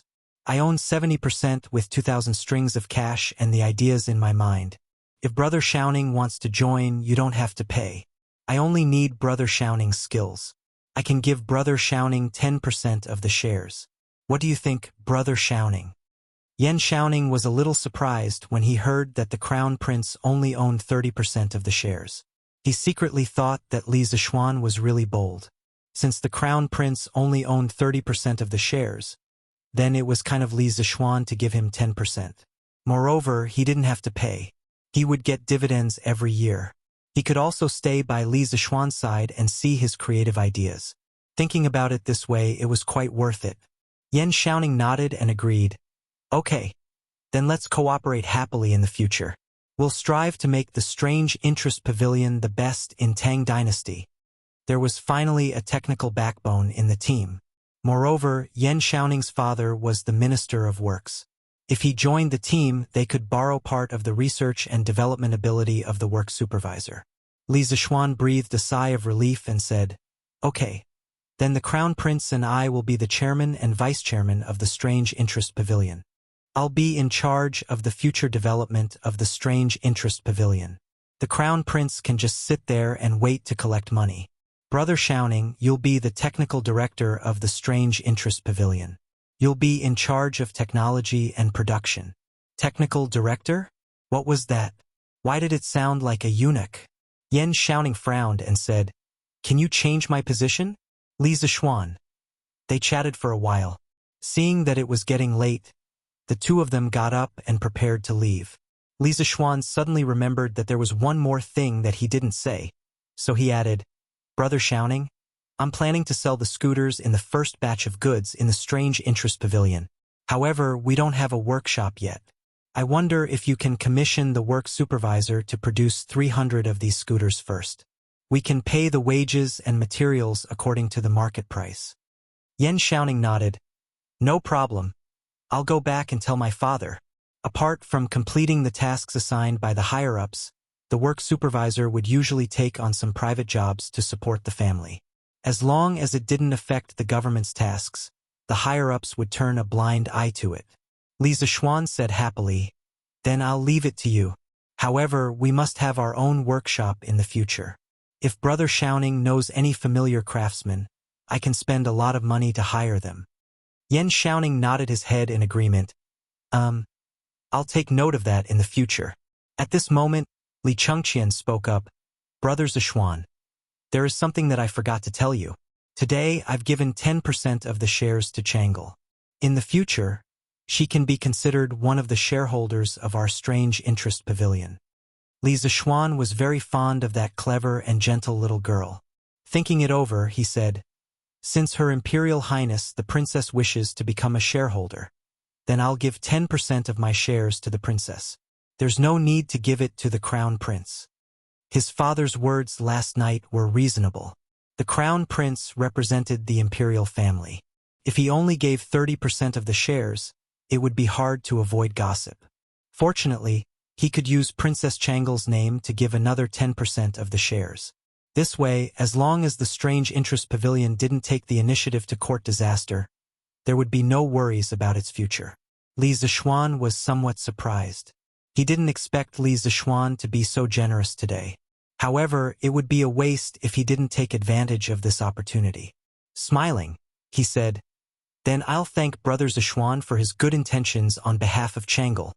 There's no need for your Imperial Highness to be so courteous. Since the matter had been settled, Li Chengqian and Yan Xiaoning took their leave. Li Zixuan inwardly breathed a sigh of relief. The Strange Interest Pavilion had finally taken shape. Chapter 55. After lunch, Li Zixuan recalled that Han Yushi wanted him to try the newly brewed fruit wine in the morning, but he was interrupted by Li Chengqian and Yan Xiaoning. Thinking of this, Li Zixuan went to Minghuaxian to look for Han Yushi. Young master, you're here? Han Yushi said happily. Yes. I was about to try the newly brewed fruit wine in the morning, but I was interrupted, so I came over to try it in the afternoon. Li Zixuan nodded. Young master, please take a seat here. Yushi will pour you some wine. Li Zixuan smiled and nodded. Han Yushi then walked into the room to get the wine. After a while, Han Yushi came out with a wine gourd and a wine glass. Young master, please try it. Han Yushi poured a glass of wine and handed it over. Li Zixuan took the wine glass and sniffed it lightly. A mellow fragrance of wild fruits entered his nostrils, making him feel as if he was in a forest. Li Zixuan took a sip. It was sweet and mellow. Although he had drunk it once at the Han village, he still felt amazed when he drank it again. Yushi, who did you learn how to brew wine from? I see that many brewers in the city don't brew as good as yours. Li Zishuan drank the fruit wine and couldn't help but ask in confusion. Hearing Li Zishuan's praise, Han Yushi smiled and said, "Young master, you flatter me. How can Yushi's skills be compared to the brewers in the city? My mother taught me how to brew wine. My father always loved to drink the wine my mother brewed. Later on, my mother passed away, so I brewed wine for my father." He didn't expect Yushi's mother to be a master brewer. Li Zishuan continued to ask, "Yushi, other than fruit wine, do you know how to brew other wines?" Han Yushi nodded and said, "Yes, my mother also taught me how to brew white wine and sake. These include Ingzhou's Fushui, Wuqing's Ruoxia, Hezhong's Mulberry, Yuzhou's Ichuan, Xingyang's Tuku, Fuping's Shidonkan, Jiannan's Braised Spring, Hedong's Qianhe Grape, Lingnan's Yunshi Baluo, Yicheng's Jui, Xuanyang's Yishui, Cheese Lu Wine, and so on." Han Yushi counted with her fingers and listed all the wines she knew how to brew. Li Zishuan was dumbfounded. Was that even possible? Yushi, how did your mother make so many kinds of wine? Han Yushi thought for a moment and said, "I heard from my mother that my grandfather, Du Daoling, was the most famous winemaker in the former Sui dynasty when he was alive. Even Minister Wei Xuanqing of my dynasty praised his winemaking skills. My mother learned her winemaking skills from my grandfather." Li Zishuan asked curiously, "Who is Wei Xuanqing? Is he very knowledgeable about winemaking?" Han Yushi widened her eyes and said in disbelief, "Young master, don't tell me you don't even know Minister left Prime Minister Wei Zheng? Huh? Wei Xuanqing turned out to be Wei Zheng." Li Zishuan had heard in his previous life that Wei Zheng was not only a straightforward minister, but also a master winemaker. He did not expect Han Yushi's grandfather's winemaking skills to be above Wei Zheng's. It was really a surprise. Cough, cough. Who doesn't know about Wei Xuanqing and Minister Wei? I was just testing you. Li Zishuan casually made up a story. He did not care whether Han Yushi believed him or not, and continued to ask, "Yushi, why didn't you make wine to sell before?" Han Yushi said sadly, "The Han village did not have enough food left over these years. How could we have extra food to make wine?" Li Zishuan patted his head. "So that was the reason. Yushi, do you know why I bought the Han village's fruit wine at such a high price?" Han Yushi said gratefully, "Yushi knows that young master is helping the Han village. Those fruit wines are actually not worth that much money." Li Zishuan shook his head and said, "Although I have the intention of helping the Han village, it is not entirely because of this. When I was at Mount Longhu, I saw my master often drinking a kind of brightly colored wine. My master said that it was a kind of mixed wine invented by the people of the Abbasid Caliphate. After drinking it a few times, my master felt that the taste was very special, so he figured out the recipe and brewed it himself. There is a very important ingredient in this recipe, and that is the fruit wine. Yushi, the fruit wine that you make can be considered to be of the highest quality among fruit wines. It is the most ideal ingredient to make this kind of mixed wine. That is why I bought your fruit wine at such a high price. I thought that after buying it, I would find a wine master to make this kind of mixed wine. It will definitely sell well in the future." When talking about what she was best at, Han Yushi was also very interested. She asked curiously, "Young master, what is the name of this wine? Is it really that good?" "I heard from my master that this is called a cocktail. As for whether it is good or not, I don't know how to taste wine, so I don't know. But my master has tasted all kinds of good wine in the world, and in the end, he only has a soft spot for this cocktail. I think that the taste of this wine should not be bad." Li Zishuan continued to use his master as a shield. That's right, Li Zishuan wanted to make a cocktail. In Li Zishuan's previous life, he and his uncle had watched a movie about a plane crash, but he forgot the specific name. In the movie, a black captain wanted to drink a cocktail on the plane. In the end, there was no cocktail, so he added alcohol into the fruit juice and drank it as a cocktail. One day, his uncle was eating at his house and suddenly remembered this scene. He added the same amount of Huiyuan 100% orange juice into half a glass of whiskey. In the end, He watched his uncle drink it to his heart's content. Later, out of curiosity, he also went online to look up the method of making cocktails. Cocktails were generally made with rum, tequila, vodka, whiskey, and other spirits as the base, and fruit juice, egg white, milk, sugar, and other auxiliary ingredients, stirred or shaken. Finally, lemon slices, fruit, or mint leaves could be used as decorations. He could directly use the existing white wine from the Tang dynasty to distill it. The fruit juice could be replaced with the fruit wine brewed by Han Yushi. The effect should be better. After mixing it, he added some ice cubes. In the hot summer, Li Zixuan believed that no wine lover could resist this temptation.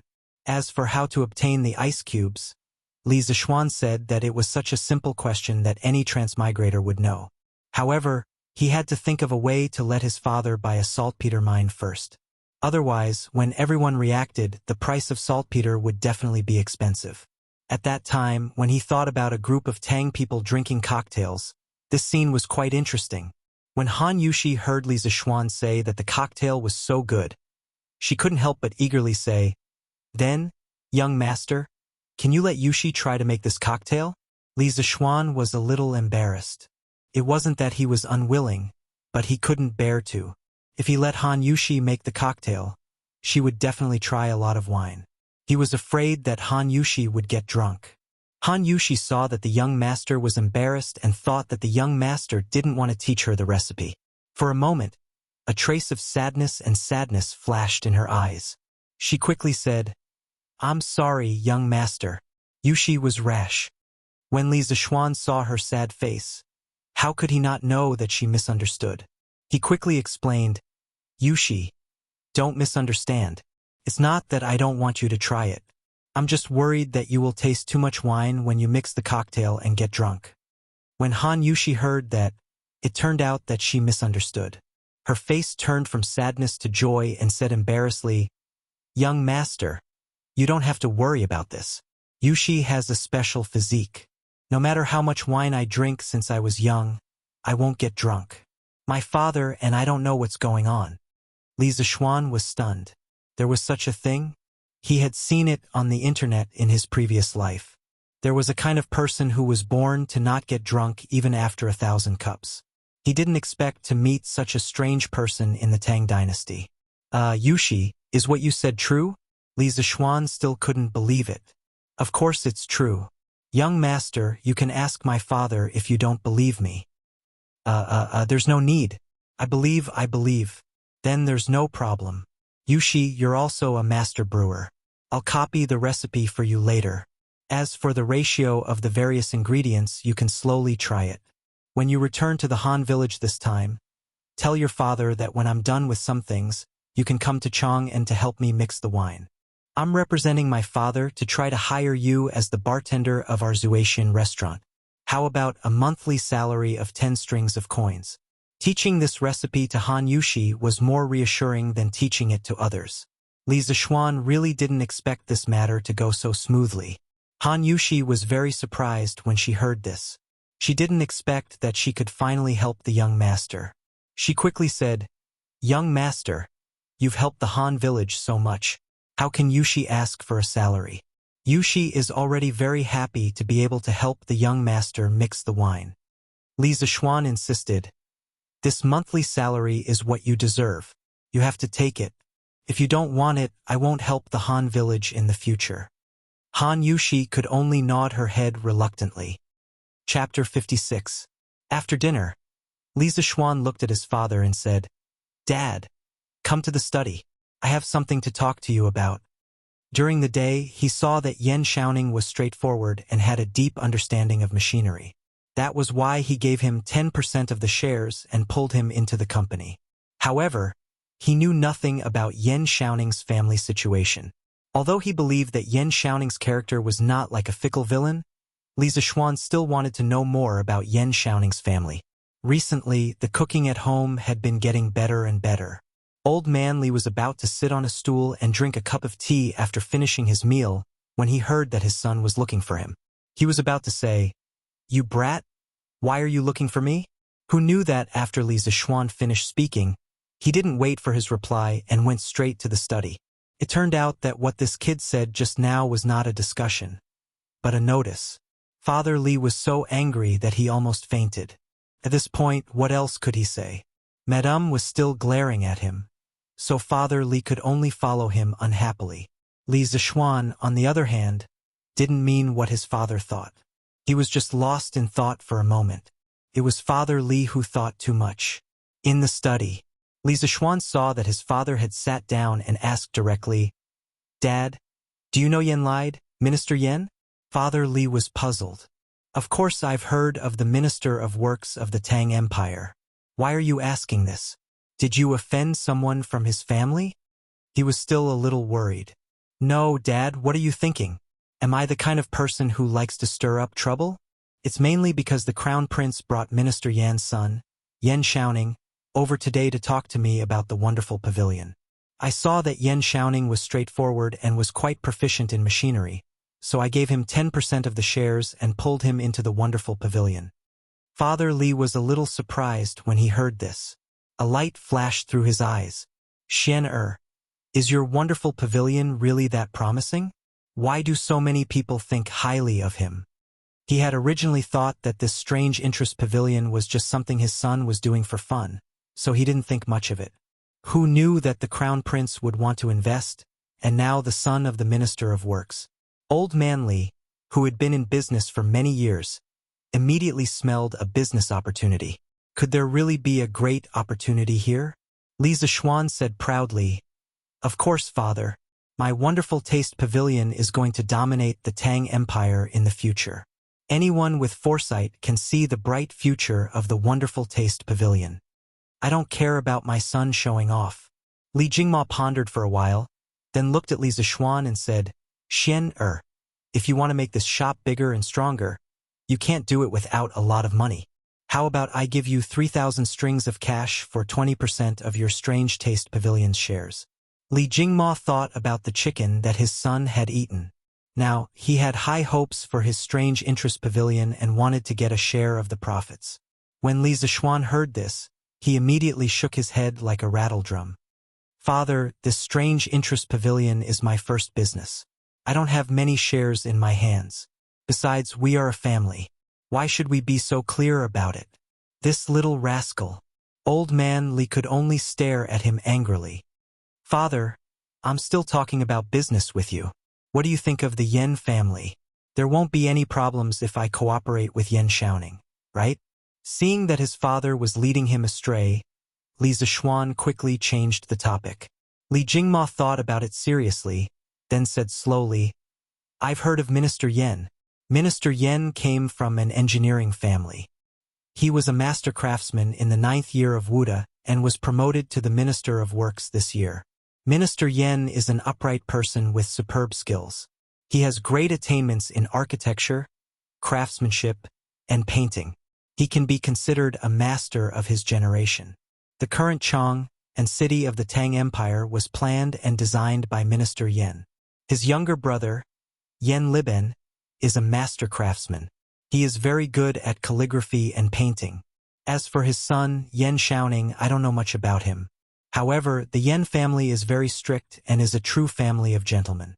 Xian if you cooperate with Yen Xiaoning, there will only be benefits and no disadvantages." When Li Zishuan heard that Yen Liben was Yen Lide's younger brother, he was shocked and opened his mouth wide. He might not have heard of Yen Lide, but who didn't know of Yen Liben's name in his previous life? He was a great painter in the Tang dynasty. His walking carriage painting and portraits of past emperors were treasures passed down from generation to generation. Li Zishuan didn't expect the friend he just made today to have such an amazing family background. He swallowed his saliva and said, "Well, since father said so, then I can rest assured." After that, he turned to go back to his room to sleep. "Xian don't you want to consider father's suggestion? That's 3,000 strings of cash." Old Man Li didn't give up on the idea of getting a share and shouted from behind. Li Zishuan hurriedly quickened his steps and ran away. Although his family had a lot of money, it was more comfortable for him to spend his own money. Strange Interest Pavilion's embryonic form had been formed and he didn't lack funds now. He was just waiting for this young eagle to take off. This stinking brat. West Courtyard. Li Zixuan laid on his bed and couldn't help but think of the strange scene in his mind when he was drawing during the day. Although he could rely on the memories of his previous life to imagine the three-dimensional structure of the ball bearing in his mind, it was only a vague illusion and not a real thing. However, the ball bearing in his mind during the day was real and clear, as if there was a real ball bearing in front of his eyes. At that time, he even felt that he could make it rotate 360 degrees at will. As a young man from the 21st century, Li Zixuan didn't believe in ghosts and gods. However, he couldn't explain what happened during the day, so he could only try again. At that moment, Li Zixuan closed his eyes and began to recall the structure of the ball bearing. Sure enough, a realistic three-dimensional model immediately appeared in his mind. At that moment, there was no one to disturb him, so Li Zixuan could finally relax and boldly observe. It would be great if I could enlarge it. Li Zixuan saw that the structure of the ball bearing was too small and couldn't be seen clearly. He felt that it was a fly in the ointment. As if it had heard his thoughts, the model in his mind began to enlarge rapidly, and all the minute structures on it could be seen clearly. Li Zixuan was so shocked that his mouth opened wide. How the F***ck could this work? That scared me to death. Since it can be enlarged, can it be rotated? Li Zixuan silently thought about the rotation in his mind. Who knew that the model would also start to rotate? What the F***ck? Did my brain become a computer? This scene was very familiar to Li Zixuan. This was because in his previous life, when he used a drawing software on his computer to draw a 3D model of some parts or machines, those drawings could be enlarged or rotated 360 degrees with the help of the mouse. Right now, it was as if there was this software in his brain. What the hell was this?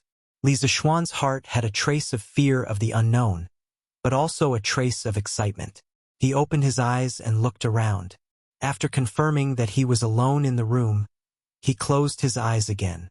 Since the ball bearing works, can I change it to something else? Li Zixuan was eager to try. Let's try a bicycle. Li Zixuan's mind moved and a 3D model of an unbranded bicycle appeared in his mind. The outline of every part of the bicycle and every assembly could be seen clearly. Li Zixuan could even see every grain on the tires. Could this be my golden finger? I can recreate a 3D model of a modern object in my mind? As if he had found a new toy, Li Zixuan was having a lot of fun. Cylinders, water wheels, motorcycles, etc. flashed through his mind. After a while, Li Zixuan became a little arrogant. He wanted to create a big treasure. Why don't I try a tank? Li Zixuan's mind moved and a huge armored tank appeared in his mind. But it did not last long. In less than 2 seconds, the tank disappeared. Immediately after, there was a sharp pain in his mind. It was not physical pain but mental pain. Li Zixuan had never experienced this kind of pain before. He could not help but groan and pass out. Chapter 57. In the study of the Yen residence. A lean and elegant old man stared at the drawing on the table for a long time without saying a word.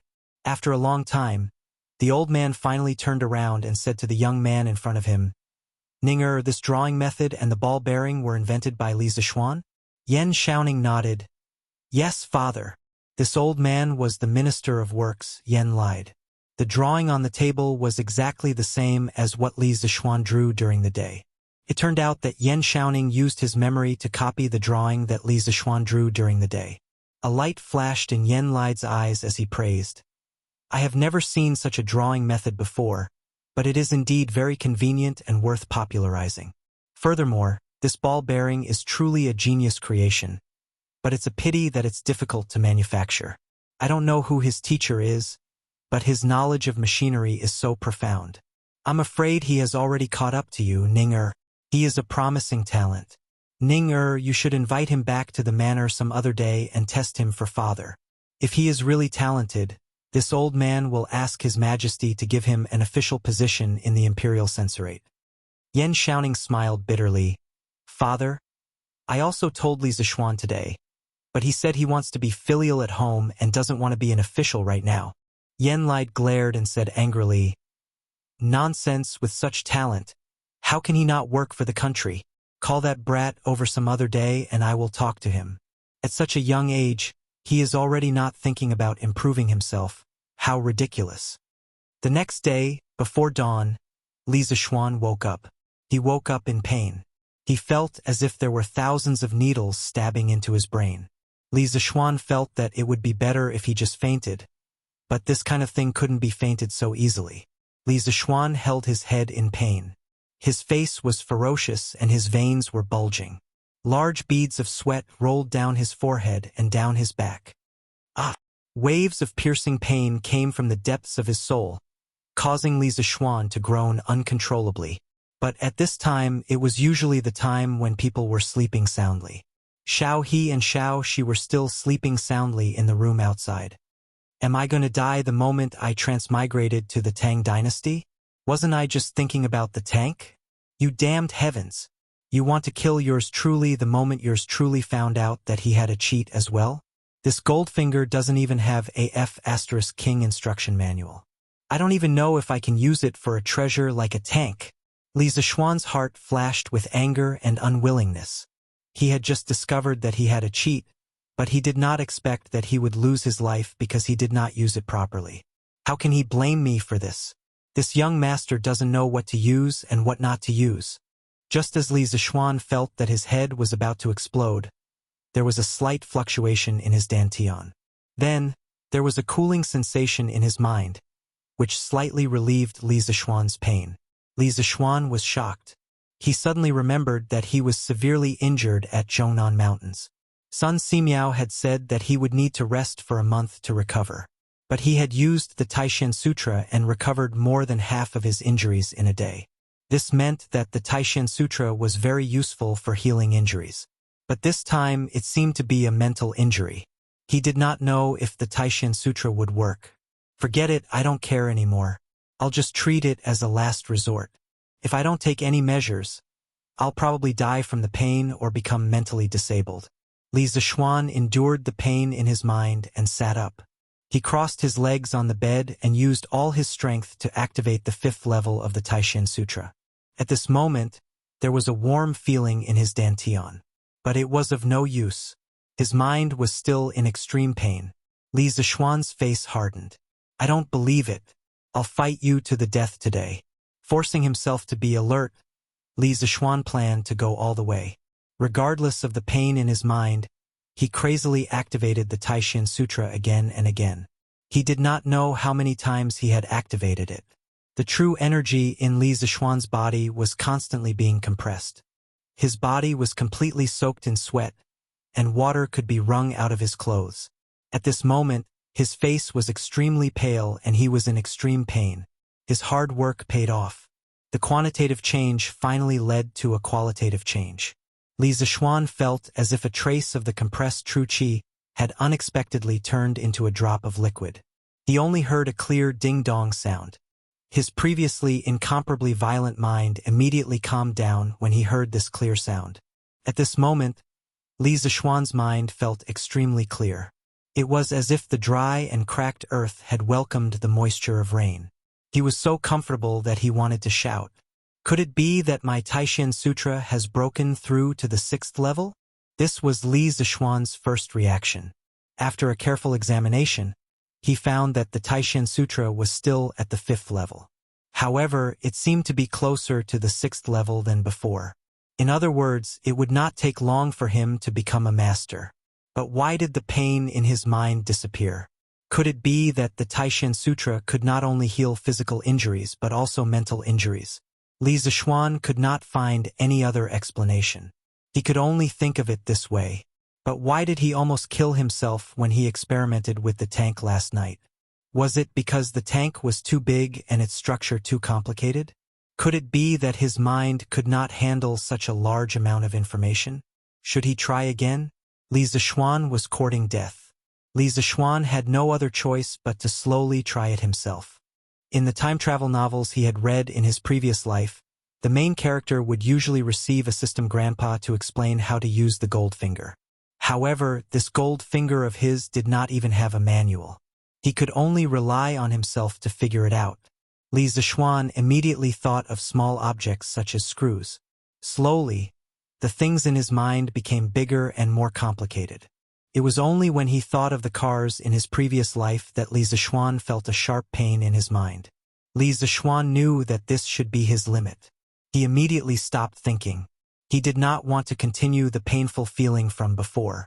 Li Zishuan was now sure that this gold finger of his should be able to construct a three-dimensional model of some industrial machinery and parts in his mind. Then, he could turn these models into detailed blueprints through his own hands. However, this gold finger seemed to have limitations on the size and complexity of the object. With his current ability, he could barely construct complex industrial products like cars.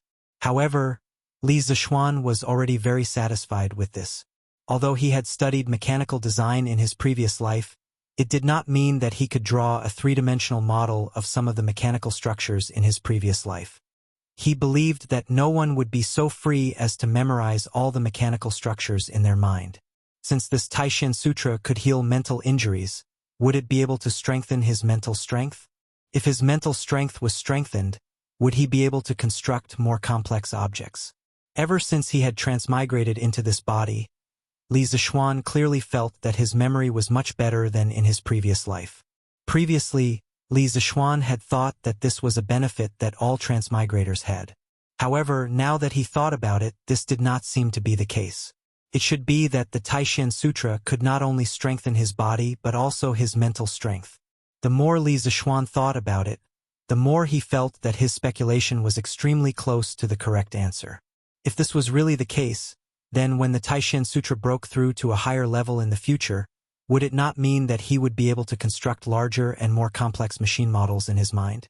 Thinking of this, Li Zishuan was a little excited. However, at the same time, he felt that this gold finger of his was a bit of a scam. If the body that he had transmigrated into had not learned the Taishan Sutra, which was an inner force skill that could not only strengthen the body but also the mind, then wouldn't that mean that his gold finger would be useless? It would probably be difficult to even construct a screw model in his mind. Thinking of this gold finger was too much of a scam. It even needed to be complemented by internal strength. It seemed that in the future, other than improving his skills, there would be another purpose for training, and that would be to activate a more powerful gold finger. Sigh, since the sun is not up yet, let's train for a while more. The miserable Li Zishuan had turned into a training machine again. Chapter 58. Early in the morning, Li Zishuan heard the drums of dawn being beaten outside. He knew that a new day had begun. Having narrowly escaped death last night, Li Zishuan was covered in sweat. At this moment, his body was sticky and uncomfortable. He got up and walked out of the inner room, wanting to ask Xiao He to go to the kitchen and have someone boil some hot water. "Young master, you woke up so early today?" Outside the room, Xiao He saw that the young master actually woke up as soon as the morning drum sounded. She couldn't help but be surprised. Facing Xiao He's surprised gaze, Li Zishuan felt a little embarrassed. Now, everyone in the family knew that he was a lazy person. "Cough, Xiao He. Tell the kitchen to boil some water for me. I want to take a bath." After saying that, he quickly went back to his room. "Yes, young master."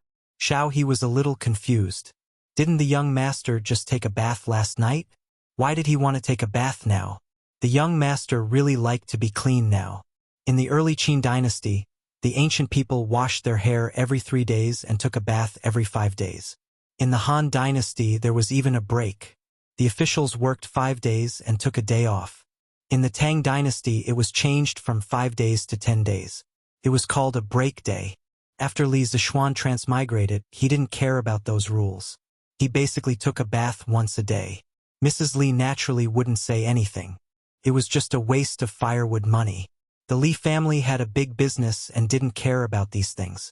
Xiao He and Xiao Shi were already used to the young master's actions of taking a bath every day. Xiao He didn't expect that the young master would take a bath every other night. Seeing that the young master went back to his room, she didn't ask and went straight to the kitchen to pass the order. After taking a bath, Li Zishuan felt refreshed and planned to go to the front hall. Xiao He quickly went in to help Li Zishuan tidy up the bed. She saw that the bed was wet. Did the young master wet the bed? No wonder the young master wanted to take a bath so early in the morning. Xiao He instantly blushed and screamed, "Ah!" She ran out. Li Zishuan hadn't gone far when he heard the girl's scream. He quickly walked back and thought, "What's in my room? Why is this girl so scared? I didn't do anything shameful last night, did I? What are you shouting for? What's wrong? Is there a ghost inside?" Li Zishuan blocked Xiao He's way. Xiao He couldn't stop in time and bumped into his arms. Xiao He jumped far away as if she had been electrocuted. She lowered her head and blushed, not daring to speak. She was afraid that if she told the truth, her young master would fly into a rage and sell her out. Li Zishuan saw Xiao He blushing, lowering her head and not speaking. He was a little confused and wondered, "Xiao He, what's wrong with you? Say something. Are you counting ants here?" Xiao He whispered, "Then I'll tell you. Young master, you can't blame me. It's not your fault. It's not your fault. Just tell me what it is." Xiao He then stuttered, Young master, did you do that last night? What did I do wrong? Why are you speaking in such a strange way? Make it clear." Xiao He hesitated for a long time before she said hesitantly, "It's that, young master, did you wet the bed last night? I saw that your bed was wet." "Damn it." Li Zishuan instantly felt as if he had been struck by 18 bolts of heavenly lightning. That should have been because of the problem with his body last night, and the pain caused him to sweat uncontrollably. In the end, this girl thought that it was because he wet the bed. If this were to spread out, wouldn't this young master's reputation be ruined? Li Zishuan patted the girl's forehead angrily and said, "What are you thinking? To sweat. You're so young. Why don't you think about it?" Xiao He obviously didn't believe him. How could anyone sweat so much? The young master must be embarrassed and deliberately covered it up. So she said, "Young master, you're right. To sweat, it's sweat. I will never tell anyone." Li Zishuan could see that the girl didn't mean what she said. He said angrily, "It's really sweat. Something went wrong during my practice last night. That's why I sweated so much. If you don't believe me, you can smell it. I'm so old. Can't you tell sweat from urine?" Xiao He blushed when she heard the young master's straightforward and vulgar words. She quickly ran away and said, "I won't smell it. Young master, don't hit me. I won't tell anyone." Li Zishuan was speechless. He forcibly grabbed Xiao He and took her into the bedroom. Well, don't misunderstand. Our protagonist didn't do anything embarrassing. He just wanted Xiao He to know that the bed was indeed sweat. This was related to his reputation for the rest of his life. Li Zishuan had to be serious with this little girl. Seeing that the little girl finally believed him, Li Zishuan was relieved. He went to the front yard to have breakfast with his parents, little sister, and Han Yushi. After breakfast, Li Zishuan and Han Yushi went to Mingyuexian to see if Iron Egg's injury had recovered. Iron Egg had been staying at the young master's house these days. He had good food and drinks. There were also maids to take care of him. The young master often came to visit him. Even Madame Li came to visit him many times. Iron Egg was very grateful for these, but he wasn't happy. Since he was almost killed by Chao Xiaoyun last time, Iron Egg's desire to become stronger didn't disappear. Instead, it became stronger and stronger. He was like a tiger in his heart, ready to attack. Yesterday, when the young master came to visit him, Iron Egg wanted to tell the young master about it. But when the words came to his mouth, he didn't know how to say it.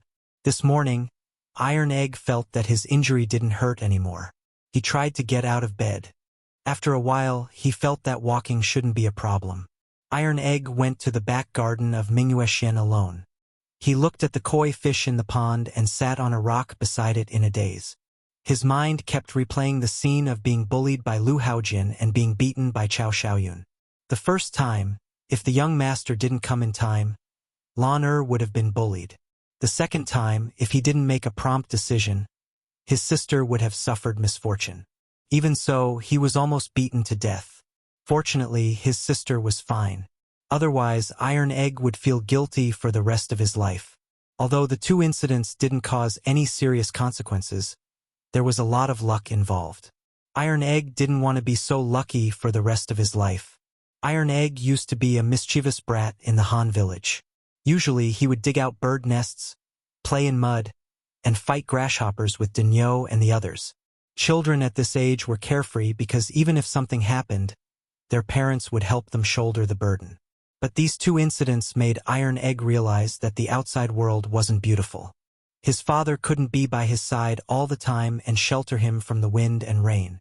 Besides, his father would grow old one day. He couldn't rely on his father for the rest of his life. He wanted to become strong. He wanted to be as strong as the young master. That way, he could protect his sister and the people who cared about him, such as Lan. He estimated that he and his sister would be leaving the young master's house in the next 2 days. No matter what, he had to beg the young master to teach him martial arts. Whether the young master agreed or not, he had to try. Iron Egg kept encouraging himself in his heart. He had to perform well and be sincere so that the young master would accept him. At this moment, voices came from the entrance of Mingyue. Iron Egg walked out of the garden and saw that the young master and his sister had come together. He quickly went to greet them. "Young master, you're here? Iron Egg, why are you out of bed?"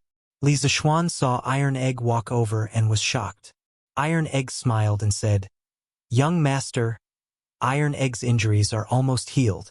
He can barely walk." "Oh, that's good.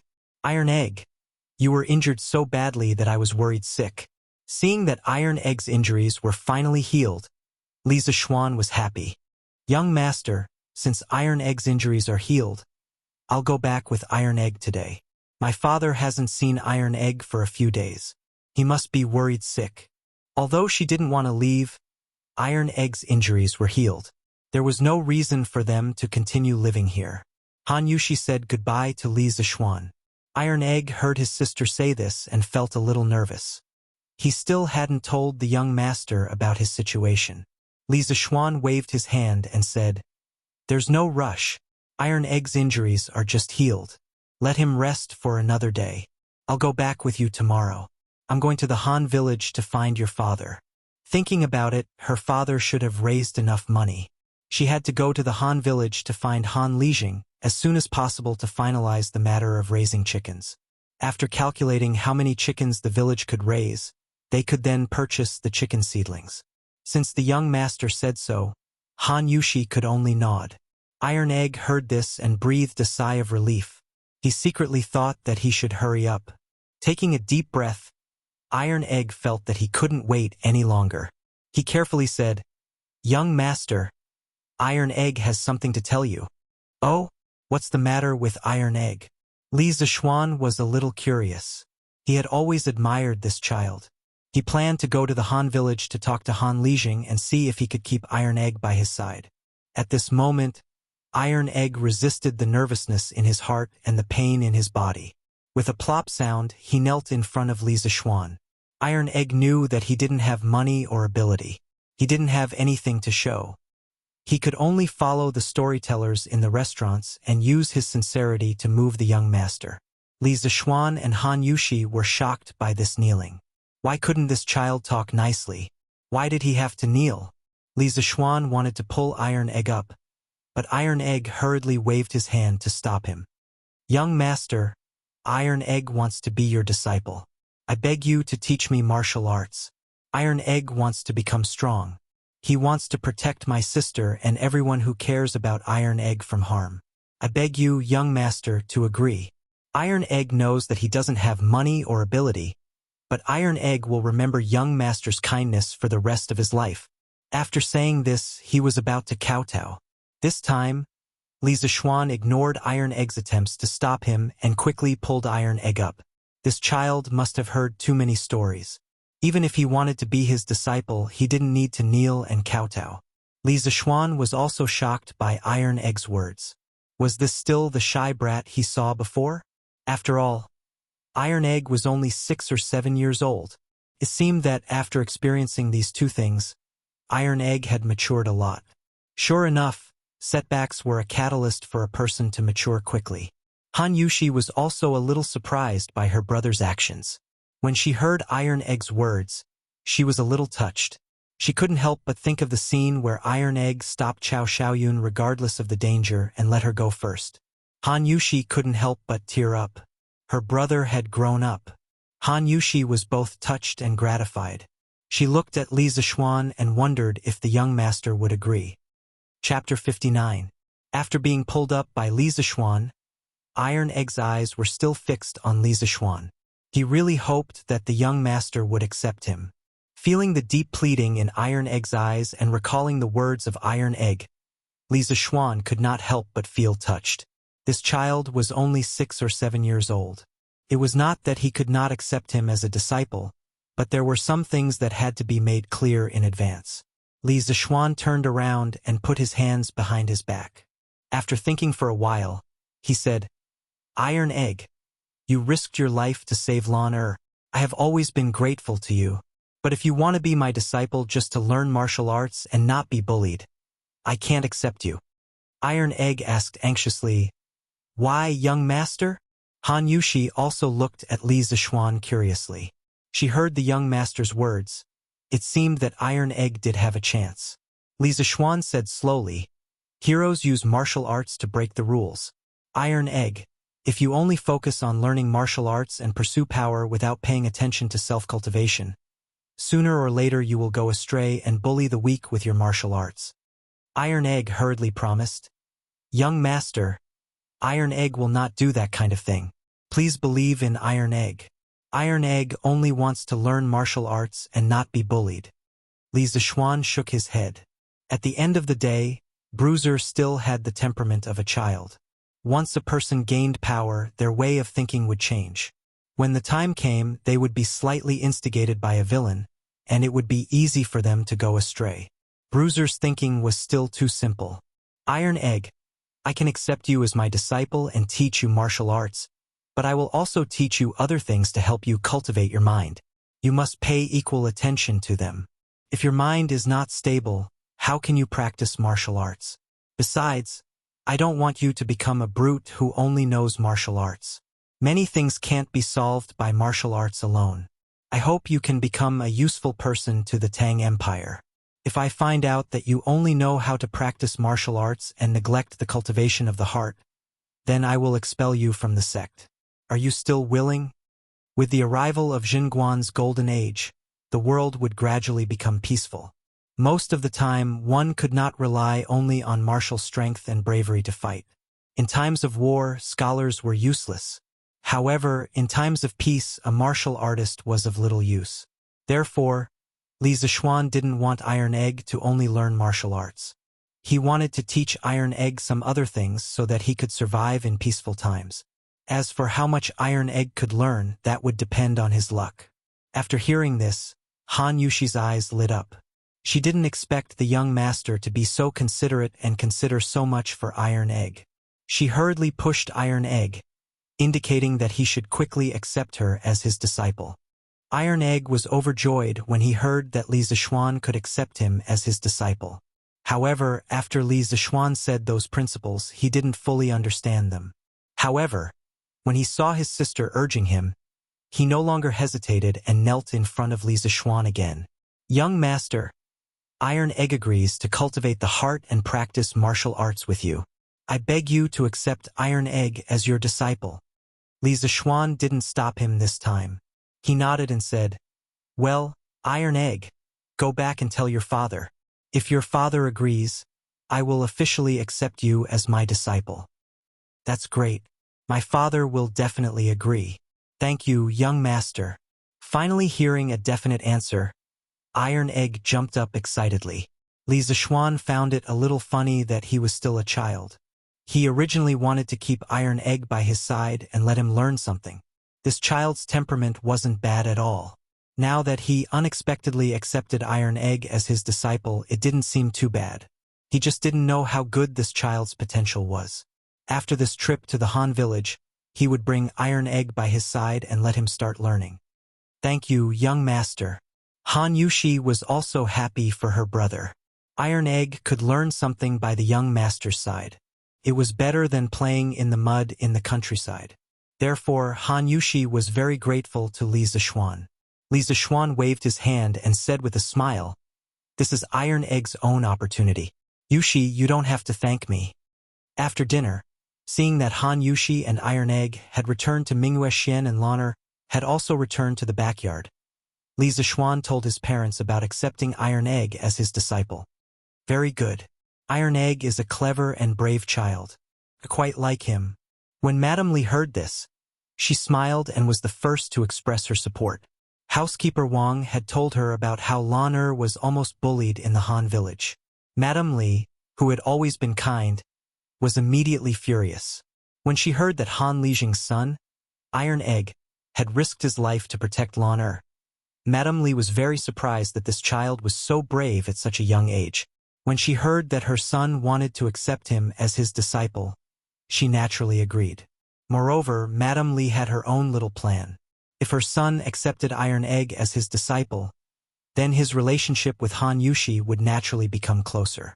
She might even be able to hold a grandson soon. Old Man Li frowned. He felt that his son couldn't even control himself, so how could he teach a disciple? He was simply leading the child astray.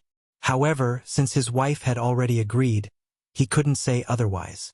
He could only say, Xian since you've become Iron Egg's master now, then you have to act like a master in the future. Don't lead the child astray, understand?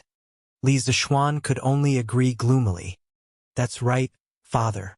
How's the nibbling chicken from the Drunken Immortal restaurant selling recently? Are there any other restaurants that imitate the nibbling chicken? Old Man Li frowned and felt a little surprised. He asked, Xian how did you know that there are restaurants that imitate the nibbling chicken? It seemed that he had guessed correctly. As expected, he still couldn't underestimate the wisdom of the ancients.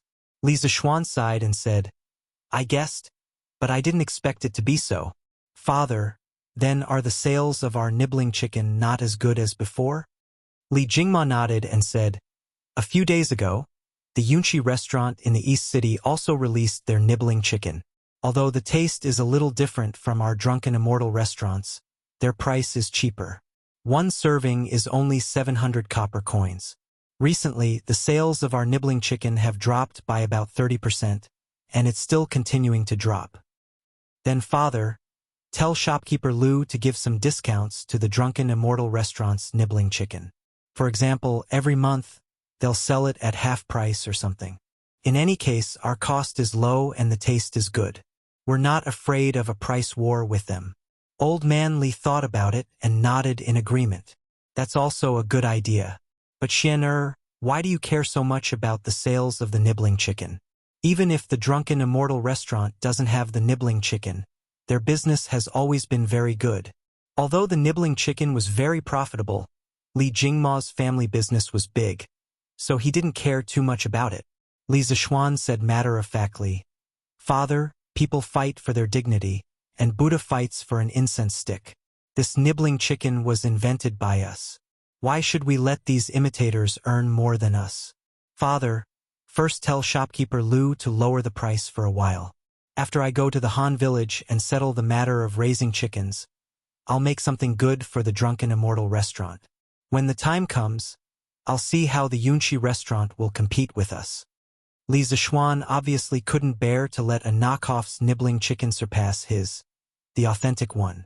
His father didn't care about this bit of money, but he did. Hearing that his son was going to make something new, Li Jingma was curious and asked, Xian what are you going to make? Father will naturally find out in the future. That's right, father. How's the preparation of the 300,000 strings of string of money? Old Man Li glared at him and said, Naturally, there's no problem. The funds will all be in place by tomorrow. When the time comes, I'll send the money to the family storehouse. I'll give you the key. Then thank you, father. Your son will go to the Han village tomorrow and explain the matter of raising chickens to the villagers. Then we'll start buying the chicken seedlings. This autumn harvest, father, you must remember to send people to buy grain. Yes, father knows. You just have to take care of your own matters. You're not young anymore. It's time for you to learn how to do some things. This matter can be considered a test for you. Li Zishuan nodded and said solemnly, Your son understands the importance of this matter. I won't mess it up. Chapter 60. The next day, after breakfast, when Li Zixuan saw that Tai Dan was walking more naturally and easily than yesterday, he knew that Tai Dan's injuries were more or less healed. He called San Bao over and asked him to hire a carriage to head to the Han family manor. But in his heart, he thought, after Yan Xiaoning finished making the roller bearings, I have to make a luxurious carriage for my family first. Otherwise, I have to hire a carriage every time I go out. How troublesome it is. As a rich second generation, it was not too much to ask for a luxurious carriage, right? After letting Iron Egg and Han Yushi get on the carriage, Li Zixuan was embarrassed to go in the same carriage as Han Yushi. He could only ride the big white horse at home and follow the carriage to the Han village. Father, Iron Egg and I are back. As soon as they arrived at the door of the small courtyard of the Han family, Han Yushi jumped off the carriage, supported Iron Egg, and shouted into the courtyard. After being away from home for so many days, she was also a little homesick. Then she heard footsteps in the courtyard. Before the person arrived, the sound came first. Yushi, Iron Egg, you're back? Han Lijing walked out and saw that his son and daughter were back. There was a flash of surprise in his eyes. A few days ago, Li Zixuan asked someone to send a letter to him, saying that Iron Egg was injured in Chang'an City and was recuperating in the Li family. He had been very worried these days. Although he usually ordered his son around and didn't care about him at all, when he heard that his son was injured, Han Lijing couldn't help but worry. He had been feeling uneasy for the past few days. Now that he finally saw that his son was fine, he felt relieved. At this moment, Han Lijing caught a glimpse of Li Zixuan standing to the side. He was shocked and interrupted his thoughts of talking to his son and daughter. He hurriedly went forward and said, "Young master, you're here too." Li Zixuan said apologetically, "Uncle Han, this time Iron Egg and Yushi came to the city. It's my fault that I did not take good care of them and let Iron Egg get injured.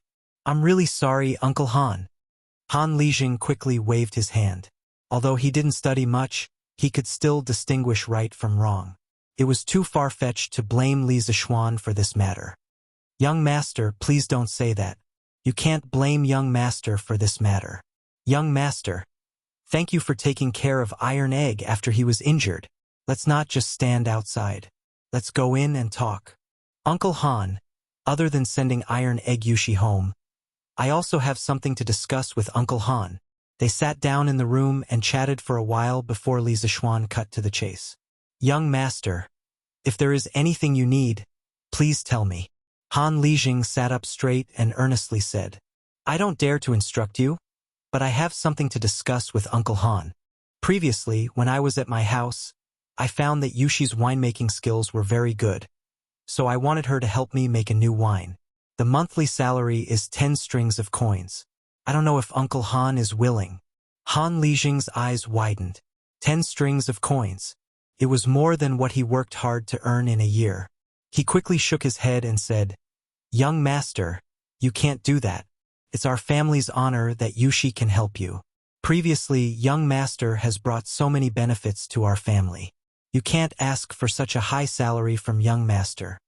Li Zixuan said, "Uncle Han, what I want to discuss with you is not about money. I want to ask if you are willing to let Yushi help me make a new wine. As for the money, if Yushi is willing to help me, she deserves it. Once the new wine is made, the profit will be far greater than this small amount of money. Please don't refuse." When Han Lijing heard this, he finally thought of the crux of the problem. His daughter was still an unmarried daughter. Although the villagers would not be as particular as those wealthy families, if his daughter were to appear in public to help the young master make a wine, it would inevitably cause gossip. However, his family had received so many favors from the young master's family. Now that it was rare for him to be able to help the young master, it was really difficult to refuse. Han Lijing was also in a dilemma for a moment, so he might as well give the choice to his daughter. "Yushi, are you willing to help the young master make a wine? I respect your decision." Han Lijing's tone was somewhat solemn. When Han Yushi heard that she could help the young master, she was only excited and did not think so much. Now that she saw her father's solemn expression, she realized that things were not as simple as she thought. She was a girl. If she agreed to help the young master, she would definitely not be able to avoid getting along with him day and night. It would easily cause gossip. However, it was rare for her to have the opportunity to help the young master. She really did not want to refuse. Moreover, she did not hate working with the young master. She even had some faint expectations in her heart. Han Yushi gritted her teeth and said, "Father, I want to help the young master make a wine." Even though she knew that she should not do this, Han Yushi still could not bear to refuse the young master's request for help. As long as I can help the young master, let others gossip if they want to, Han Yushi thought in her heart. Han Lijing sighed softly in his heart. Ever since Li Zixuan left the Han family manor last time, he realized that there was something wrong with his daughter. However, as a father, it was really difficult for him to speak about a girl's private matters. If only the child's mother was still alive. He hoped that his daughter would not regret it in the end and would have a good ending. Young master, since Yushi has agreed, then this old man has no objections. Li Zixuan did not think as much as the father and daughter. He was still in the mindset of a modern person. He did not think that there was anything wrong with letting Han Yushi help him make a wine. However, he also noticed that the atmosphere was a little strange. When he heard Han Lijing's words, he could only suppress the doubts in his heart and cup his hands to thank him. "Uncle Han, there is one more thing. Iron Egg told me yesterday that he wants to be my disciple and wants me to teach him martial arts. You are his father, so I thought that this kind of thing should only be done with your consent." This. Han Lijing was a little shocked. He secretly thought that Iron Egg, this stinky brat, even knew how to find someone to be his disciple. He looked at Iron Egg in surprise. At this time, Iron Egg had his head down and was counting ants. He was quite courageous when he wanted to be his disciple, but after that, being looked at by his father like this brat also felt a little embarrassed. "I heard that the young master also has a famous master. Iron Egg can be your disciple, it is his good fortune. As long as the young master does not think that this brat is stupid, of course I will agree." Han Lijing thought about it and said with some gratitude. His son's future following the young master was obviously better than playing in the mud in the countryside. Which father did not want his son to be successful? In the past, he could not even take care of his children's food and clothing. Naturally, he did not have the time to think about his son's future. Now that there was such a good opportunity, of course he would agree. Li Zixuan nodded and said, "Since Uncle Han has agreed, then after 2 days when I am done with the matters at hand, Iron Egg will follow me back to Chang'an to study martial arts." Han Lijing solemnly bowed and said gratefully, "Thank you, young master, for promoting this stinky brat. If this brat is disobedient in the future, young master, feel free to scold and discipline him. If he is beaten to death, he deserves it. This old man will not say a word." Li Zixuan smiled and shook his head. He said, "Uncle Han, this time I came to the Han village because there is a very important matter that I need to discuss with you." Han Lijing saw that he was serious and asked in confusion, "Young master, what is it?" Chapter 61. Han Village, Han family's small courtyard. "Uncle Han, my father and I plan to have all the farmers in the village help us raise chickens. We will be responsible for providing the chicken seedlings, and we will also use a portion of the rent as payment for everyone raising the chickens." Li Zixuan revealed the main purpose of his visit to the Han family village this time. Hearing this, Han Lijing asked curiously, "Young master, isn't it just asking everyone to help raise a few chickens? Why do we need to pay them? It's not like it takes much effort." Li Zixuan explained, "Uncle Han, it's not about raising a few chickens. We plan to raise at least 50,000 chickens in the Han village. Of course, we need to pay the farmers a corresponding amount." So many. Even though Han Lijing was someone who had escaped death on the battlefield, he was still shocked by the huge number of chickens. Han Yushi, who was beside him, also opened her small mouth in shock. Young master, why are you and master raising so many chickens?" Han Lijing really couldn't understand. "We have a use for these chickens next year. Now, I need to trouble Uncle Han to gather all the farmers in the village at noon.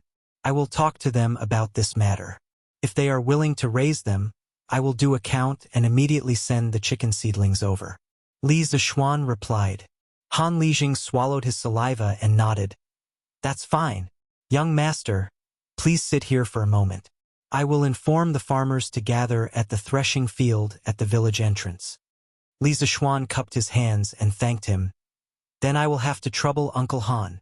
2 hours later at the threshing field of the Han village.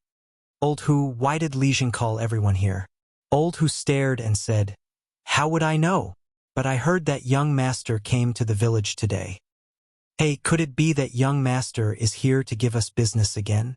Last time, the people in our village picked fruits and earned quite a bit of money, right? This year, we might even be able to make new clothes for the children. Young master is really a good person. Of course, if anyone dares to say anything bad about young master, I, Lu Yue, will be the first to beat them to death. A chubby village woman beside them interrupted. Old Hu, I'm afraid you won't beat them to death. You will crush them to death, right? Haha. Another burst of laughter came from the side. Stop quarreling, stop quarreling. Young master is here. When Li Zishuan arrived at the threshing field, he saw that there were already 200 to 300 villagers gathered here. At this time, Han Lijing came up to him and said, Young master, all the villagers have gathered here, including the women. There are a total of 348 people and 208 households. Young master, you can go up and talk to them now. Li Zishuan nodded. Thank you, Uncle Han. Then he walked to the front of the crowd. Looking at these simple and adorable villagers, he thought about the locusts that were coming next year. If he did not do anything, most of these people would probably starve to death. At this moment, he felt a sense of urgency. As soon as he stood in front of the crowd, the noisy crowd immediately quieted down and waited for Li Zishuan to speak. Uncles and aunties, I've come to the Han family manor today, mainly to discuss a business deal with all of you. If you're willing, we can cooperate. If you're not, I won't force you either. There's no need to worry. Li Zishuan loudly stated the purpose of his visit. His internal energy was strong, and everyone in the field could hear his voice clearly. Young master, if you have anything to say, just tell us. No matter what business it is, as long as I, Old Hu, can do it, I'll be the first to support it. Yes, young master. If we can help, we'll definitely help. Young master, just tell us what it is. Yes, we'll definitely help. Li Zishuan gestured with his hand, and the crowd immediately quieted down. Then I'll say it. Just do what you can. This business deal is very simple. I want all of you to help my family raise chickens. My family will provide the chickens for free, and according to the number of chickens raised by each household, a portion of the rent will be reduced every year. For example, if a household raises 100 chickens, then this household's rent will be reduced by 10% this year. If they raise 200 chickens, then the rent will be reduced by 20% and so on. Does everyone understand? As soon as Li Zishuan finished speaking, the crowd below burst into an uproar. There's actually such a good deal? Raise 100 chickens, and the rent will be reduced by 10%. Yes, aren't these conditions too generous? Why does young master want to raise so many chickens? Is what young master said true? Did I hear wrongly? Li Zishuan waited for them to talk privately for a while before asking them to quiet down. What's everyone's decision? If you're not willing to cooperate, you can leave now and do your own things. I won't hold any grudges. No one was willing to leave. The bearded man couldn't help but shout again. Young master, only a fool wouldn't agree to such generous conditions. My Old Hu family is willing to help young master raise 500 chickens. Old Hu's words were shocking. He wanted to raise 500 chickens. According to his calculations, he wouldn't have to pay rent for a year. Young master, my family is willing to raise 800 chickens. With someone taking the lead, the people behind immediately began to fight with each other, fearing that they wouldn't be able to raise enough chickens. Li Zishuan coughed heavily, interrupting the noisy crowd, and said loudly, Each family can raise a maximum of 400 chickens, and you must ensure that the chickens have at least an 80% survival rate. Please consider the number of chickens in your family and do what you can. Don't simply give a number. If you've thought it through, Go to Han Lijing's place to register and sign the agreement. After a few days, I will send the chickens over. Only then did the crowd quiet down, and each of them was thinking about how many chickens they could raise. Young master, these chickens, whose eggs do they belong to? The village woman who called herself Lu Yue asked embarrassedly. You woman, young master has already given us so many benefits. Why are you still so greedy? Of course, these eggs belong to young master's family. The bearded man immediately jumped over and scolded angrily. Husband, I'm just asking. I didn't say that I'm greedy for these eggs. Lu Yue retorted without any confidence. Li Zishuan coughed heavily to stop the couple's quarrel and said loudly, the chickens that each family raises and the eggs that they lay belong to each family. I know that everyone doesn't have much food to feed the chickens, but I can pay for a chicken farm in the back of the mountain. Everyone can raise the chickens in the back of the mountain and let them find their own food. You can leave a few children to take care of them. In addition, in order to prevent the chicken plague, I will pay to help you build a ventilated chicken house, but you must clean the chicken house every day. I will also provide you with quicklime, and you can sprinkle it around the chicken house. When everyone heard this, they were so excited that their faces turned red. This benefit was too good. They didn't have to do anything at all. At most, they would just have to clean the chicken house. Farmers were never afraid of work. Calculating this, throughout the year, not only would they be able to reduce the rent, but the eggs that the chickens laid could also be sold. This year's income was estimated to be comparable to that of farming. Thank you, young master, for your kindness. We will definitely raise the chickens well for young master. Not to mention an 80% survival rate, I can guarantee that 90% of the chickens will survive. Young master, my family has 5 children. Raising 400 chickens is no problem at all. Young master, my family also has 4 children. We can also raise 400 chickens. Seeing that everyone was so enthusiastic, Li Zishuan was also very gratified.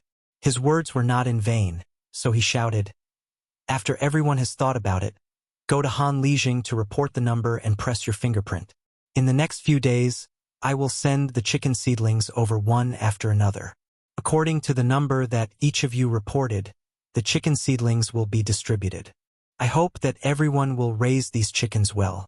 Han Lijing had already set up a table at the side.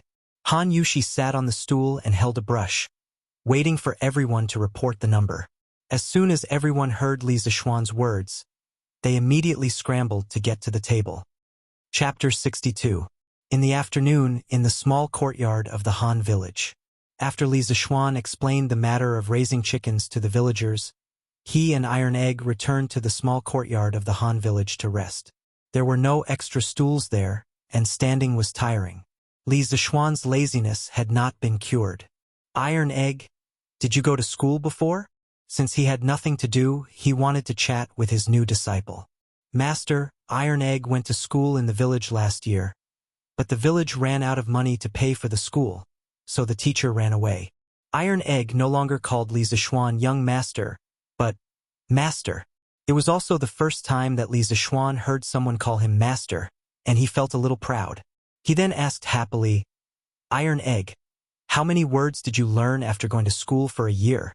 Iron Egg scratched his head and said embarrassedly, Master, Iron Egg knows about 100 words. He was a famous brat in school, and his grades were not good. As so little, not as good as Lan. Although Lan was young, her mother had taught her how to read and write when she was very young. Although Lan's writing skills were immature, it was almost the same as Li Zishuan's calligraphy. Li Zishuan patted Iron Egg's shoulder and said earnestly, Iron Egg, you can't be illiterate. In the future, you have to learn from Lan every day. Even Lan knows more words than you. As a man, how can you be worse than a girl? Yes, master. Iron Egg answered with a bitter face. Young master, we're back. Han Yushi's clear voice came from the door, followed by Han Lijing. Li Zishuan quickly got up and greeted them with a smile. Uncle Han, Yushi, thank you for your hard work. Han Lijing waved his hand and said with a smile, Young master, what are you talking about? With this livelihood, I'm afraid our Han Manor will become the richest manor in the vicinity of Chang'an. No matter how hard it is, I, Old Han, am willing to do it. Haha. Yes, Uncle Han, you have to believe me. As long as the farmers work hard, their days will only get better and better. Alright, have you calculated the number of chickens? How many chickens did the farmers register? Han Lijing hurriedly handed the booklet in his hand to Li Zishuan and said, Young master, the amount reported by each household in the Han village is recorded here.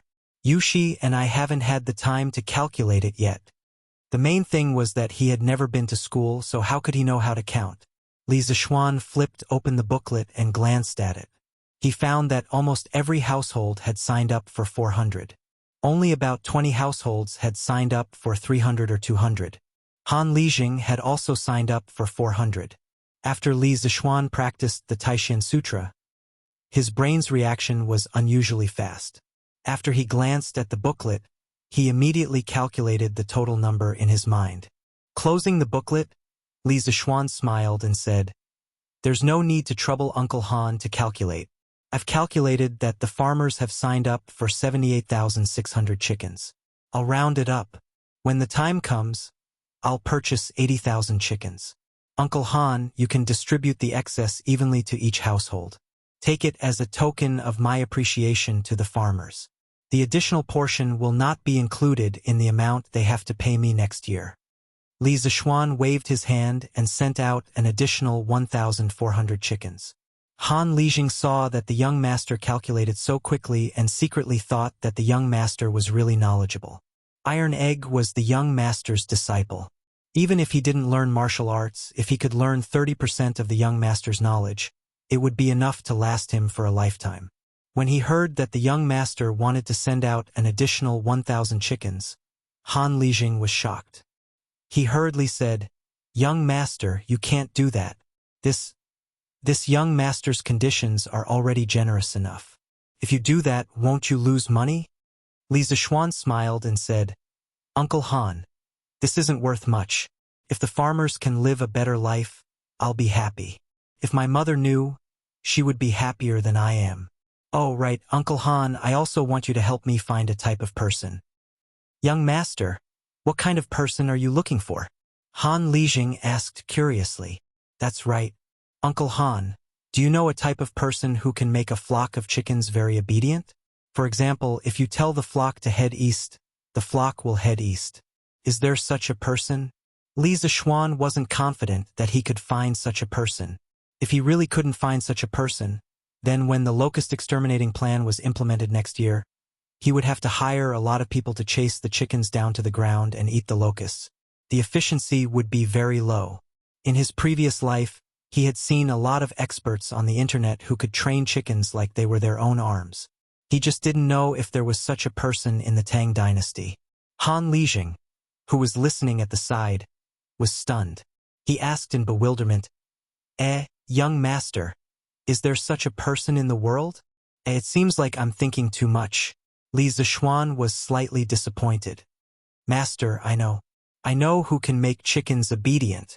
Iron Egg, who was at the side, jumped up and shouted excitedly. Oh, Iron Egg, you really know? Li Zishuan asked in surprise. Stinky brat, don't talk nonsense. How come I don't know that there is such a person in the farmstead? Han Lijing frowned and scolded. Father, there really is such a person. Uncle whose silly son, Uncle whose son, can make a flock of chickens obedient. Moreover, his sister also has this ability. Iron Egg hurriedly explained. Oh, so that child really knows how to do this. How come I don't know? Han Lijing asked in puzzlement. Li Zishuan ignored the puzzled Han Lijing and pulled Iron Egg over. He hurriedly asked, Iron Egg, quickly tell Master, what is going on? Yes, Master. It's just that uncle who has a son. Since he was young, he didn't like to play with the children in our farmstead. He usually stays alone in the small courtyard at home and keeps his chickens company. We all call him Silly Who in private. There was once when I went to Uncle Who's house to help my father return something. I saw him and his sister playing with the chickens in the courtyard. I heard him squawk and the chickens ran to the east. His sister squawked and the chickens ran back. Moreover, the chickens weren't afraid of them at all. At that time I thought it was strange. But after hearing what Master said, I feel that the two of them are quite suitable for Master's conditions.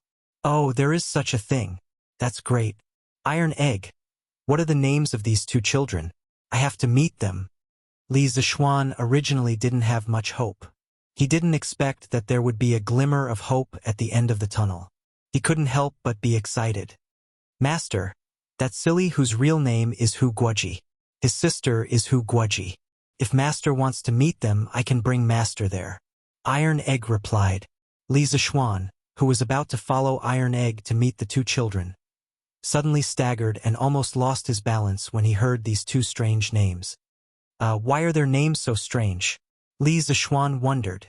Han Yushi, who was at the side, explained, Young Master, I know this. It is said that when Aunt Lu was pregnant, Uncle Hu wanted a boy. He went to the Taoist temple in Chong and West City to find a fortune teller. The Taoist priest said that Aunt Lu was definitely pregnant with a boy. Uncle Hu was overjoyed and went home to tell Aunt Lu. In the end, after Aunt Lu gave birth, she found out that it was a girl.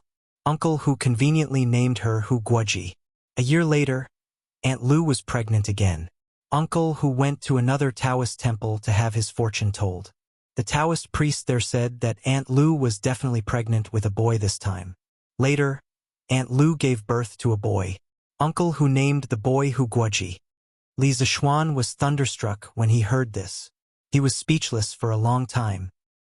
He silently mourned for these two unlucky children to have such an unreliable father. The world was really big. There were all kinds of strange things. There were many strange things in modern society. He didn't expect to encounter such a strange thing in the Tang dynasty. Uncle Han, then I'll have to trouble you to bring me to meet the two children. I'm quite interested in their abilities. Han Lijing nodded and said, Okay. Then Yushi, you and Iron Egg can stay at home and cook. Young Master must be hungry after being busy for so long at noon. We'll be back soon. Han Yushi nodded and agreed. Okay, Father. Yushi will go and cook now. Chapter 63. On the way to Li Zishuan's house, Han Lijing introduced his family's situation to Li Zishuan. The uncle who that Iron Egg mentioned was called Hu Hanyun. The people in the village called him Old Hu. He used to be a blacksmith and a government soldier. He only moved to the Han village 10 years ago. Hu Hanyun's wife was Lu Yu-yi, whom he met after he moved to the Han village. She was considered a flower in the village when she was young, but her personality was very shrewish. Young Master, actually. This Old Hu is also a pitiful person. Han Lijing suddenly sighed heavily. Li Zishuan was puzzled. Oh, Uncle Han, how is he pitiful? Sighed. Back then, Old Hu also fled from the north and came to our Han village. He was a forthright and righteous person. He could talk to anyone. It didn't take long for him to take root in the village. Later, he finally married Lu Yu-yi. Everyone thought that his good days were coming. Who knew that Lu Yu-yi's first child was actually born? More than a month after it was born, everyone found out that the girl was born blind. Old Hu's family didn't have much money to begin with. In order to raise money, he did everything he could. Then, he brought his daughter to basically all the big and small medical centers in Chang'an, but no one could cure that child's eyes. Ah? Old Hu's child was a blind girl? Li Zishuan was shocked. He had met Hu Hanyun before. This man gave him the impression that he had a carefree personality. He didn't expect him to bear such a painful misfortune. Sigh, young master, this isn't the worst. Later on, Lu Yuer gave birth to a son, Hu Guoji. Although the child was born healthy, the couple slowly realized that the child's reaction was very slow, and his speech was also very slow. The doctors all said that the child was a bit stupid. Someone in the village advised Old Hu to send the foolish child to the temple. Old Hu refused and said that even if his son was a fool, he would raise him for the rest of his life. Han Lijing finished and shook his head. His face was full of worry. Li Zishuan was silent after hearing this. In this era, the medical conditions were definitely not as good as in the future. Moreover, the people in this era were even poorer. There were always misfortunes. Alas, even though the world is at peace, the common people are still suffering. The two of them walked for a while before Han Lijing stopped. He pointed at a dilapidated farmhouse in front of them and said, "Young master, we've arrived. That's old Hu's house." Li Zishuan looked around and realized that this courtyard was even more dilapidated than Han Lijing's house. The courtyard was surrounded by a low wall made of reeds and bamboo sticks, and there were a few dilapidated huts inside.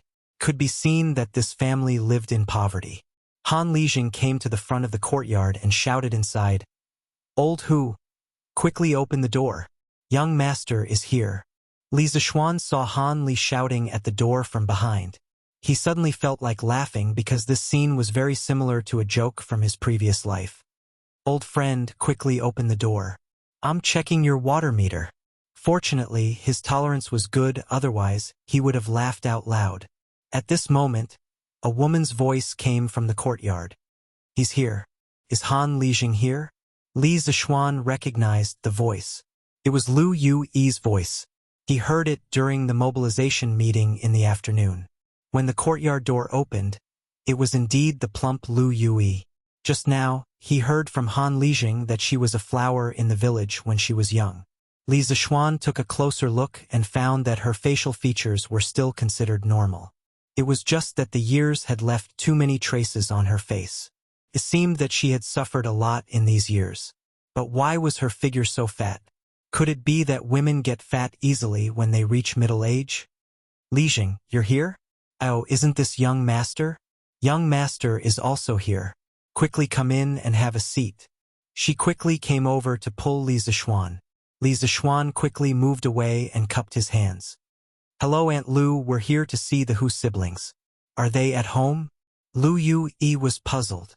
"Young master, why are you looking for these two children?" "I'm afraid that these two children are insensible and impolite. They'll offend young master." Li Zishuan waved his hand and smiled. "Aunt Lu, it's okay. Why would I be calculative with two children?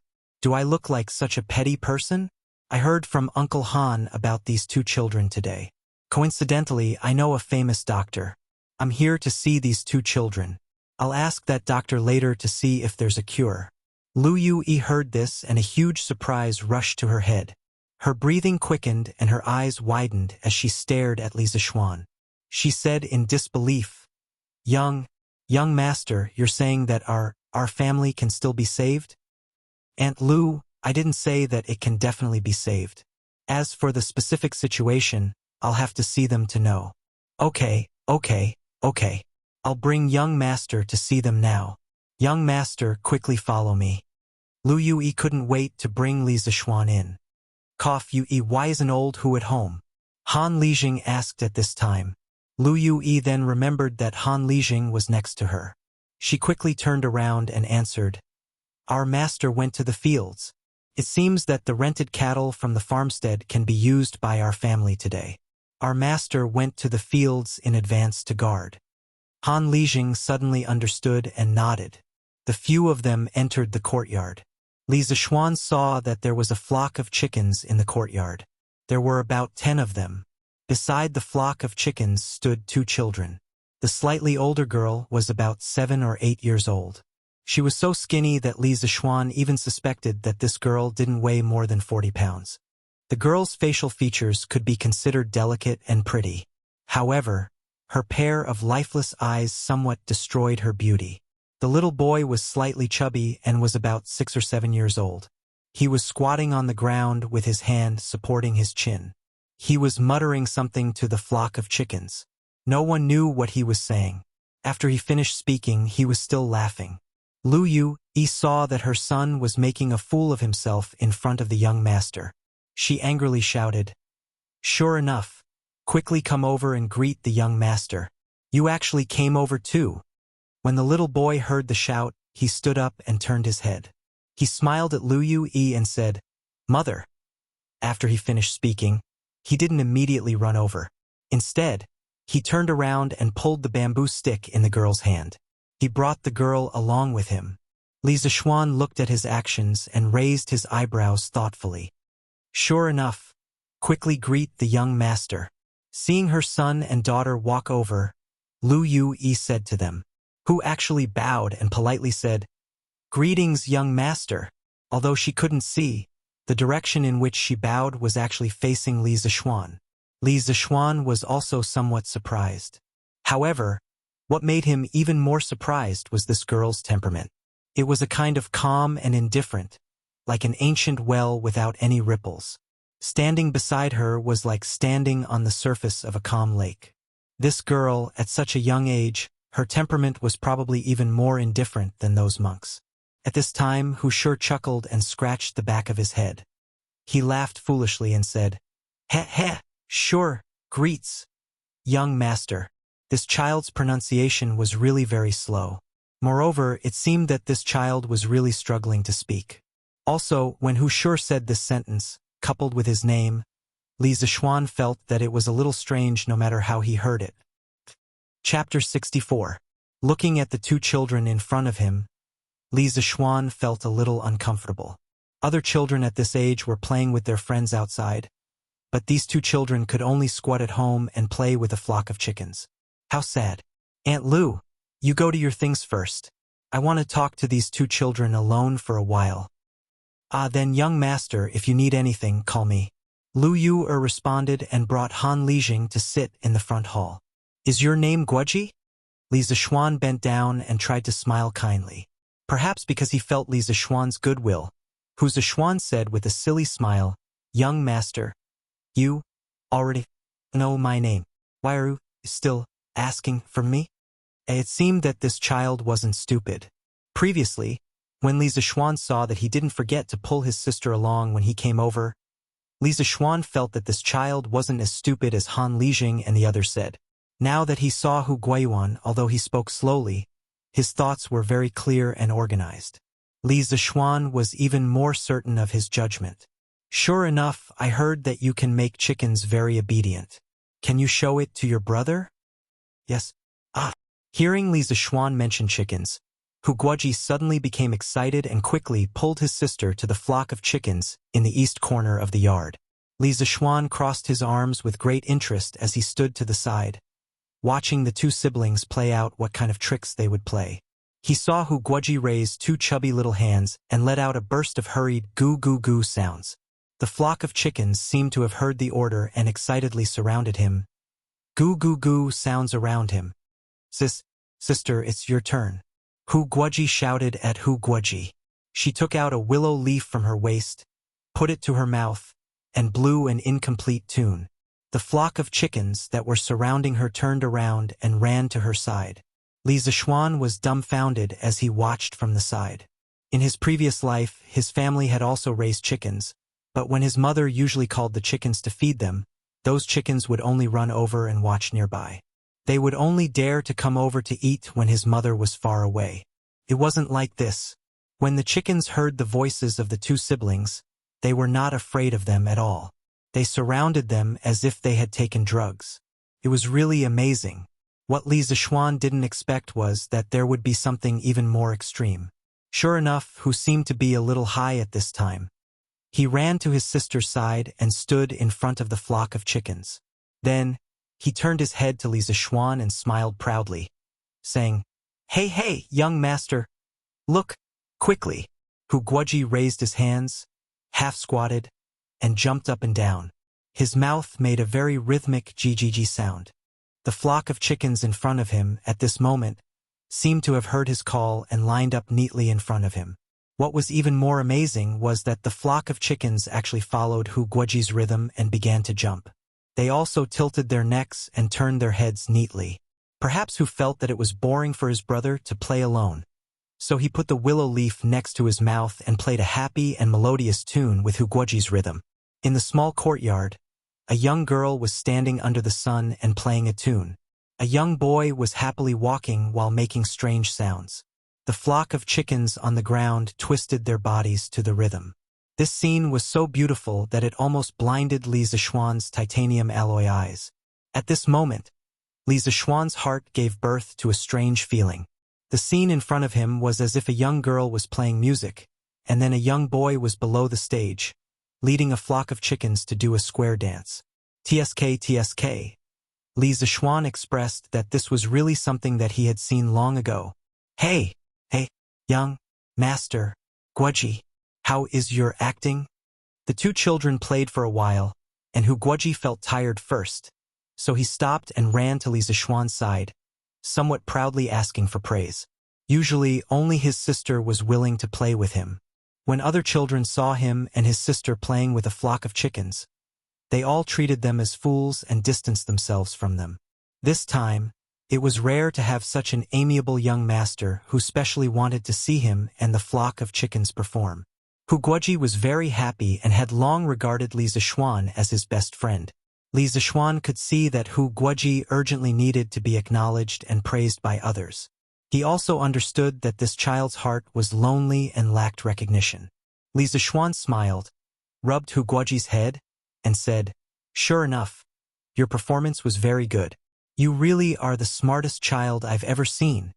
Guoji, who was on the side, heard this and breathed a sigh of relief. She was afraid that this young master would say something to hurt her brother like other people and make him sad. Her brother's heart had been hurt enough. At this time, when she heard Li Zishuan praise her brother, Guoji felt a trace of gratitude towards Li Zishuan from the bottom of her heart. When Guoji heard Li Zishuan's words, he jumped 3 feet high and excitedly rushed to the front hall. As he ran, he cheered, "Mother, young master, just said, I'm not a fool." He said, "I'm the smartest child in the village." At this moment, he was so excited that he spoke faster than before. This was the first praise he received from an outsider since he came to this world. Finally, there was someone who didn't treat him as a fool. Of course, Guoji's heart was excited. Although he was young, he had been treated as a fool by the children in the village since he was young. His self-esteem had been trampled over and over again, so of course, he was more mature than his peers. He was so eager to be recognized, and today there was finally someone who recognized him. Guoji felt that he had never been as happy as today. In his heart, he thought, "This young master who came from nowhere is really a good person." At this time, Guoji used the bamboo stick to explore the road and came to Li Zishuan's side. She smiled and said, "Thank you, young master, for saying so. I haven't seen my brother so happy in a long time." Although her heart was as calm as still water, it was only for outsiders. For this brother of hers, she naturally cared and loved him very much. Li Zishuan habitually shook his head. Suddenly, he realized that this girl seemed to be unable to see, so he quickly said awkwardly, "Haha, what I said just now was actually the truth. I didn't deliberately say that to make you happy." Guoji said in disbelief, "Really? Of course it's true. In the eyes of others, your ability to make chickens obedient may be worthless, but in my eyes, your ability is priceless." Li Zishuan said with certainty. "Well, although I can't see young master's expression, I can feel young master's sincerity. Young master is speaking the truth. Thank you, young master." Guoji's face finally broke into a smile and said happily. Chapter 65. Actually, how did you and your brother manage to make the chickens listen to you? Li Zishuan saw that this little girl was not as distant to him as before, so he wanted to chat with her. Actually replied softly, "Young master, isn't this normal? You actually believe that anyone who spends all their time with these chickens will eventually have the ability that my brother and I have. Moreover, my brother and I treat these chickens as our good friends, so naturally, they will listen to us." Li Zishuan was silent. This sentence sounded simple, but it contained endless loneliness and sorrow that ordinary people could not imagine. If it were not for their rough childhood, how could they spend all their time at home with these chickens? Actually, I just said that your and your brother's ability is valuable in my eyes. Do you know why? Li Zishuan wanted to change their fate, but this also required them to work hard. He could not cultivate their habit of reaping without sowing. Actually shook her head and said, "Although I can feel that young master is telling the truth, I can't think of what my brother and I can do for young master with this ability. Actually, you should have heard from your mother that I want to raise a large number of chickens in the Han family manner, right?" Actually nodded. Li Zishuan continued, "I need you and your brother to teach your ability to a group of people. Next year, I need you to lead these people to help me control the flock of chickens in the manor. When I tell you to drive the flock of chickens, you just have to do it. Hu actually was puzzled and asked, Young master, what do you need these chickens to do? Li Zishuan smiled and said, You will naturally know next year. I can't tell you now. I really hope that you can help me. This is not a deal. If you are willing, you can treat me as a friend. As your friend, I will also find a way to find a famous doctor to treat your illness. Hu actually was surprised when she heard this, but then she shook her head and said, Young master, as long as you can find someone to treat my eyes, I am extremely grateful. When I was young, my father spent a lot of money to treat my eyes. I don't want to trouble others anymore. Moreover, I am already used to the darkness. As for the matter that young master mentioned, he was actually very willing to help. This girl was so young, but she was so sensible. Li Zishuan was still lamenting how unfortunate old Hu was, but now it seemed that he was lucky to have such a sensible daughter. Li Zishuan smiled and said, Since we are friends, we don't need to care about these things. I will keep your eye disease in mind. If it can be cured, I will definitely find a way to cure it for you. In fact, there is more than darkness in this world. When you can see it one day, you will be fascinated by this colorful world. Hu actually looked forward to the world described by Li Zishuan. He said, In that case, thank you, young master. Aunt Lu, I've seen these two children. I'll talk to the famous doctor later and see if he can treat them. I also want these two children to help me. I hope Aunt Lu can agree. Li Zishuan entered the house and said to Lu Yui. Lu Yui smiled happily and said, Young master, you have helped our family so much. We don't know how to thank you. Young master, if you need anything, please tell us. Li Zishuan told Lu Yui the plan that he had just told Hu actually. Han Lijing and Lu Yui were both shocked. They really didn't know why Li Zishuan did this. Lu Yui couldn't help but ask, Young master, what is the use of letting people learn this? Li Zishuan smiled and said, It is very useful. Aunt Lu, you will know next year. Aunt Lu, let these two children help me teach people.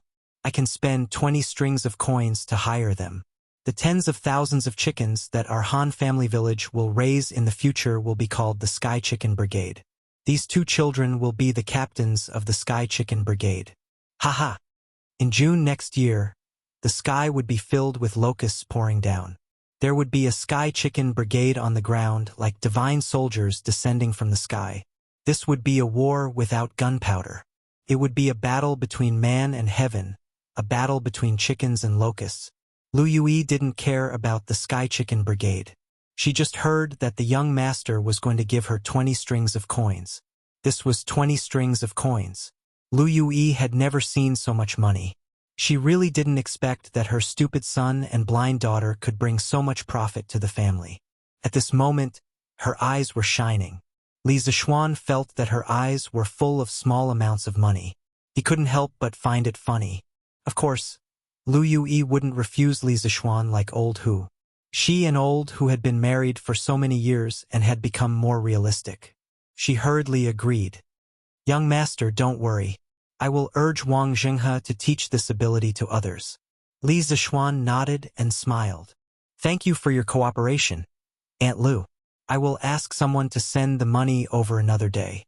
He then turned to Han Lijing and said, Uncle Han, let's go to the field to find Uncle Hu. We have to tell him about this. On the way to the field, Han Lijing couldn't help but ask, Young master, what do you want Wang Zhenghe and Wang Zhenghe to teach people to train chickens for? Li Zishuan smiled.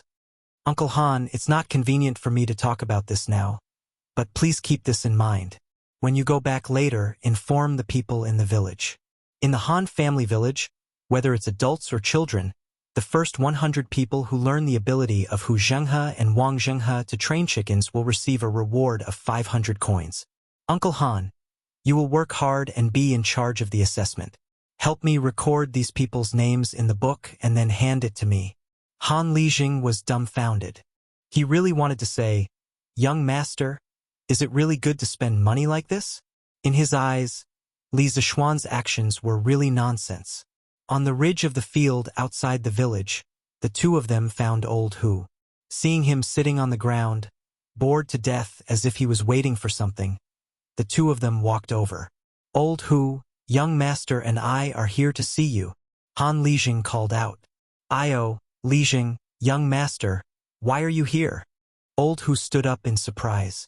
Uncle Hu, I came to talk to you about Wang Zhenghe and Wang Zhenghe, Li Zishuan replied. Young master, what's there to talk about those two children? Old Hu stared at him in confusion. Li Zishuan told Old Hu about his thoughts just now.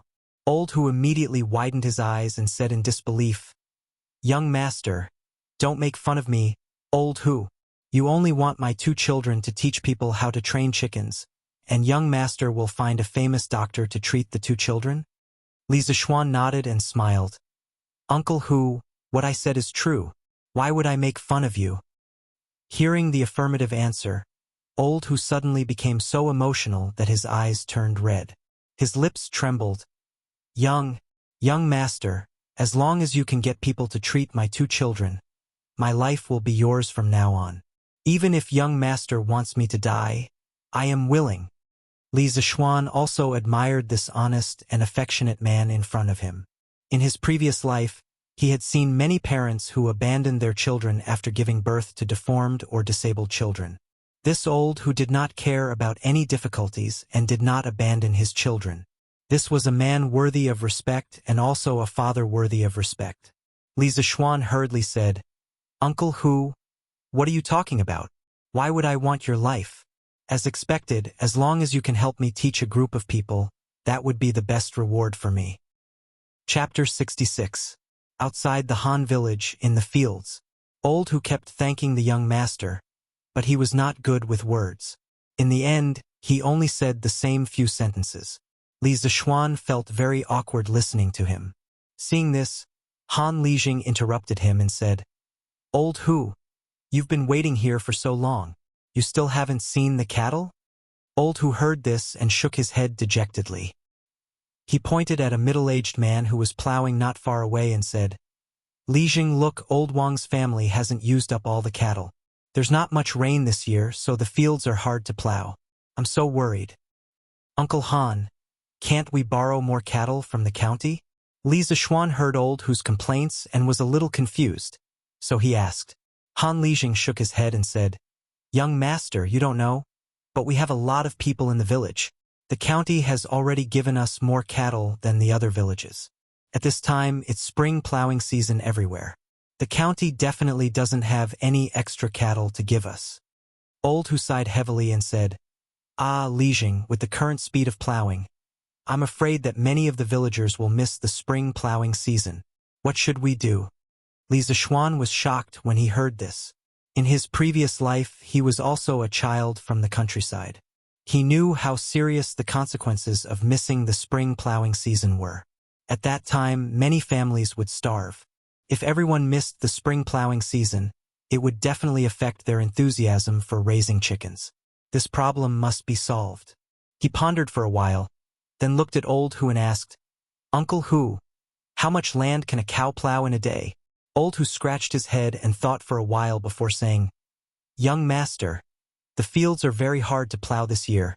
A cow can at most plow 4 mu of land a day. If we plow more, we're afraid that the cows will be tired out. If this was in the previous years, they could plow 6 to 7 mu of land a day. It's all because there's not enough rain this year. For mu of land a day, the speed was too slow. Li Zishuan frowned and looked at Han Lijing and asked, Uncle Han, how many cattle do we have in the village? Young master, this year the farmstead has rented 20 cows, which is already much more than the other farmsteads. Li Zishuan silently calculated in his heart. At this rate, wouldn't it take more than a month to finish plowing? That wouldn't do. It was not that he had not thought of spending money to buy cattle from other places, but in this era, cattle had always been scarce. If he bought cattle from other places, what would happen to the people there? If only he was like the other transmigrated protagonists and had a system with him, he could directly exchange for a farming tractor and guarantee that he could plow dozens of acres of land in a day. Since we don't have a tractor and we can't increase the number of cattle, it seems like we have to think of other ways to increase the efficiency of farming. This problem was easy to solve. He had countless advanced mechanical models in his mind, and he would definitely be able to find a better plow. Uncle Han, I'll go and see what kind of plows the farmers are using. Li Zishuan instructed and walked towards Old Wang, who had pointed out. Han Lijing and Old Who quickly followed. Li Zishuan came to the embankment beside Old Wang, and his eyes began to focus on the plow that Old Wang was using. Old Wang was concentrating on plowing and did not notice that someone was looking at him. In his previous life, Li Zishuan was very short-sighted.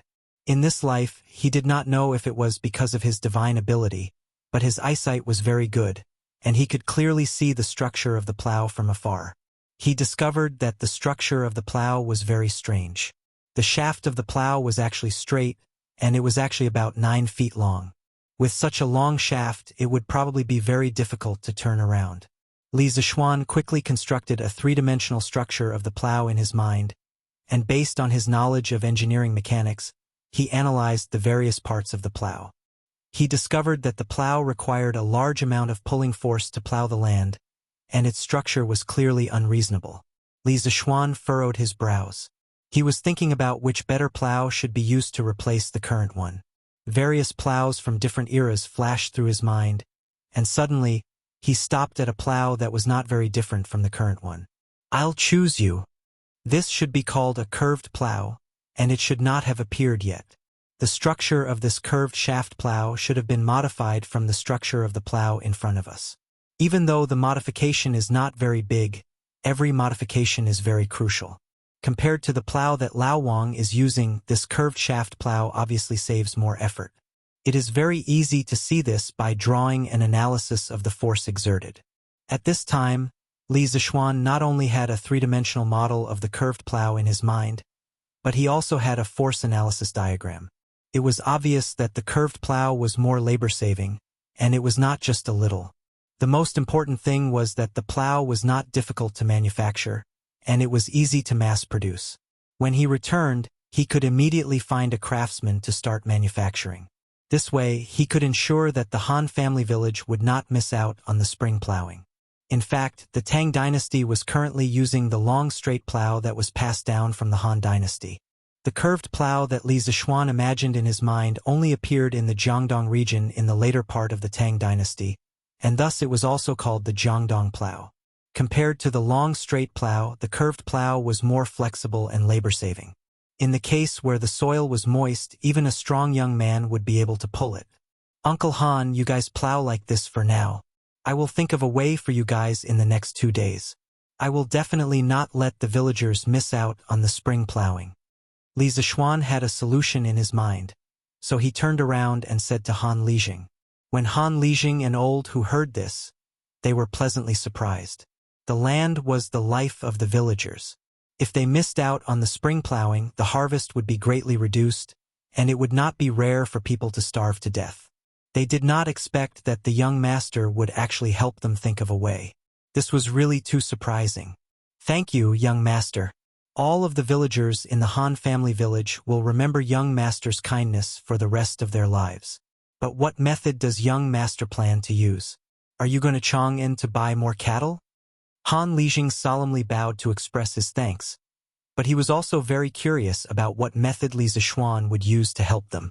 If he were to buy cattle for their village, then the price he would have to pay would be too expensive. Li Zishuan shook his head and said with a smile, "Of course I'm not going to buy cattle. If I were to buy cattle, what would the villagers in other places use? Uncle Han, in 2 days, I will bring you a more labor-saving plow. At that time, your plowing speed will at least increase by 2 times. When Han Lijing and Old Who heard this, they were both shocked. Did such a plow exist in this world? Old Who's eyes widened exaggeratedly, and he cried out in disbelief, young master, are you speaking the truth? How could there be such a godly plow in this world?" Li Zishuan nodded with certainty and said, "Uncle Who, don't worry. Seeing is believing. In 2 days you will naturally know." Chapter 67. When Li Zishuan returned home, the sky was almost dark. He also brought iron egg over. Since he had accepted this disciple, Li Zishuan also planned to teach him well. He would let iron egg stay in the west courtyard first. Since the west courtyard was so big, he could just pick a wing room for him. As for Han Yushi, of course, she didn't come with him. Li Zixuan planned to let her help with the wine mixing after he was done with his work. At that time, the first batch of fruit wine from the Han village would be delivered. Recently, he really didn't have time to care about this. There were too many things to do. During dinner, Li Zixuan's parents expressed their goodwill to Iron Egg, a new member of the family. Iron Egg, who was always dignified and strong, was a little embarrassed. During dinner, he was teased by Lan. Lan was also very happy about Iron Egg's arrival. Now, she finally had a playmate of the same age. Although her brother was usually very good to her, he always treated her like a child. Lan always felt a little indignant. Now that Iron Egg was here, she was no longer the youngest. Of course, this was only what she thought. In reality, Iron Egg was a few months older than her. After dinner, Li Zixuan reported the number of chickens raised by the Han village to Old Man Li in the study. Old Man Li was shocked. 80,000? So many? Xian'er, so many chickens. Can the villagers raise them all? Father, don't worry, they can definitely raise them all. I will arrange for the villagers to take care of them. I plan to prepare to buy the chicken seedlings tomorrow and send them to the Han village in batches. Li Jingma nodded and said, Yes, the sooner, the better. Father, do you know the market price of the chicken seedlings in Chang'an? How much is one? Li Jingma thought for a moment and said, About 70 to 80 copper coins for one. But Xian'er, if you need so many chicken seedlings, I'm afraid that the peddlers in Chang'an will not be able to supply all of them.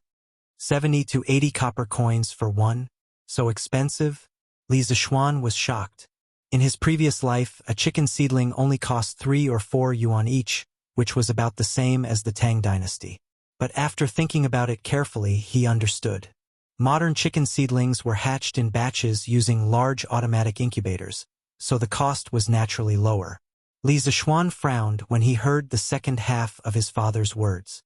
Dad, do you have any way to provide a large number of chickens in a short period of time? In his impression, as long as it was related to business, his father was omnipotent.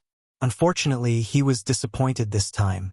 Old Man Li shook his head, showing an expression of helplessness. Xian'er, I have indeed done various businesses in my early years. However, I have never set foot in the chicken market. Li Zixuan felt a little helpless. Then let's buy as many as we can and send them over. I believe that those peddlers will definitely think of a way when they see that the market is in short supply. At that time, we just need to give them more money. Li Jingma nodded and said with a smile, You've seen through it all. Early the next morning, Li Zixuan called Wang Zhong and asked him to bring Sanbao, Afu, and a few other servants to the East Market to purchase as many chicken seedlings as possible. The few of them took the money and left with the order. Li Zixuan calculated in his mind. If he calculated according to the price of 80 yuan per chicken, 80,000 chicken seedlings would cost about 6,400 strings of coins. Of course, with Li Zixuan's large purchases, there would be many other peddlers who would raise the price. Li Zixuan felt that if he wanted to buy 80,000 chicken seedlings, he would need to spend about 8,000 to 9,000 strings of coins. This was really expensive. Early in the morning, Iron Egg was also picked up by Li Zixuan to learn how to read from Lan. This made Lan very happy. She never thought that she would become a teacher one day. Looking at the little girl, with her hands behind her back, pretending to be mature and steady, teaching Iron Egg, Li Zixuan couldn't help but want to laugh. In fact, Li Zixuan's guess was not wrong at all. After Wang Zhong and the others came to the East Market, they were like bandits. When they met peddlers who sold chicken seedlings, they directly bought all of their stock. Merchants had the most sensitive noses. Some of the peddlers soon heard the news from Wang Zhong and the others. So one by one, they heard the news, and one by one, they raised the price of the chicken seedlings and sent people to the surrounding counties to purchase chicken seedlings in large quantities. In half a day, the price of a chicken seedling rose from 75 yuan per chicken to 85 yuan, and finally to 90 yuan per chicken. In a short time, chicken seedlings were expensive in Chang'an. However, Wang Zhong and the others still didn't care about the price.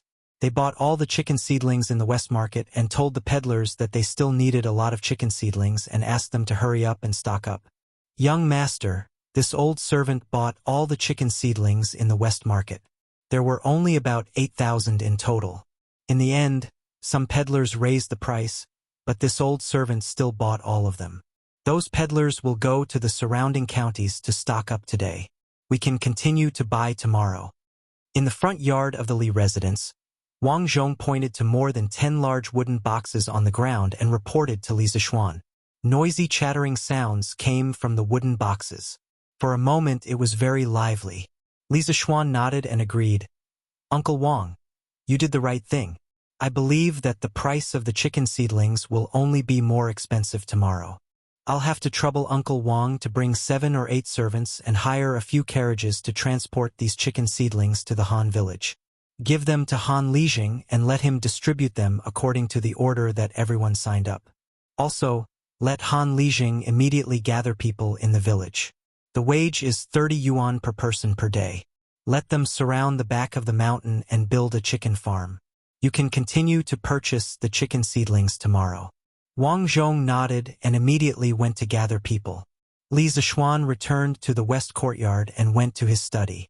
He spread out a piece of rice paper and closed his eyes. He drew the structure of the curved shaft plow and labeled the dimensions.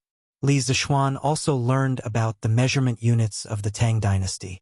The labeled dimensions were naturally converted. He also noted the things that needed to be taken note of during the processing. After he finished drawing, Li Zishuan rolled up the drawing and prepared to go to Yan Shaoning's house to find him. Of course, the sooner the better. The villagers of the Han village were still waiting for his curved shaft plow to plow the land. Under the lead of a servant, Li Zishuan arrived at the Yan residence. After the gatekeeper announced his arrival, Yan Shaoning came out to greet him with a big smile. Haha, Xiao Xian, how come you have time to visit me today? Li Zishuan smiled and said, Brother Shaoning is the technical director of our Strange Interest Pavilion and one of the 4 major shareholders. Of course I have to come and greet you. Haha. Yan Shaoning's forehead was full of black lines. He hated the title of technical director, but Li Zishuan wouldn't agree to change it no matter what. Now that he heard these words, he felt a little disgusted. Yan Shaoning coughed twice and said, Xiao Xian, come with me to the front hall. Why are you standing at the door? Li Zishuan nodded and followed Yan Shaoning into the residence. Chapter 68. In the front hall of the Yan mansion. After the two sat down, Li Zishuan asked, Brother Shaoning, how many scooters have you made? He didn't come here just to deliver the blueprint. He was also very concerned about the opening of the Strange Interest Pavilion. Yan Shaoning smiled proudly and said, Hehe, Xiao Xian, you don't trust me? The first batch of 300 scooters was completed yesterday. We're just waiting for the opening of the Strange Interest Pavilion. With his father's current status, it was easy for him to get someone to make some scooters. Li Zishuan's heart also relaxed. This Yan Shaoning was really direct and efficient, unlike some pedantic scholars who did things indecisively. As an engineering student, he didn't embarrass his fellow engineering students. Brother Shaoning, I'm relieved. Otherwise, how can the Strange Interest Pavilion open without products? By the way, Brother Shaoning, have you found the craftsman for the Strange Interest Pavilion? He had asked Yan Shaoning to help him find a group of skilled and honest craftsmen. The Strange Interest Pavilion must have its own workshop in the future. This would be more conducive to keeping secrets and monopolizing the technology. Yan Shaoning was even more proud when he heard Li Zishuan ask about the craftsman. He smiled and said, Hehe, I wanted to give you a surprise, but since you asked, I'll tell you. After my father found out that I'm working with you on the Strange Interest Pavilion, he gave me one of our previous workshops. In the future, this workshop will be a part of the Strange Interest Pavilion. The craftsmen in the workshop used to work in the general's office. Their skills are excellent. Li Zishuan was really surprised when he heard Yan Shaoning's words. He only asked Yan Shaoning to help him find a few craftsmen. He didn't expect Yan Shaoning to give him a workshop directly. This gift was really precious. Since Yan Shaoning was so generous, Li Zishuan couldn't be stingy. He waved his hand and said generously, "Brother Shouning is really kind. I have to thank Uncle personally. I'll pay all the craftsmen's salaries in the future." Yen Shouning looked at him with a strange expression and couldn't help but say, "The craftsmen in the workshop work for wonderful interest pavilion. Of course you should pay them. Little Xian, are you planning to let my father continue to pay them?" Li Zishuan felt that Yen Shouning's words made sense. He patted his head in annoyance and secretly scolded himself for being a fool. Well, Brother Shouning is right. I've been so busy these 2 days that I've become muddle-headed. Where is the workshop? Shall we go and take a look? Since he already had a workshop, wouldn't it be more convenient for him to let the craftsmen in the workshop make the curved shaft plows? The workshop is in an E-lane which is very close to the East Market. It will be very convenient in the future. Li Zishuan said happily, "That's great. Brother Shouning, shall we go to the workshop to have a look? Since little Xian wants to go and take a look, then Big Brother will respectfully accept." He followed Yen Shouning to an E-lane. After making several turns and entering a small alley, he saw a relatively large group of courtyards. Although the houses were not luxurious, they occupied a large area. There was a sign hanging above them that read, "Strange Interest Pavilion Workshop." Li Zishuan looked at Yen Shouning in confusion. He didn't expect him to act so quickly. Yen Shouning seemed to see the confusion in his eyes. He smiled proudly and said, "My father said that since he gave the workshop to us, of course he had to change the name. This plaque was personally inscribed by my father. What do you think? Many people in Chong and can't get my father's calligraphy." Although Li Zishuan didn't know much about calligraphy, he could see that the calligraphy was vigorous and powerful. It was hundreds of times better than his own doggy handwriting. He immediately exclaimed in admiration. He praised in admiration, "Uncle Yan's calligraphy is really good. I owe him such a big favor this time. I must thank him in person someday." Yen Shouning laughed in his heart. "This is the effect I want. When you fall into my father's hands one day, let's see how you can find an excuse to be lazy. Ha ha." But then he said without changing his expression, "Well, little Xian, my father is very pleased that you have such good intentions. Let's go in and have a look." The two entered the workshop and saw that there were more than 20 rooms inside. There were some empty spaces outside with some wood and iron piled up. Li Zishuan even found a big iron furnace. The scale of the workshop was really beyond Li Zishuan's expectation. He thought it was just a small workshop, but it was actually equivalent to a small factory. At this moment, Li Zishuan was really moved. Looking at Li Zishuan's shocked expression, Yen Shouning introduced it to him. "Little Xian, this workshop was built by my father in the year of Wuda Yuan. At that time, it was just a small workshop and my father was only a supervisor. But our Yen family is a real engineering family and we know many people in the same field. It didn't take long for the workshop to expand gradually and we have more people. Now, there are more than 60 craftsmen in the workshop. Some of them are old craftsmen, such as Faubert, who worked with my father before. Their skills are superb. Little Xian, you can't mistreat these old craftsmen, or else my father won't forgive you." Li Zishuan waved his hand and said, "Of course I won't mistreat them. These people will be the foundation of our strange taste pavilion in the future. In the future, their salaries will be increased by 50%. Yen Shouning raised his thumb and laughed. "Ha ha! Brother, you're generous." The two of them entered a house and saw an old man dressed like a farmer drilling wood. He should be making a scooter. "Faubert, are you busy?" Yen Shouning called out. The old man turned around and saw Yen Shouning. He smiled and said, "Oh, young Master Yen, you're here. This is?" He pointed at Li Zishuan. When Li Zishuan heard Yen Shouning call this person Faubert, he remembered what Yen Shouning said just now. He knew that this person was an old man in the workshop and couldn't be neglected. He took the initiative to introduce himself. "Faubert, hello. I'm Li Zishuan, one of the owners of Strange Taste Pavilion. You can call me Little Xian." Faubert raised his eyebrows and said in surprise, "You're the one who invented the scooter and the roller bearing?" Li Zishuan smiled and nodded. Faubert said in surprise, I didn't expect that you could come up with such a good idea at such a young age. It seems that we old guys are really old. Haha. What are you talking about, Faubert? As the saying goes, having an old man in the house is like having a treasure. I have a lot of immature ideas in the future, and I need you to guide me. Li Zishuan valued these old craftsmen very much. Although their physical strength was not good, their experience was very valuable. Faubert felt warm in his heart when he heard Li Zishuan's words. This owner was young and talented, but not overbearing. Faubert also had a good impression of him. He stroked his beard and smiled. Haha, you're too serious. We old guys just can't stay idle. We have no regrets if we can make one last contribution to the workshop. Faubert, you can call me Little Xian in the future. You're an elder, and I don't deserve it. Haha, then I'll call you Little Xian. Come, Little Xian, you came at the right time.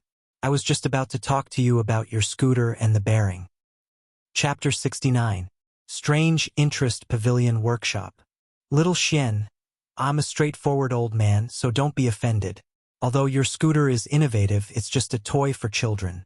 It's not beneficial to the people's livelihood. Your roller bearings are very useful. Since you have talent in this area, you should study more things that are beneficial to the people. After they sat down, Faubert began to preach to Li Zishuan. Li Zishuan was speechless. This old man's temper was really straightforward. If it was a narrow-minded person, they would definitely bear a grudge against him because of this.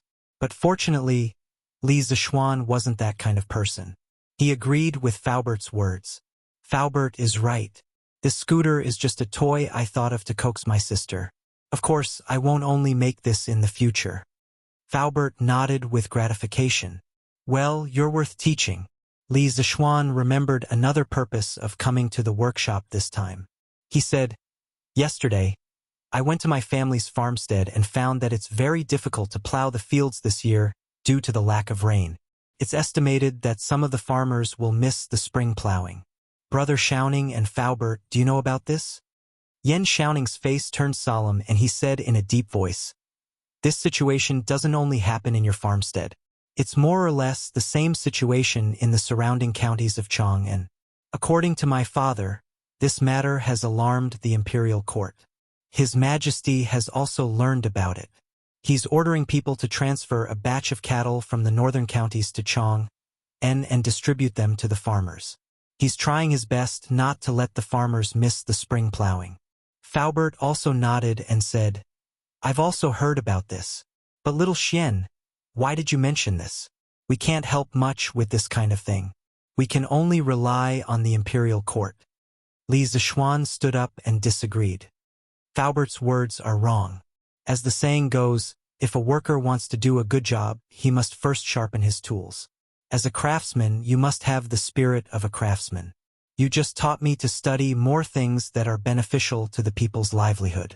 Then why can't we make better farming tools for the people? Faubert raised his eyebrows. He had been in this field for so many years, but today he was being lectured by this little kid. He was proud and arrogant, he was a bit unhappy and frowned. It's easy for you to say. The straight plow used by the Tang dynasty originated from the Han dynasty. After several improvements, it's already the most advanced farming tool. How can there be better farming tools? I don't agree with Uncle Fu's words. How can craftsmen not seek innovation?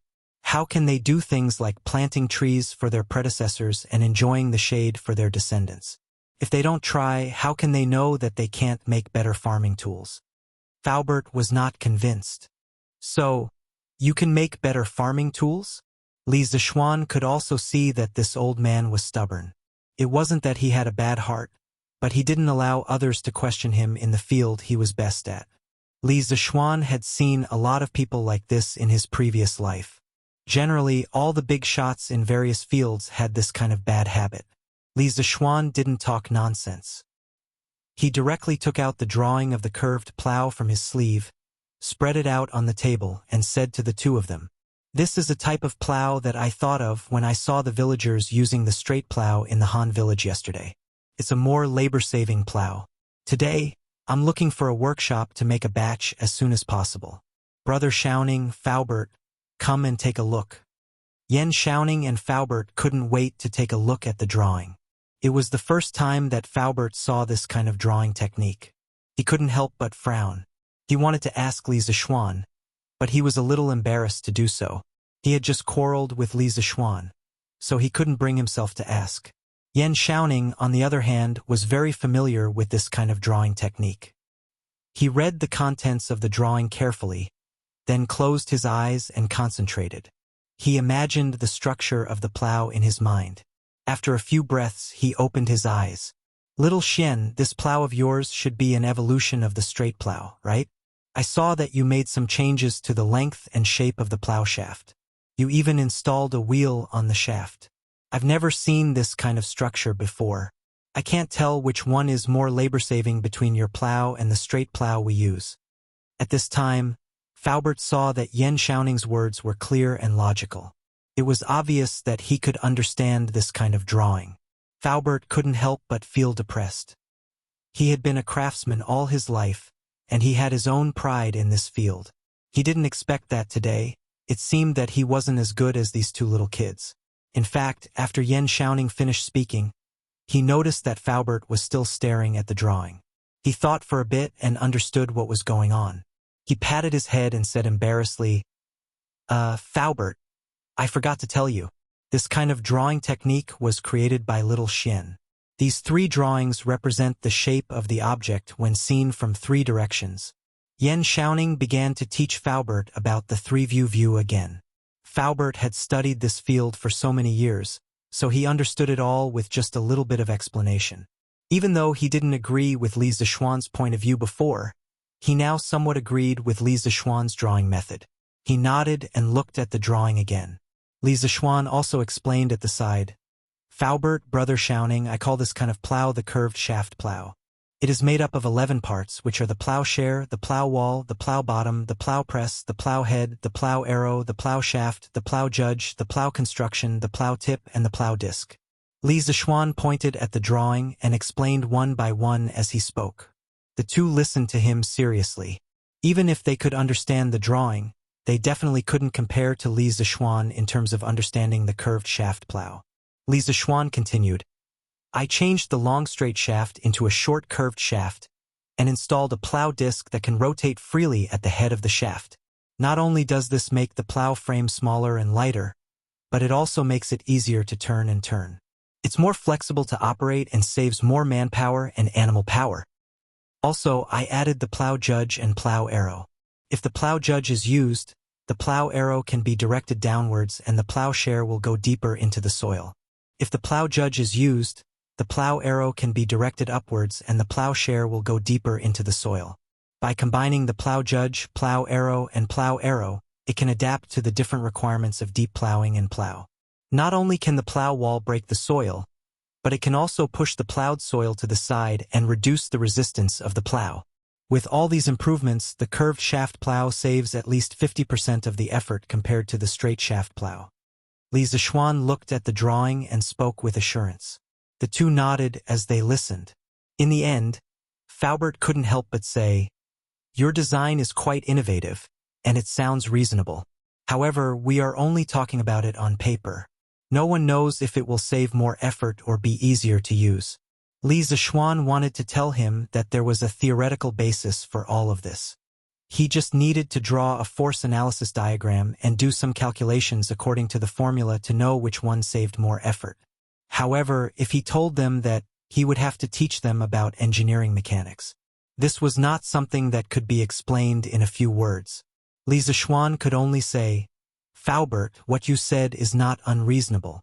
However, practice is the only standard to test the truth. Instead of arguing here, why don't we make a batch of plows to test first? Won't we know which plow saves more effort? Faubert muttered, Practice is the only standard to test the truth. Little Xian, what you said is very reasonable. Then let's make one to test. Li Zixuan cupped his hands and smiled.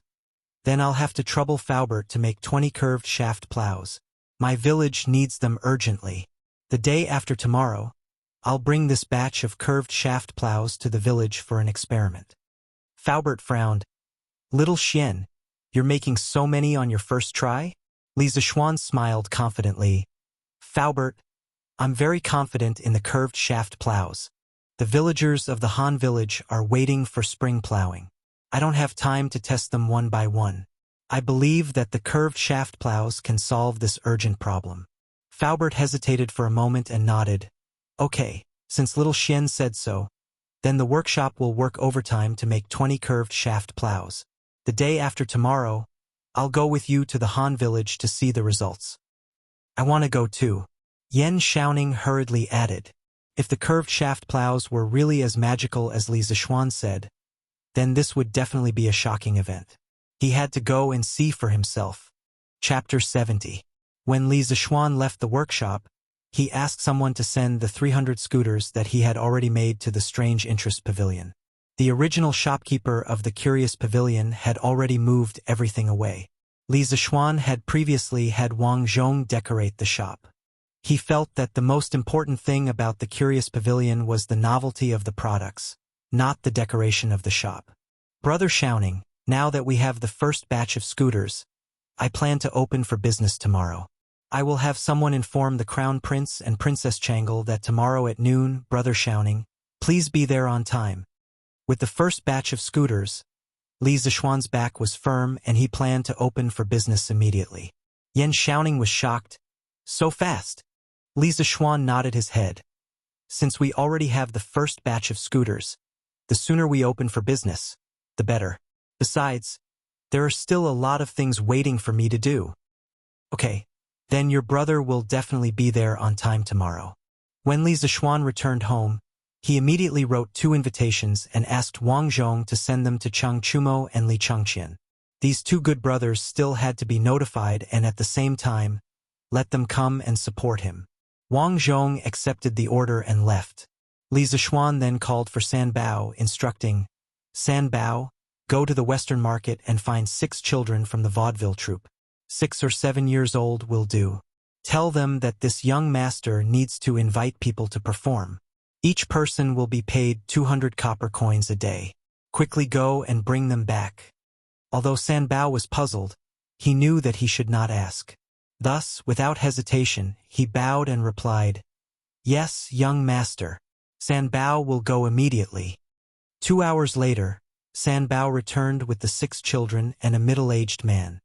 Young master, San Bao has returned. This is troop leader son of the vaudeville troupe. He was somewhat worried and followed along. San Bao pointed at the middle-aged man and introduced him to Li Zishuan. Without waiting for Li Zishuan to speak, Leader's son took the initiative to step forward and say, Young master, I'm really sorry. I was just worried that these children were not sensible and would offend young master, so I followed you. Young master, please don't misunderstand. Li Zishuan knew in his heart that Leader's son was probably afraid that something would happen to these children, such as encountering human traffickers or something. That was why he followed them. However, this also showed that this person had a good heart and was not the kind of person who only had money in his eyes. Li Zishuan was too lazy to expose him, so he just smiled and said, What are you talking about, leader son? I have a shop in the East City that will officially open tomorrow. I invited these children here mainly to let them perform at the entrance of the shop tomorrow for a festive occasion. Leader's son heaved a sigh of relief when he heard this. He had indeed been worried about the safety of these children before, which was why he had followed them here. If that's the case, young master, if you have any requests, feel free to instruct these children. Their playing skills are not bad. This old man will take his leave first. Li Zishuan nodded. San Bao, give your salary to leader son first. After leader son left, Li Zishuan looked at the 6 children in front of him. There were 3 boys and 3 girls. They were all about 6 or 7 years old. Although they looked thin and weak, each of them exuded a sense of cleverness. What are your names? Li Zishuan asked kindly. Young master, my name is Xiao Hang. I'm the oldest among us. This is Xiao Hao, this is Xiao Ji, this is Xiao Shui, this is Xiao Meng, and this is Xiao Ya. Young master, what do you want us to perform? Feel free to instruct us. Although we are young, we can definitely do it well. A slightly older boy came out and introduced them to Li Zishuan. The other children looked at Li Zishuan with hopeful faces. They all wanted to perform well and satisfy this young master. Otherwise, they would definitely be scolded when they went back. Well, don't be nervous. I didn't ask you to perform any difficult juggling. I just want you to play something very interesting. Sanbao, go and bring all the scooters in our school. Yes, young master. Half an hour later, Sanbao and 2 other servants brought 6 scooters over. The 6 children stared at the scooters curiously. Li Zishuan smiled and said, "Your task is very simple. You must learn how to ride the scooters by today. When my shop opens tomorrow, you will split into 2 groups and ride the scooters. Make 2 lines of scooters at the entrance of the shop to attract the crowd. Sanbao, come over and teach them how to ride." Sanbao's face was bitter. This was something for children to play with. He was too embarrassed to play with it. "Young master, Sanbao has never played with scooters before. Stop talking nonsense. If you haven't played with scooters before, then you haven't seen it before. How Loner usually plays with scooters is how you play with scooters. Quickly, go and teach them. I will reward you." Li Zishuan was, of course, unwilling to teach a group of children how to ride scooters. It was too degrading. He had no problem teaching his younger sister, but with so many children, it was better to let Sanbao teach them. Li Zishuan finished speaking and went back to the west courtyard. He planned to wait for 4 hours before coming back to check on the progress. Duke Lu's mansion. "Young master, this is an invitation sent by Li Zishuan." The Cheng mansion's housekeeper handed an invitation to Cheng Chumo. "Oh, an invitation from Xiao Xian? What does he want to do? Let me see." Cheng Chumo took the invitation curiously. He opened it and looked at it carefully. He said, "Strange Interest Pavilion? What is it for?" "Uncle Liang, do you know about the Strange Interest Pavilion?" Housekeeper Liang thought for a while and replied, "I have never heard of this Strange Interest Pavilion, but looking at the location written on the invitation, it should be the shop where the East City's Heavenly Craft Pavilion used to be. I heard that the Heavenly Craft Pavilion was going to sell it, but I didn't expect it to be bought by the Li family." Cheng Chumo nodded. He also didn't know what Li Zishuan was doing, but he suddenly remembered a rumor today and said, "Uncle Liang, I heard that Xiao Xian's family was wantonly purchasing chicken seedlings in the West City today. Is this true?" Housekeeper Liang nodded. "Young master, I also heard about this today. It is said that they bought at least 7,000 chicken seedlings today. They bought almost all the chicken seedlings in the East City today. I am also curious as to why they bought so many chicken seedlings." Although Cheng Chumo was a bit fierce, he wasn't stupid.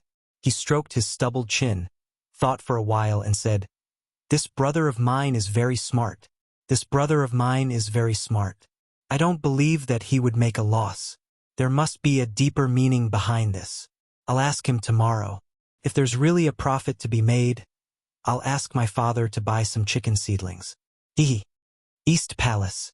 An eunuch hurried in and bowed to Li Chengqian. "Reporting to your highness, there is a person outside the palace with the East Palace token. He asked this servant to give this invitation to your highness." Li Chengqian curiously said, "Oh, give it to me." When he saw the contents of the invitation, Li Chengqian's eyes lit up. He said, "Oh, they open for business so soon? That's great. Come, set up the Changle Palace." Chapter 71. Changle Palace. Changle was reading Journey to the West with great interest. She had been studying palace etiquette in the inner court for the past 2 days. It was rare for her to be free today.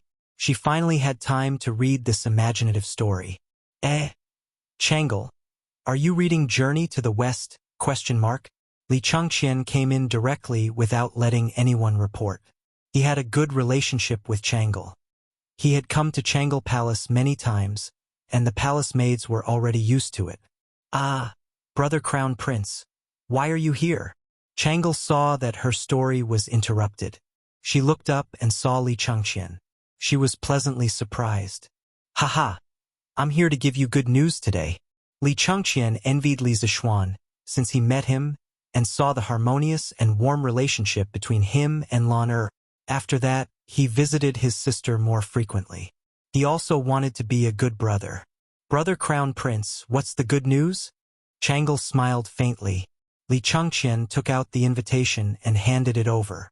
He said, Changle, Strange Interest Pavilion will officially open tomorrow. You are also one of the shareholders. Do you want to go tomorrow? Changle took the invitation and opened it. She was pleasantly surprised. Of course I want to go. Let's go and ask for leave from Mother. I will go out with Brother Crown Prince tomorrow. She put down the invitation and was about to pull Li Changqian to the inner court to find Zhang Sun. Li Changqian shook his head helplessly and followed his sister. Li Tai remembered that he hadn't returned the journey to the west that he borrowed from Changle. He thought about going to Changle Palace to return it. As an elder brother, it was already not proper for him to borrow the book secretly. If he borrowed it and didn't return it, it would be even more inexcusable. To show his sincerity, Little Fatty specially brought the hardcover version of Journey to the West that he personally copied and came to Changle Palace. Of course, he was prepared to be scolded by Changle. After all, he was in the wrong. This servant greets your highness, Duke of Wei. When Li saw the visitor, she immediately went forward and bowed. However, the way she looked at Li Tai was a little strange. Last time, Li Tai stole books and caused her to almost be punished. Of course, she didn't dare to blame Li Tai. She was just a little vigilant and thought to herself, could it be that Wei Wang is here to steal again? Li Tai pretended not to see her strange eyes. He waved his hand and coughed softly. Ahem. Where's Changle? Reporting to your highness. The princess just went out with the crown prince. Oh. Li Tai's eyes lit up as he was secretly delighted. However, he did not show it on his face. He waved his hand and said, Then go busy yourself. This king is just taking a stroll. After saying that, he walked straight into the palace. Lear wanted to follow and take a look so that she wouldn't lose something again. However, Li Tai specifically forbade her from following. If she followed, she would definitely provoke Li Tai. After hesitating for a moment, Li still didn't dare to follow. She prayed that the princess would return soon. Li Tai came to the hall and quickly glanced around. After seeing that there was no one, he immediately sneakily put the hardcover edition of Journey to the West on the table and prepared to leave. He was also afraid that Changle would suddenly return. At this moment, he saw a red invitation on the table. After hesitating for a moment, he took it and opened it to take a look. East Market Strange Interest Pavilion opening. What is this? Li Zishuan? It's actually Li Zishuan's shop? So it's you, this bastard. Instead of writing Journey to the West properly, you actually opened some strange interest pavilion. You really don't do proper work. I'm so angry. This king will go and capture you tomorrow to specially write stories. Humph. Li Tai put down the invitation and walked away angrily, leaving behind a dazed Lier outside the hall. Unaware that someone was plotting against him, Li Zishuan took an afternoon nap on the lounge chair in the western courtyard. When he opened his eyes, the sun was about to set. Thinking that the children in the front yard were still practicing their scooters, Li Zishuan hurriedly got up and washed his face. He wanted to go to the front yard to see how the children were doing. Before he reached the front yard, he heard the laughter of children. Li Zishuan even heard Iron Egg and Lan Er's voices. Hence, he hurriedly walked over. Little Ji, pay attention to controlling your speed. Maintain the formation. Yes. Got it, brother Little Hang. Little Shui, your team's speed should be faster. Keep up with Miss Lan Er's speed. Don't fall behind. Understood. When Li Zishuan came over, he saw Little Hang instructing a few people to practice their scooters. There were a total of 2 teams. The boys' team, Little Hang was at the front. Iron Egg, that brat, actually mixed into the team. As for the girls' team, Lan Er was at the front. Behind her, 3 little girls were struggling to follow Lan Er. The 2 teams were like 2 small dragons, meandering in the front yard. It was very beautiful. The few children in the field cheered repeatedly, and Lan Er's voice was the loudest. The little girl usually had few playmates. This time, so many children came to play scooters with her. She was so excited that she pulled Iron Egg, who was learning how to read, along. Ah, brother, you're here. When Lan Er saw Li Zishuan, she stopped in her tracks and said in surprise, However, the three little girls following behind her didn't have time to stop in time. Be careful. Seeing that the few people were about to be rear-ended, Li Zixuan flashed over and picked up Lan'er and her scooter. Only then did they avoid a chain accident. He put Lan'er down and glared at her angrily. You're so careless. How can you be so careless? Lan'er was not afraid of him. She went forward and grabbed Li Zixuan's arm. She smiled and said, Lan'er knows that brother can save me in time. Didn't it happen last time? Little Hang and the others had also stopped their scooters. They came to Li Zixuan with some fear and said with trembling, Young master, please forgive us. We didn't take good care of Mississippi. Li Zixuan smiled and waved his hand.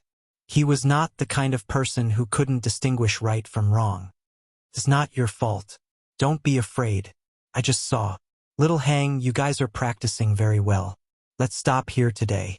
Tomorrow morning, when the gate opens, you guys come over and practice for a while. At noon, we'll go to the East Market together. San Bao, give each of them 10 coins. You guys go home quickly. It was not that he was stingy, but 10 coins was a lot for these children. If he gave them more, it would harm them. When Little Hang heard that Li Zixuan did not vent his anger on them, he was greatly relieved. These young masters of rich families often beat people over small things.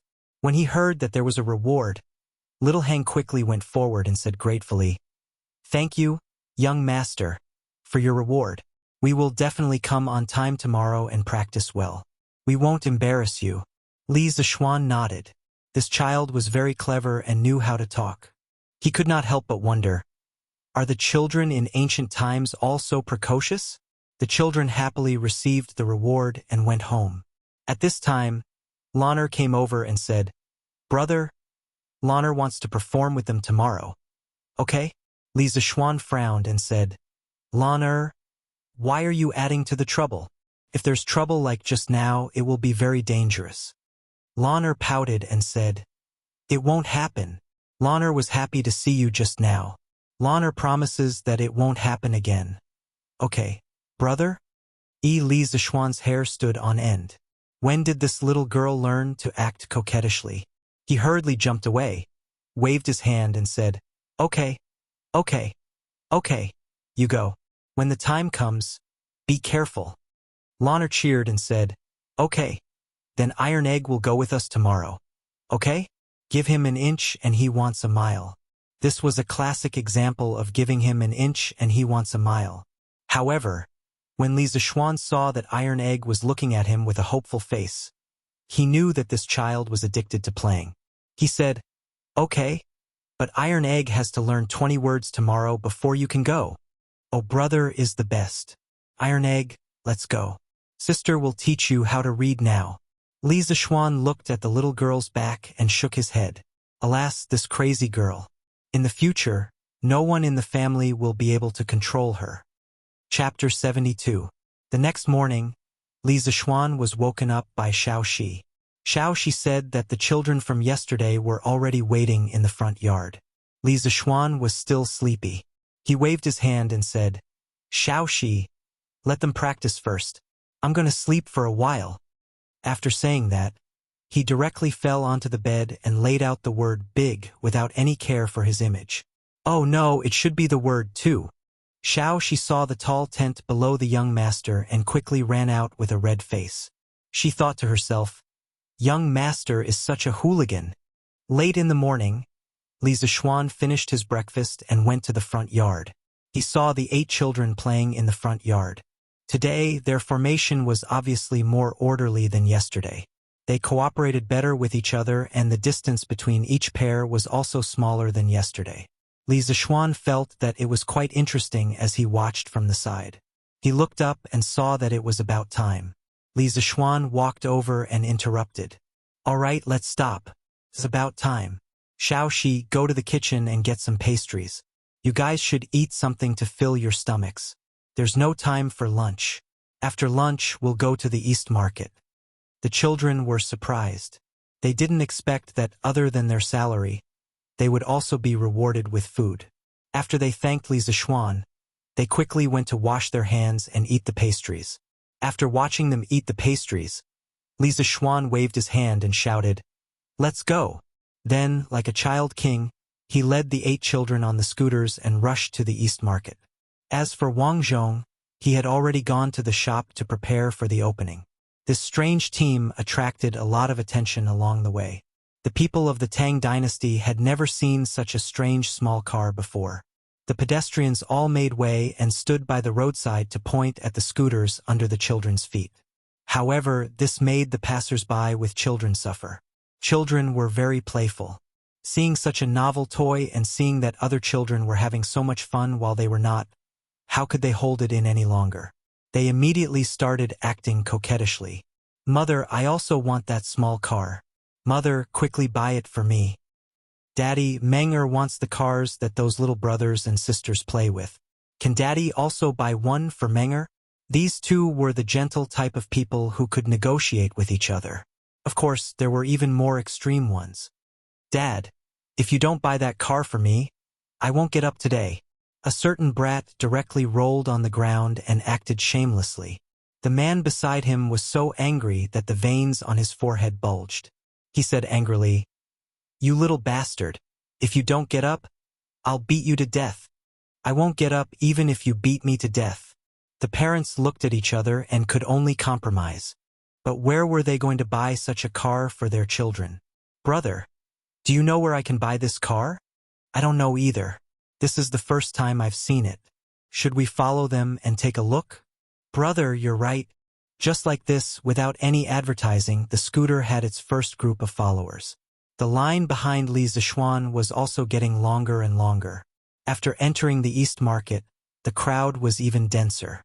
There were even more onlookers. Naturally, the line was also longer. Li Zishuan was also happy to have them follow. It would be a waste if he didn't want free publicity. Li Zishuan brought the team to the entrance of the Strange Interest Pavilion. He found that Yan Shaoning had already arrived. He was instructing people to lay out a red carpet and hang red ribbons around the shop. The entire Strange Interest Pavilion was bustling with activity and was filled with joy. Li Zishuan greeted him and saw that there was a plaque covered with a red cloth hanging above the shop. Li Zishuan curiously looked for Wang Zhong and asked, "Uncle Wang, where did this plaque come from?" "Young master, this was just sent by a group of people. They said it was custom-made by a person called Gao Ming." "Oh." Li Zishuan patted his head. These past 2 days, he had been busy preparing for the opening of the shop. He had nearly forgotten that the plaque had not been made. Fortunately, Li Chengqian was rather reliable. He had not forgotten about the plaque he had asked him to make last time. Li Zishuan patted Wang Zhong's shoulder and whispered, "Uncle Wang, this plaque was sent by His Imperial Highness, the Crown Prince. In a moment, the Crown Prince and Princess Changle will be coming. Don't be too surprised." In the future, Wang Zhong and Li Chengqian would inevitably come into contact many times. Li Zishuan wanted to tell Wang Zhong as soon as possible to prevent him from accidentally offending Li Chengqian. "Ah, young master. This. Wang Zhong's eyes widened in shock. He retreated 2 steps in disbelief. Li Zishuan comforted him. "Uncle Wang, don't worry. The Crown Prince's temper is still quite good." Li Zishuan was preparing to go out and have the children begin their performance on the scooter. At this moment, he saw Li Chengqian, Princess Changle, and Cheng Chumo walking over together. Li Zishuan promptly went to welcome them. "Gao Ming, little sister Changle, brother Chonyo, you've come." Li Chengqian nodded his head in greeting. Changle smiled sweetly. "Brother Shaoxian, Changle has 10% of the shares in this shop. Of course, Changle has to come take a look. Changle also has to thank brother Shaoxian for the 10% of shares. This is Changle's first time opening a shop." Li Zishuan liked this bright-eyed princess from the bottom of his heart. Hearing Changle's words, he smiled and said, "It's fine as long as the princess likes it.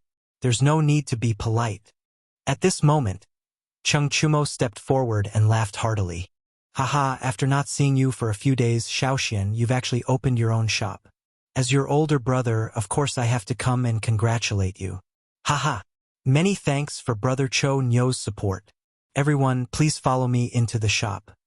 After having Wang Zhong attend to these three people, Li Zixuan once again arrived outside the shop.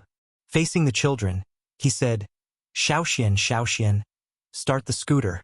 Little Hang, lead them and start performing the skateboard formation. Just stay around here. Don't go too far. Be careful, especially Lan. Do you hear me? Yes, young master. Xiaoxian quickly replied. Finally, she could go out with her friends.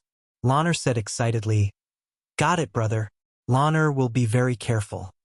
At this moment, Changle and the other two also came out.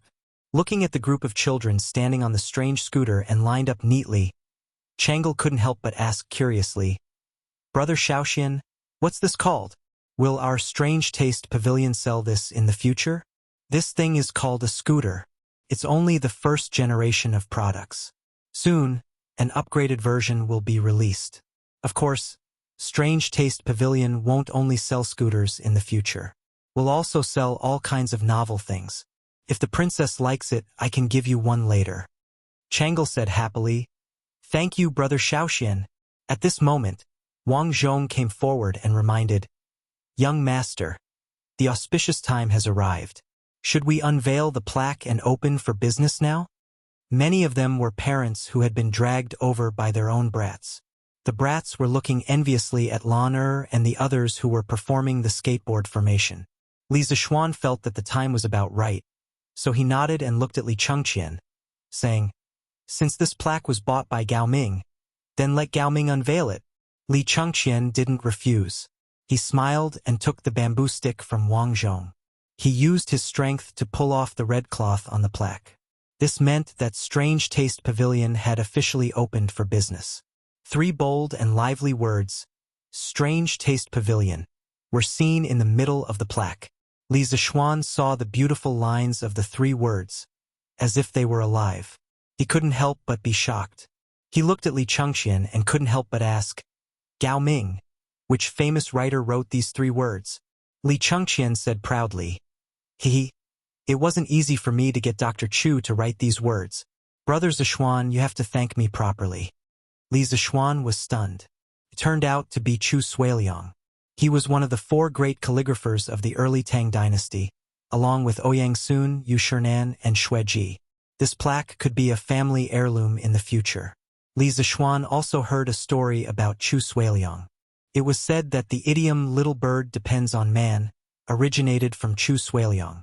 According to historical records, Li Shimin, Emperor Taizong of the Tang dynasty, once talked about the officials in the imperial court.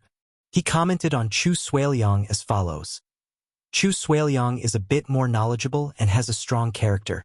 He wrote loyal couplets, such as Little bird depends on man, adding love.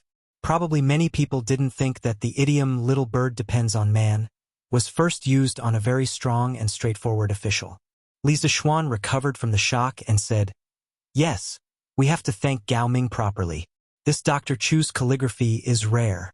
Well, Strange Taste Pavilion has officially opened for business. Hey, shopkeeper, is your shop selling this scooter? After watching the scooter formation for so long, the crowd finally couldn't help but ask. They couldn't help but ask. Their little brats had been making a fuss. As soon as he finished asking, a group of people immediately followed behind him and echoed, Yes, shopkeeper, are you selling it or not? How much? Give us a price. We are in a hurry. Yes. How much? I want to buy one. Li Zixuan went forward and cupped his hands. Friends, of course we are selling this scooter. Today is the opening day of our shop. All the scooters are 10% off. The original price of a scooter is 400 copper coins. Today, it is only 360 copper coins. We will also give you a white membership card. In the future, you can enjoy a 5% discount when you buy products in our shop with this card. The cost of a scooter was about 200 copper coins. Li Zixuan didn't want to sell it too expensive. 400 copper coins was about right. He would treat it as a gift for the Tang children. Hearing the price, the crowd started to talk about it. 360 copper coins? So expensive? Xiaohu, let's not buy it. Dad will make one for you when we go back. No, I want to buy this. Mom, I want to buy it too. Li Zixuan added at this time. If you want to buy, hurry up and line up. Today, there are only 300 scooters in the shop. First come, first serve. If you want to buy, hurry up. Now, the crowd didn't have the chance to hesitate. They all joined the line. Although 360 copper coins was a little expensive, most people could still afford it. If they didn't buy it today, they would be annoyed to death by their little brats. Li Zishuan saw that the scene was starting to become popular.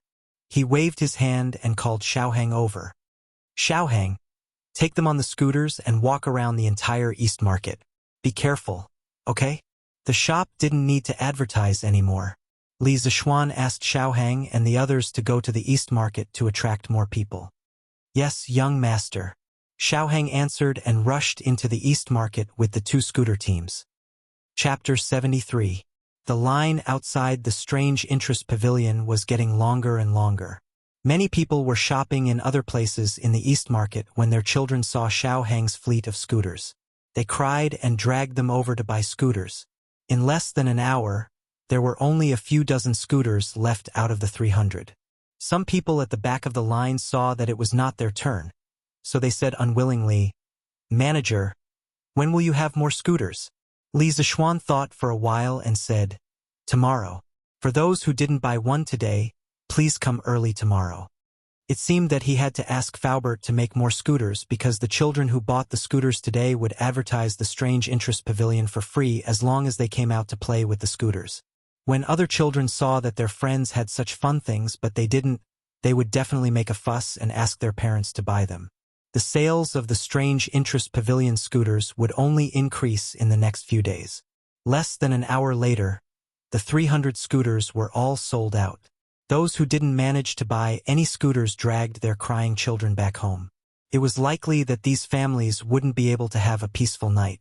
Li Zishuan turned his head and smiled at them, saying, "This is a good start.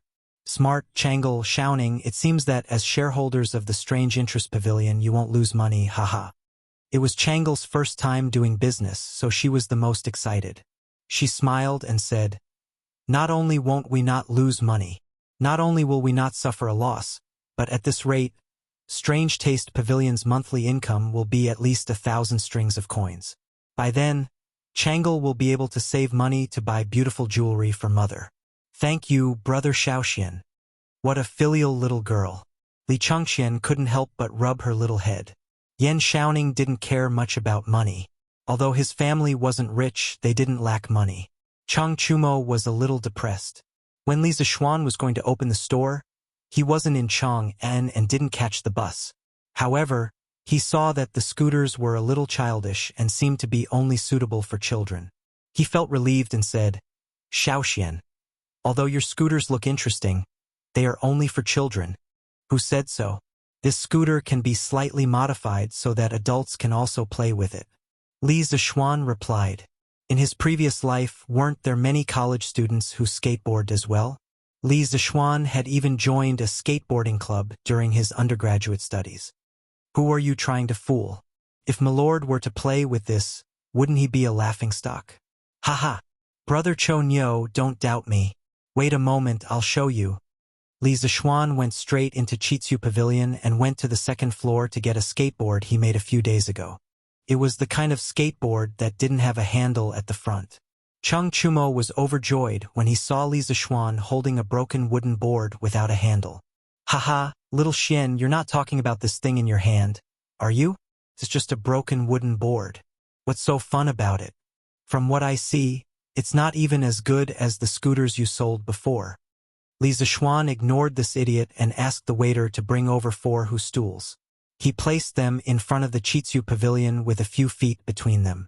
Li Zishuan then turned to Cheng Chumo and said, "Brother Cho Nyo, watch carefully. Brother Cho Nyo, watch carefully. Don't be tempted to play this game too."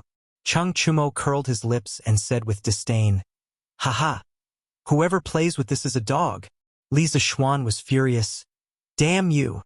I don't have a sister. However, Xiaoxian, if you want, I can introduce one to you." Haha. Li Zishuan was speechless. Li Zishuan didn't want to talk nonsense. He set up the skateboard and stepped on it with one leg while the other leg pushed off the ground to increase his speed. Everyone saw Li Zixuan getting closer and closer to the Hu stools on the ground. Their hearts were in their throats and they couldn't help but worry for Li Zixuan. Just as he was about to hit the Hu stools, Li Zixuan's entire body and the skateboard suddenly soared into the sky. He beautifully jumped over the Hu stools and landed steadily. This guy even had time to strike a pose. Then, without slowing down, he jumped over the remaining 3 Hu stools. After landing, he spun twice and stabilized himself. At this moment, there was already a circle of onlookers. Everyone saw Li Zixuan make a series of beautiful moves and land steadily. The onlookers all cheered loudly. "Wow, Brother Xiaoxian is so awesome!" Changle clapped her hands excitedly. Li Zixuan and Yan Xiaoning were also dumbfounded by Li Zixuan's beautiful skills. Cheng Chumo was a little dumbfounded. He didn't expect that a broken wooden board could be played with by Li Zixuan. However, Cheng Chumo had always liked excitement. Now that he saw such a new way of playing, he couldn't help but want to try it. He ran to Li Zixuan's side and chuckled. Xiaoxian, this thing of yours is pretty interesting. Let me play with it for a while. I guarantee that I'll play it better than you. Haha. This guy completely forgot what he just said. He didn't care if Li Zixuan agreed or not. He directly pushed Li Zixuan away and took control of the skateboard. He also copied Li Zixuan's movements. He stepped on the skateboard with one foot and accelerated with the other. Needless to say, this guy's learning ability was pretty good. He actually copied Li Zixuan's movements by 70 to 80%. Everything went so smoothly. Feeling the wind-like speed, Cheng Chumo was very proud. Just as Cheng Chumo was about to get close to the bench, he let out a cheering "Awoo!" He also copied Li Zixuan's movements and jumped up. However, although he jumped up, the skateboard didn't. Cheng Chumo also realized that something was wrong in the air. He quickly wanted to use his left foot to hook the skateboard up. However, at this time he had already touched the bench. His whole body was tripped by the bench. With a bang, he beautifully fell down like a wild goose landing on the sand. He fell flat on his face, causing smoke and dust to rise around him. The field suddenly went silent for a few breaths of time. Then, there was a burst of laughter. Ha ha ha! Li Zixuan was the first one who couldn't hold it in.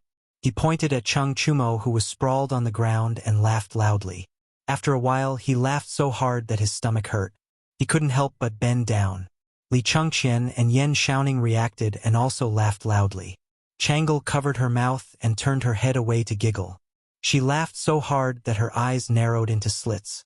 The crowd was still cheering for Li Zixuan's wonderful performance. In the blink of an eye, Cheng Chumo, this funny guy, came up. The atmosphere changed too quickly. Everyone was stunned for a while before they couldn't help but burst into laughter.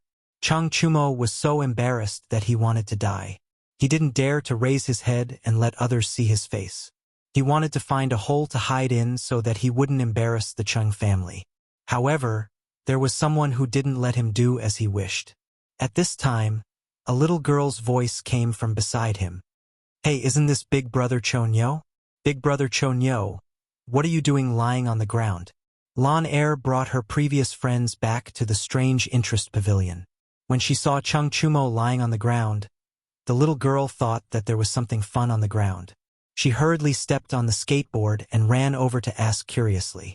At this moment, Cheng Chumo only wanted to dig a hole and bury himself so that no one could see him. Chapter 74. Li Zixuan asked someone to bring the dusty Cheng Chumo to the second floor to clean up. Then, he turned to look at Xiao Hang and the others and said with a smile, "Xiao Hang, your performance today was very good. You will all be rewarded. 3 treasures, 20 coins each." The 6 children quickly stepped forward and bowed to thank him. "Thank you, young master." Li Zixuan waved his hand with a smile and said, "This is what you deserve. Go back and tell your leader that I am very satisfied. If there is a chance next time, I will look for you to cooperate." The children happily received the reward, handed in the scooters, and were about to leave.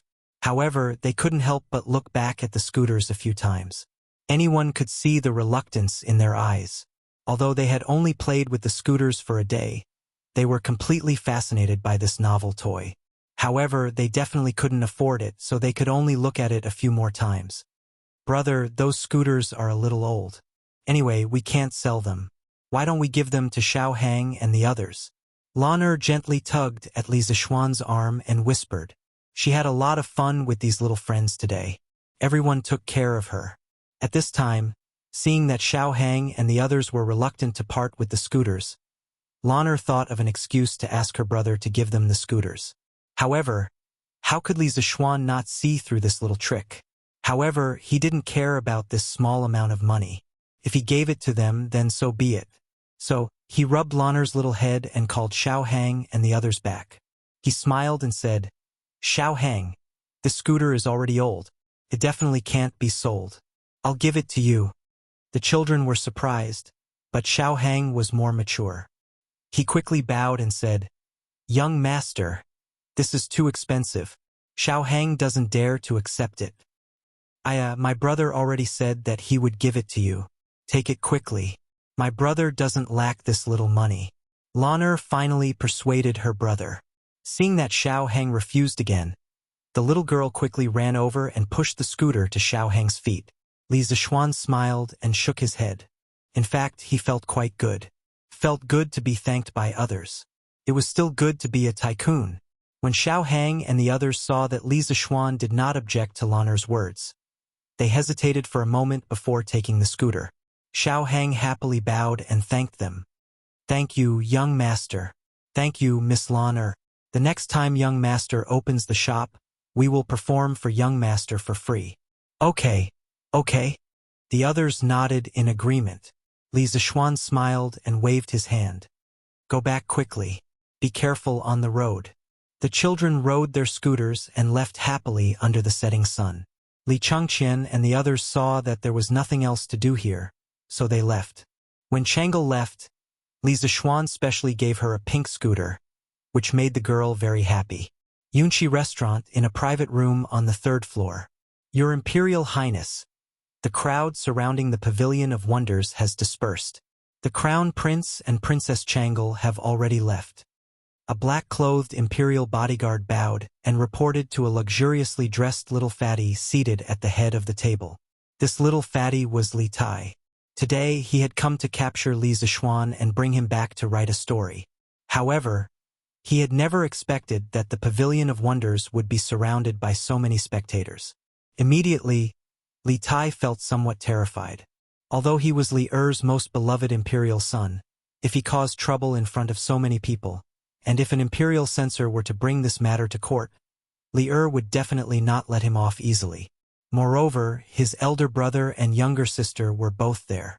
If they were to speak up for Li Zishuan, it would be difficult for him to do anything. As a result, he had imperial bodyguards keep an eye on the Pavilion of Wonders, while he himself went to the Yunqi Restaurant across the street. He ordered a table of dishes and sat there, eating as he waited for news. To his pleasant surprise, the Yunqi Restaurant actually had gnawed chicken. Although the taste was slightly inferior to that of the Drunken Immortal, compared to the other dishes of the restaurant, this knockoff version was clearly more delicious. The little fatty was so engrossed in eating that he had nearly forgotten the reason for his visit today. Only now did he hear the imperial bodyguard's report did he remember that he had come to capture Li Zishuan. Li Tai belched and rubbed his round belly. With a sinister smile, he said, Hee. Since they've all left, it's time for us to take action. Zhao Yu, take a few men and quickly follow this prince. Don't let him escape. Yes, sir. Pavilion of Wonders. Seeing that the Eastern Marketplace was about to close, Li Zishuan packed up his things and had the head steward support the bruised and battered Cheng Chumo. He was about to close the door and return home. Just at this moment, a group of burly men blocked their path. Following this, an arrogant voice sounded out from behind them. Which one of you is Li Zishuan? Hurry up and stand out for this prince. As soon as the voice fell, a fair and clean little fatty slowly walked out from behind the group of burly men. When Li Zishuan heard the child in front of him refer to himself as this prince and his tone was obviously unfriendly, he was shocked. However, he was not someone who was afraid of trouble. He squeezed Lan Er's small hand to reassure her, then stepped out from the crowd and said in a clear voice, Your Highness, I am Li Zishuan. May I know why your highness is looking for this humble one? At this moment, Cheng Chumo recognized the person. He asked in surprise, Prince Wei? When Li Tai heard that someone recognized him, he hurriedly looked in the direction of the voice. After a long while, he finally recognized that the bruised and battered person in front of him was Cheng Chumo. He turned his head and glared at Zhao Yu. Cheng Chumo was also here. How could the guard not report such important information? This was an injustice to the guard. Cheng Chumo had injured himself while skateboarding and had been recuperating on the second floor, not daring to come out and embarrass himself. How could the guard know whether Cheng Chumo was here or not? Although Li Tai was a prince, he was still quite wary of Cheng Chumo. He thought to himself, it seems like I can't take her by force today. This was because he had heard that Li Zixuan had a good relationship with Cheng Chumo. If he took her away in front of Cheng Chumo, Li Er would definitely not let him off easily. Oh, so Chon Yo is here too. Haha, what a coincidence. Li Tai said awkwardly. Cheng Chumo could tell from Li Tai's first words that he did not come here with good intentions. He was probably here to cause trouble for Li Zixuan. Of course, he would support his brother at this time. Cheng Chumo walked to Li Zixuan's side and patted Li Zixuan's shoulder hard. He laughed loudly at Li Tai. Today is the opening of my brother's new shop. Of course, I, Old Cheng, have to come to support. Haha, may I know why Prince of Wei is here today? The crown prince and the princess just left. He pretended to be close and deliberately mentioned Li Changqian and Changle. Naturally, he implied that he wanted to intimidate Li Tai and remind him not to deliberately make things difficult for Li Zixuan. He was usually a simple-minded person, but that was just because he did not want to use his brain. But today, his good brother was in danger. He had to use his brain to help. Although he could defeat this group of people, he would definitely cause trouble for his father after the fight. How could Li Tai not hear the hidden meaning in Cheng Chumo's words? Even though he knew that Cheng Chumo was speaking the truth, he, Li Tai, would not be threatened by anyone other than Li Er and Chang Sun. At this moment, Li Tai said with a fake smile, Oh, Chon Yo, are you representing your Cheng family to stand against this prince? Cheng Chumo was momentarily speechless. Regarding the issue of a prince's side, he naturally could not represent his father. He did not know what to do when Li Tai used his power to suppress others. Your Highness Prince of Wei must be joking. Brother Chon Yo was only joking. Your Highness Prince of Wei should not take it to heart. May I know why your Highness is looking for this commoner today? Li Zixuan could not sit still when he saw his good brother stand up for him. Thus, he stepped forward to help Cheng Chumo out of his predicament. Chapter 75. East Market, in front of Strange Interest Pavilion. When Li Tai saw someone come forward to admit it, he looked at Li Zixuan and asked proudly, Did you write Journey to the West? What did this have to do with Journey to the West? Li Zixuan was a little puzzled, but he still nodded and admitted, Journey to the West was indeed written by me. What does your Highness mean by this? Well, I'm here to find you. There's a good job here. I want you to be my guest. In the future, you will write stories like Journey to the West for me. Your monthly salary will be 20 strings of coins. How about it? This is much more promising than your shabby shop. Li Tai said with a look of superiority and pride. In his opinion, the shabby shop in front of him could at most earn 10 strings of coins a month. How could it be as good as writing stories for him? He was not like that poor Li Changqian. Li Er and Zhang Sun had always doted on him and gave him a lot of rewards every month. Therefore, he had the money to keep a guest. Cheng Chumo was speechless. Although he did not directly participate in the operation today, he saw everything. The daily turnover of Strange Interest Pavilion was more than 100 strings of coins. After deducting the cost, the profit was at least 40 to 50 strings of coins. He really did not know where Li Tai's confidence came from. Li Zixuan looked at the little fatty who was flaunting his wealth and superiority in front of him, and the corner of his mouth twitched. He wanted to tell Li Tai that he would give him 40 strings of coins a month as long as he stopped bothering him. But after thinking about it, he felt that this would be too hurtful. Li Tai would probably be angry, so he did not say it. Li Zixuan could only say tactfully, I'm afraid I'll have to disappoint your highness. This humble one is undisciplined and only wants to stay at home and open a shop. I have no intention of becoming a guest of the prince's residence. Li Tai was standing there waiting for Li Zishuan to agree, but he did not expect Li Zishuan to reject him without hesitation. He was very angry and secretly thought that this brat really did not know how to appreciate favors. Li Tai, who had been living a smooth life since he was young, was a little embarrassed at this moment. He said with an ugly expression, "Are you sure?" Li Zishuan knew that this little fatty was going to get angry, but he was sure that Li Tai did not dare to do anything to him. He was doing legal business and did not do anything to steal chickens and dogs. Tang Chu's governance was relatively clear, so he was not afraid that he would use his identity to avenge private wrongs. Moreover, Chang Chumo was still standing next to him, so his heart was not afraid. Li Zishuan nodded affirmatively. "I'm sure." When Li Tai heard this, he was so angry that he laughed. "Good, very good. Do you think this king can't do anything to you? This prince heard that you and Yan Shaoning, the son of Minister Yan, have a workshop. The craftsmen in the workshop were all from the General Works Directorate. Tell me, if this prince were to ask Imperial Father to bestow those craftsmen to me, do you think Imperial Father will agree?" "You!" Chang Chumo was angry when he heard this and was about to step forward to argue, but Li Zishuan quickly pulled him back. Chang Chumo had already helped him enough, so he could not drag Chang Chumo down with the rest of the matter. What Li Tai had just said was indeed the weakness of Strange Taste Pavilion. The status of craftsmen in this era was very low, so Li Er would not refuse Li Tai's pleas for a group of craftsmen. If that happened, the foundation of Strange Taste Pavilion would be shaken. Even if Li Zishuan had countless inventions that could make money, without craftsmen, he could not make them. Everything would be in vain. Strange Taste Pavilion was very important in the future, so Li Zishuan absolutely would not allow this to happen. This little fatty's move was really ruthless. Li Zishuan's mind raced. Since force did not work, then he could only use soft methods. This Prince of Wei was actually making things difficult for him today just because of a book, Journey to the West. It was clear that he was still somewhat of a child. Moreover, it was said that Li Tai was full of talent and was extremely arrogant. Li Zishuan suddenly thought of a plan and smiled. "I can write a book for your highness, but I have heard that your highness is very knowledgeable. You are proficient in calligraphy, painting, the classics, and arithmetic. I wonder if your highness can answer a few questions of this commoner?" When Li Tai heard Li Zishuan praise him like a flower, a trace of pride flashed across his face.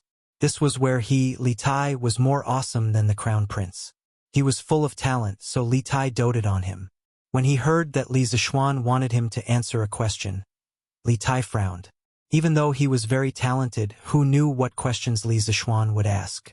He was not stupid. Why would he agree? Now that he had the absolute advantage, there was no need to complicate matters. "Why should this prince answer your question?" Li Tai's face was full of arrogance. This little fatty was not old, but he was quite smart. Li Zishuan had already guessed that he would not agree so easily. He clasped his hands behind his back and smiled. "If your highness insists on forcing me to write a story, even if I write one, it will definitely not be as exciting as Journey to the West. Your highness will not be satisfied with it. How about this? I will ask 10 questions. As long as your highness can answer one of them, I am willing to write for your highness for 3 years without any salary. Furthermore, the story I write will be even more exciting than Journey to the West. However, if your highness cannot answer a single question, then please do not make things difficult for Strange Taste Pavilion in the future. How about it?" Disdain. This was blatant disdain. Even though Li Tai knew that Li Zishuan's questions would be extremely difficult, he was proud of his talent. How could he not be able to answer even one question out of 10? Li Zishuan had successfully angered him. Furthermore, Li Zishuan's first half of the sentence was reasonable. Even if he used his power to force Li Zishuan to write a story for him, if Li Zishuan was unwilling, then the story he wrote would definitely not be good. Then everything he did would be meaningless. Alright, then it's a deal. If you lose, then you have to write a story for this prince for 3 years. But your question must have an answer. otherwise it won't count. Although Li Tai was enraged, he still retained his rationality. If Li Zishuan asked questions that he had no answer to, such as how many hairs a person had on his head, how could he answer? This little fatty doesn't know that, as the saying goes, virtue is 1 foot tall, the devil is 10 feet tall. He was still too inexperienced. Li Zishuan simply nodded and agreed. Of course. How would this humble one dare to maliciously make things difficult for your highness? At this time, Lan Er pulled Li Zishuan's arm worriedly. Li Zishuan smiled at her and shook his head, indicating that he was fine and not to worry. He was someone who had experienced the information explosion of the 21st century. He didn't believe that this little fatty would be able to answer a few random questions. Li Tai nodded his head in satisfaction and called for the guards behind him to bring him a stool. After standing for so long, he was a little tired. He sat down on the stool and raised his chin at Li Zishuan, saying, Li Zishuan, if that's the case, quickly ask any questions you have. This prince is anxious for you to write a story for me. Haha. Li Tai was confident that he would not lose.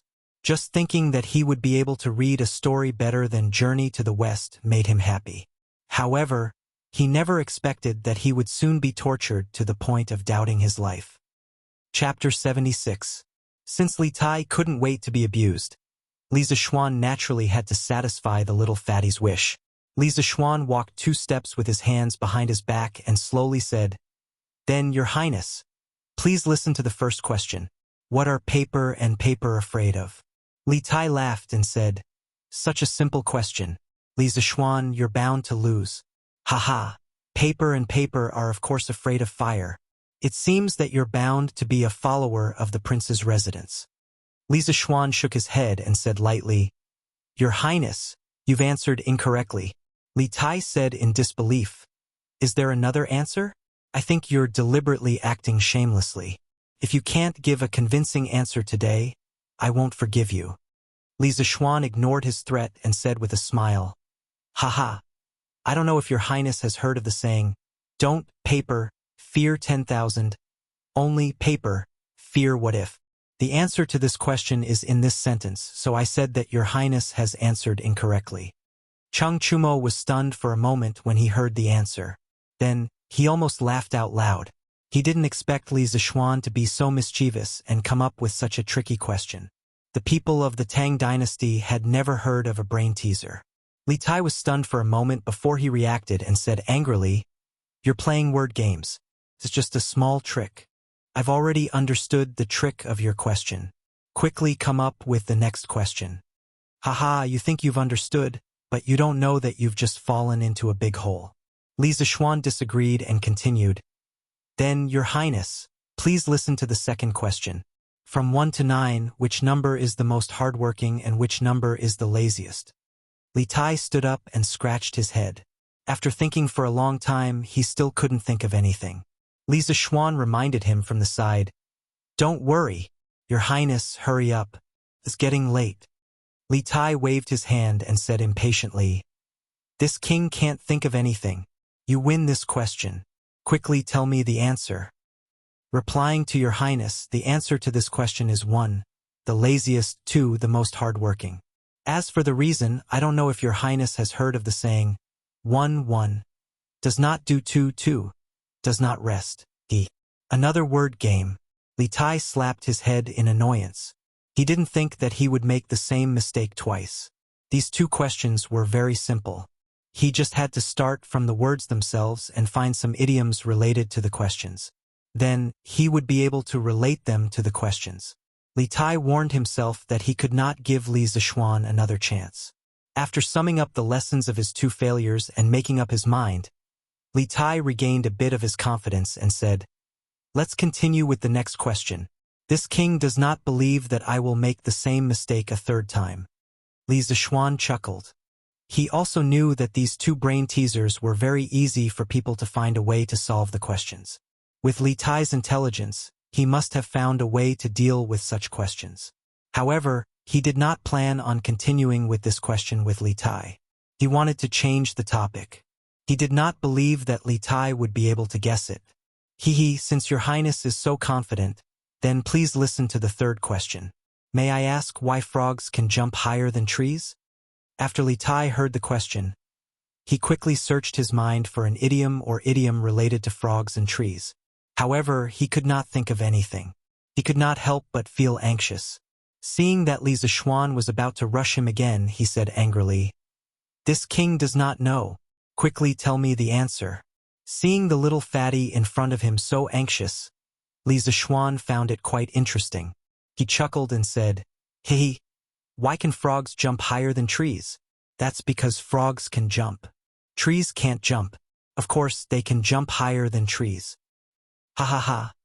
Chang Chumo's face turned red. He could not hold it in any longer and finally laughed out loud. Li Tai was furious. "You are twisting words. You are clearly asking why frogs can jump higher than trees." Li Zishuan spread his hands and said with a smile, "Yes, that's what I asked. Is there a problem with the answer?" Li Tai carefully thought over Li Zishuan's question twice. Only then did he realize that there were actually two ways to understand the question. He had walked into the wrong line of thought from the beginning. This was another word game. However, Li Zishuan changed the way he played and he was tricked again. However, he could not say that there was a problem with Li Zishuan's answer. If you agree to bet, you must accept defeat. Li Tai still had gambling morals. At this moment, Li Tai was somewhat like a gambler. He said unwillingly, "You win this question. Continue to the next question." Li Zishuan originally thought that this little fatty was going to act shamelessly. He did not expect him to admit defeat so straightforwardly. He could not help but look at him in a higher light. He continued, "Well then, Your Highness, please listen to the fourth question. May I ask what part of a person's body is hard to lick and hard to not lick? If you want to sleep comfortably, you must first rub it." When Chang Chumo heard this, he staggered and almost fell to the ground. The first thing he thought of was a man's little brother. He really did not expect Li Zishuan to be so dirty. However, Lan Er was still here. Was it really appropriate for Li Zishuan to ask such a question? Chang Chumo looked at Lan Er worriedly. Li Tai's first thought was also a man's little brother. Although he was not even 10 years old, he was a member of the royal family. At this age, what did he not know? At that moment, he wanted to blurt out the answer.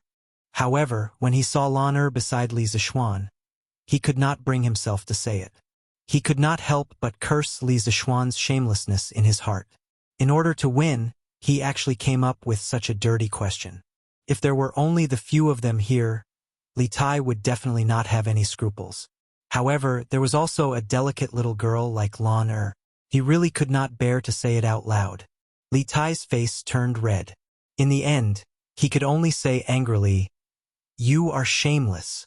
I can't answer, but I don't believe that you dare to say the answer." Looking at Li Tai's and Chang Chumo's reactions, Li Zishuan knew that these two fellows had misunderstood. The thoughts of these ancient people were not pure. Li Zishuan thought in his heart, "Haha, Your Highness, what are you saying? Why would I not dare to say it? The answer to this question is teeth." Looking at Your Highness and Cho Ox's reactions, could it be that you have misunderstood? Lan Er asked curiously, "Brother Cho Ox, what answer were you thinking of?" Chang Chumo's face turned red as he said awkwardly, "I didn't misunderstand. The answer I was thinking of was teeth. Yes, teeth." Lan Er looked curiously at Li Tai. Li Tai hurriedly waved his hand and said, "This king did not think of an answer. This question is my loss." Li Zishuan quickly come up with the next question. This made it seem like he was trying to hide something. Lan Er's gaze turned even more suspicious, but she did not dare to ask. The impression Li Tai gave her previously was too fierce. Li Zishuan said with a smile, "Your Highness has already lost 4 questions. Do you really want to continue?" He was afraid that if this carried on, Li Tai would fly into a rage out of humiliation. That would not be good. The best outcome would be for Li Tai to take the initiative to end the bet, allowing everyone to reconcile. However, he had underestimated the persistence of a gambler. Li Tai said with reddened eyes, "Continue. Why? Are you afraid that this king will go back on his word?" Li Tai, had never suffered such a huge loss. He had to turn the tables, otherwise it would be too embarrassing. All right, in that case, let's continue, Li Zishuan said helplessly. Chapter 77. Looking at Li Tai's attitude, it seemed like he would not turn back until he hit a wall. Li Zishuan could only give him a hand and let him hit his head until he bled. Your Highness, please listen to the fifth question. Before I ask, I want to know if Your Highness has heard of Ode of Mulan? Li Tai nodded. Of course I have. Ode of Mulan, also known as Poem of Mulan, was a narrative poem written during the northern and southern dynasties in China. It told the folk story of the heroine Hua Mulan, who replaced her father in the army. The poem was written in the Northern Wei dynasty. It was originally recorded in the Southern Qin dynasty's ancient and modern music records. It was about 300 words long and was later embellished by scholars in the Sui and Tang dynasties. Li Tai was well-read, so of course he had seen this poem before. It's good that Your Highness has heard of it.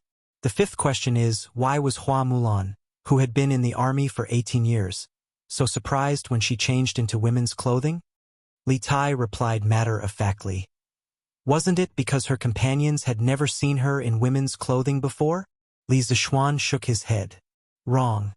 It was because her companions thought that it was more appropriate for her to wear men's clothing.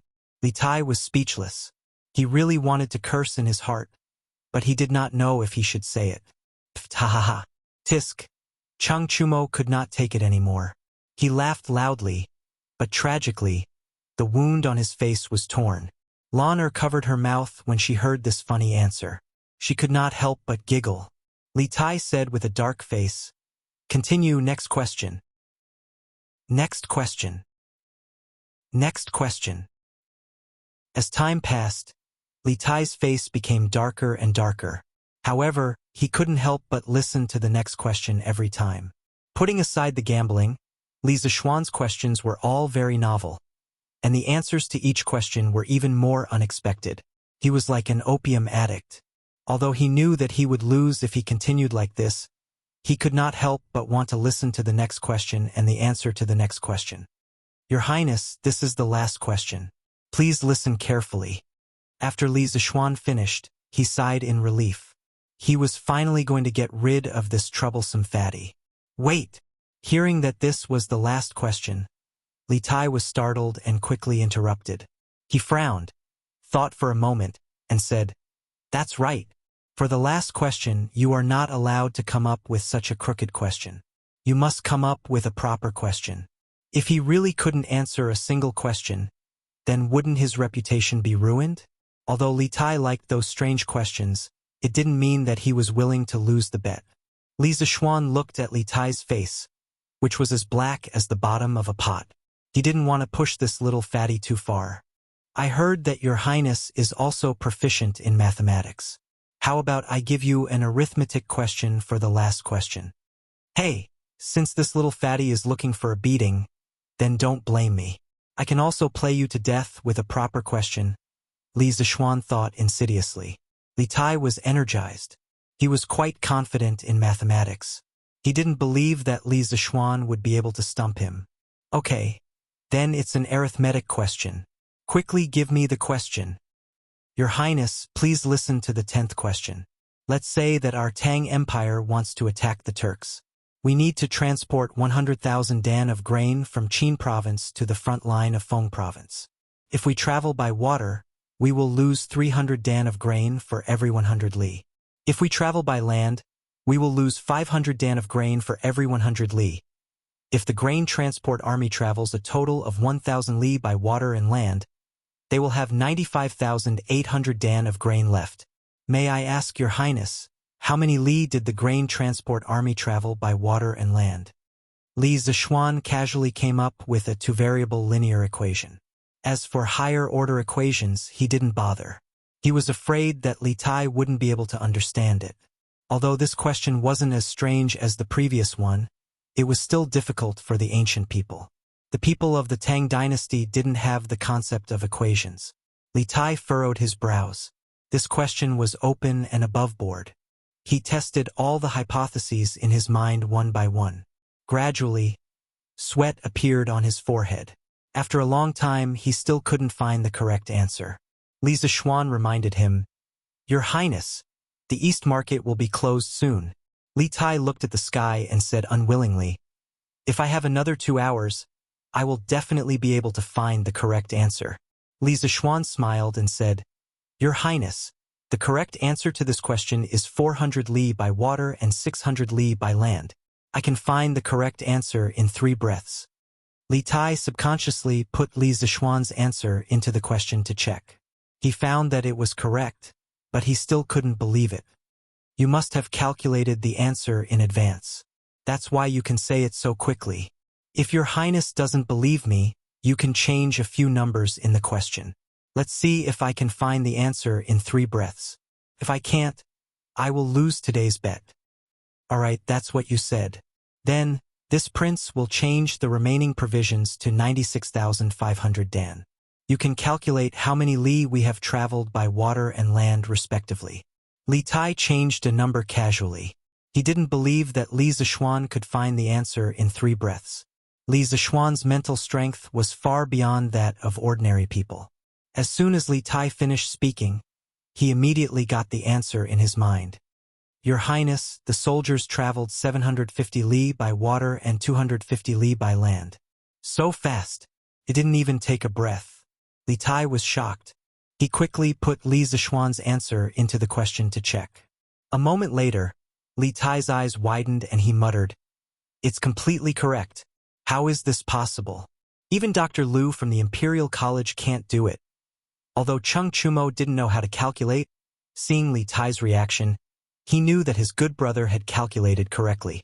He couldn't help but change his understanding of Li Zishuan. He thought to himself, "It's fine if his martial arts are better than mine, but why is he smarter than me? How am I supposed to live in the future?"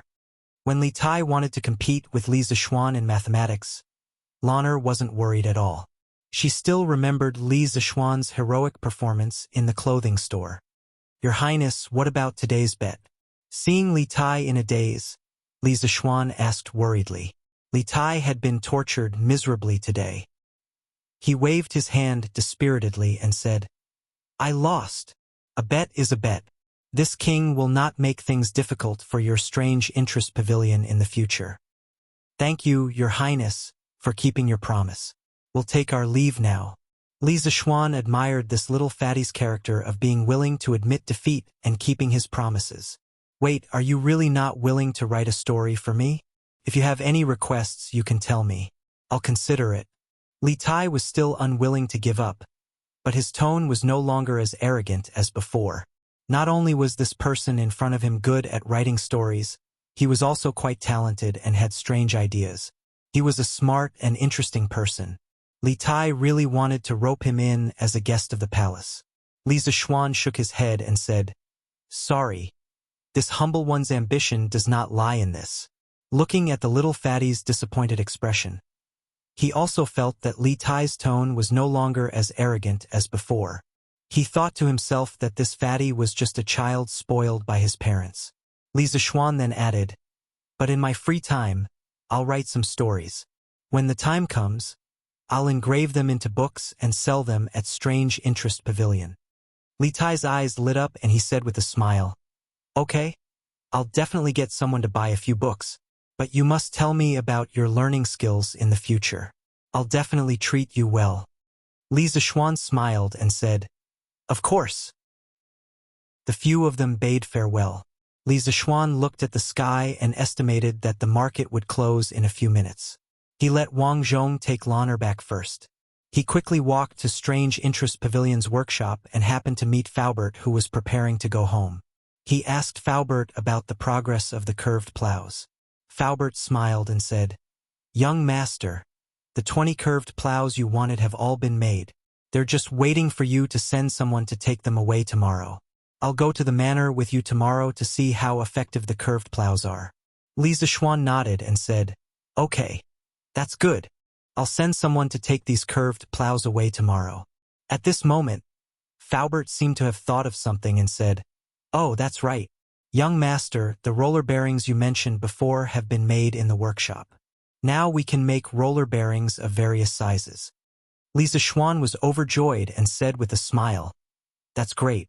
After I'm done with this, I'll give Faubert a blueprint. Faubert can help me build a carriage with roller bearings for all the parts that need to be rotated."